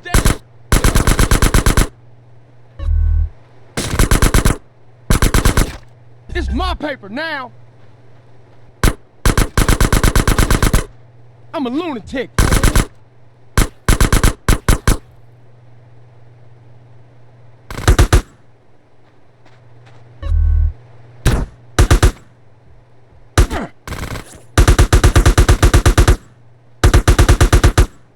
Finally, he reaches top floor where he confronts Big Smoke. Once the confrontation is done, they fight it out in a 1v1 where Big Smoke loses. He knew he was going to lose but fought for one last time anyway. But when Big Smoke dies, Tenpenny introduces himself. How did Sweet not see Tenpenny entering the building right after CJ? Not to mention, he was parked near the building anyway. This is because he's useless. There's no other reason behind it.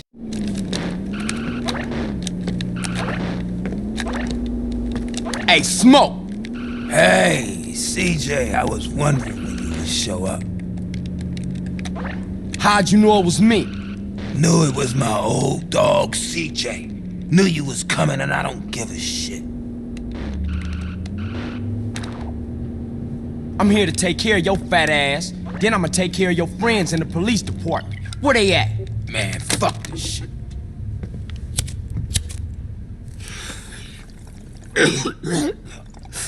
Man, that's some good shit.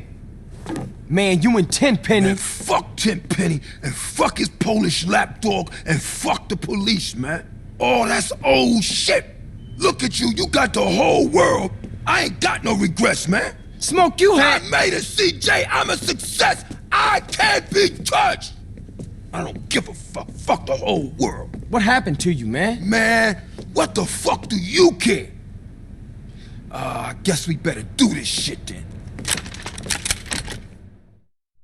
You wearing body armor, Smoke? Man, I'm disappointed in you. I thought you escaped. Hey, I'm a motherfucking celebrity. All kinds of crazy cats out there want a piece of me. Somebody save the Smoke!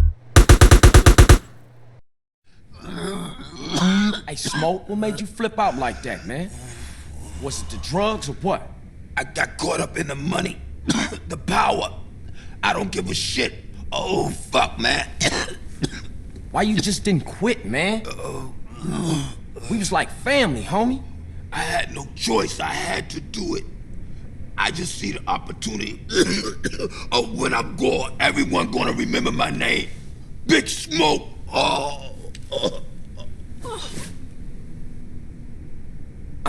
Damn, man.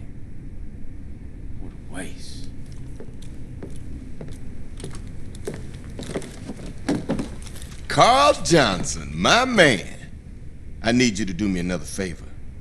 You killed Pulaski, now this fat fuck? There's no stopping you. Drop the gun. You ain't leaving here alive, man. Where's your brother at, huh? Why you just didn't shoot me in the back? Feeling exposed, huh? Shut your dumb ass up and load the bag. Come on, let's go. I ain't got time to fuck with you. So what it's like, Tenpenny, huh? All alone? Nobody got your back? Suck, huh? Why you think I'm alone? I got a couple of rookies outside. But I gotta open their eyes slowly, you know. Little truth here, little truth there. Alright, fuck it, that's enough. Chuck it over.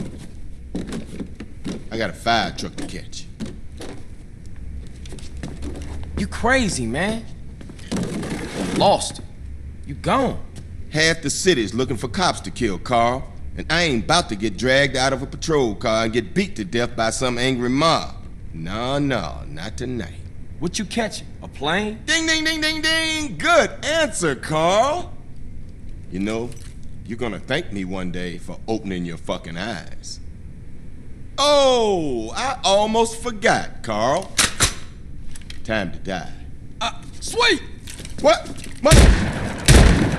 It ain't over, Carl. It ain't over.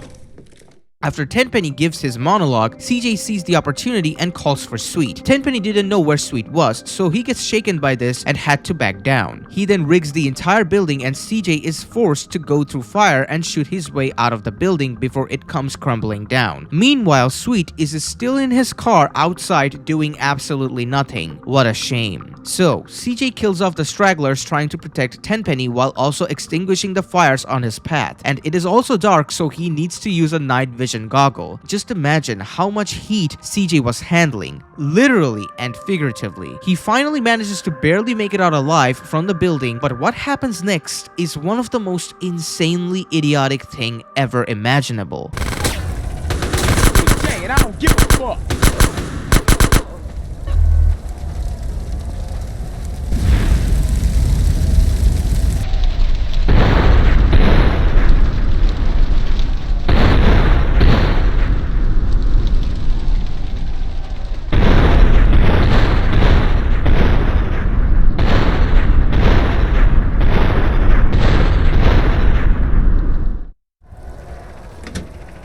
Tenpenny, you motherfucking piece of shit. I ain't letting you get away with all you done. Sweet, no! Sweet notices Tenpenny escaping. Instead of following Tenpenny in the car he was sitting inside while his brother was fighting through hell, he decides to hang behind the fire truck and be as useless as possible. What does he achieve by doing this? If anything, it made CJ's life even more difficult, since instead of just following Tenpenny, CJ now has to worry about his brother who is hanging from the truck. He does not even try to climb on top of it and reach Tenpenny. He simply hangs from it like the useless man he is. Hang on, Sweet!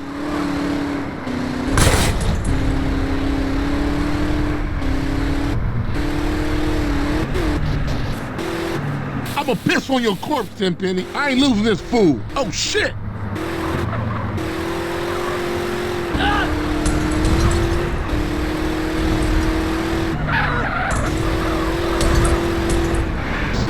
CJ, do something. Just keep hanging on, bro! Oh man, that was a close call. I ain't letting this bastard go. One of the cops trying to protect Tenpenny comes up and attempts to get rid of Sweet. So, CJ has to get close in order to catch Sweet.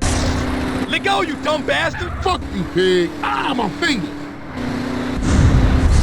Shit. Gotcha!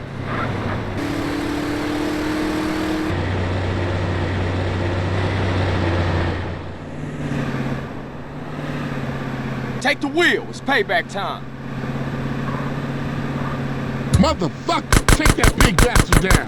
He finally becomes useful after entering the car as he decides to drive it and lets CJ kill the remaining cops and vagos. Tenpenny on the other hand panics and loses control, making him fall from a bridge and collapse. CJ tries to shoot him, but Sweet stops him as he realizes that it was over and no need to put a bullet in him, and thus finally marking the end of this saga. Keep up with Tenpenny, don't you worry. Concentrate on keeping all these other lunatics off our backs, CJ. Ryder's on the bridge up ahead. They're dropping shit from that bridge. Look out, CJ. Watch our six. Some Ryder's after us, hold back. Look out, CJ. Crazy bikers on a rampage. I'm on Tenpenny, he ain't getting away. Cops on our tail. Cops up ahead. Where all these assholes come from? Down in flame! Down in flame! That's my dog. It's over, Tenpenny. Oh, I'ma stop you, motherfucker. He's losing control. We got the motherfucker.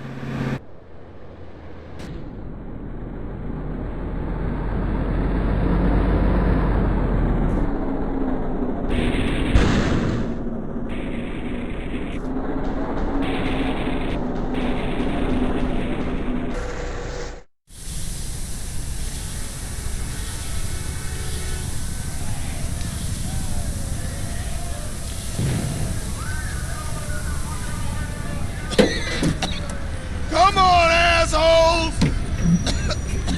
I'll take you all! You're mine! Mine! I run this town! Hey!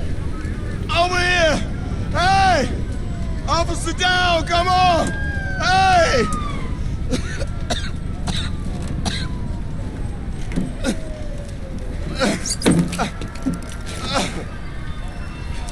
Assholes!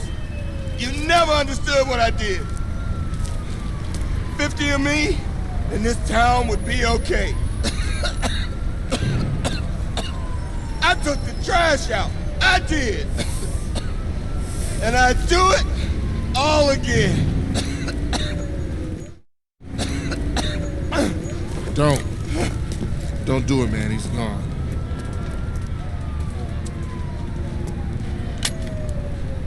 I just want to be sure it's over, man. That's all. It's cool. Don't need to put a bullet in him. He killed himself in a traffic accident. No one to blame. Let's roll. I mean, far out, man. You know, I mean, you beat the system. I tried for 30 years to cross over, but you managed it, man. I mean, man, you're an icon, man. Oh, thanks, man. I'm just glad it's finally over. What's up with Smoke? You know what's up with Smoke. He always saw things a little different than us. Smoke? Smoke was always on his own, always out for self. That is the surest path to hell, man. Well, without our 15 microdots and an ounce of mescaline. Let's go get something to eat. Sounds good to me.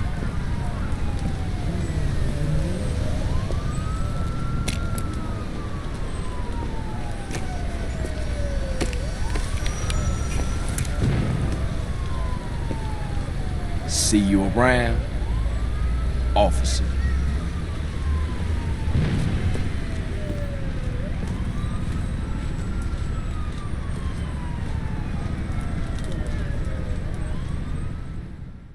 When everything is finished, Mad Dog shows off his gold album and everyone starts to talk about the problems they have and how to manage their lives now. But good old Sweet goes back to the hood once again and says that the hood needs to be taken care of first before everything else. It is a never-ending saga with this guy as he's just a brick wall. Even with the success being brought towards him, he can never open his eye. Hey, now that everything is cool, we gotta stay on top of our game. Keep everything in check, but subtle. We got problems in Venturas, problems in San Fierro. Shit's never ending. For sure. I mean, the family's back on their feet, but we gotta keep shit tight. Because a lot of people has got their eyes on us. Whoa, whoa, whoa, whoa, whoa. I come in peace with Mr. Dogg here, who has an announcement. Our first gold record! Family, baby! Yes, you know what I'm talking about. Yeah, they heard about I it. decided to get breast implants. Loco, ese. Joke on. Anyway, what's next? We should hit the casinos, roll some dice with Woozy. Nah, we gotta take care of shit here first. We going on tour, fam. Has anyone got a tissue? My nose is it won't stop running. Is anybody? Yeah, I have. Over there. I'll pass. Carl, where are you off to now? Finna hit the block. See what's happening.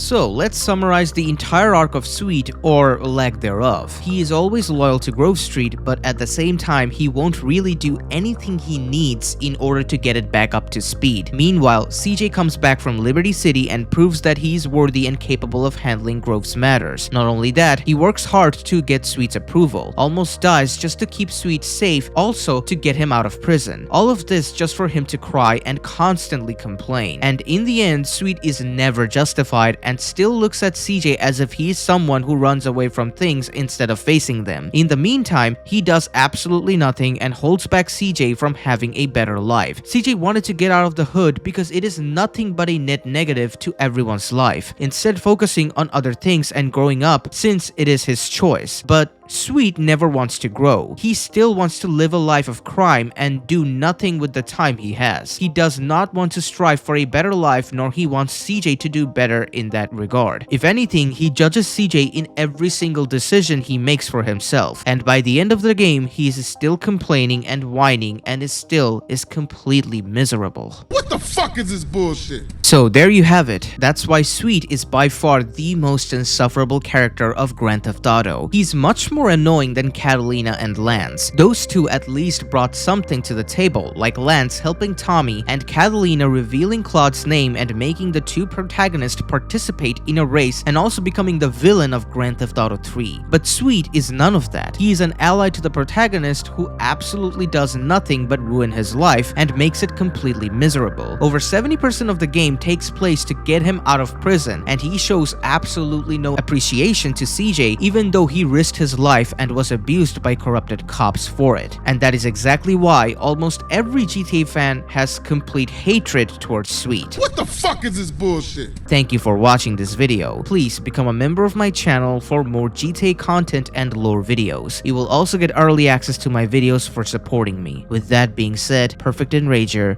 signing out.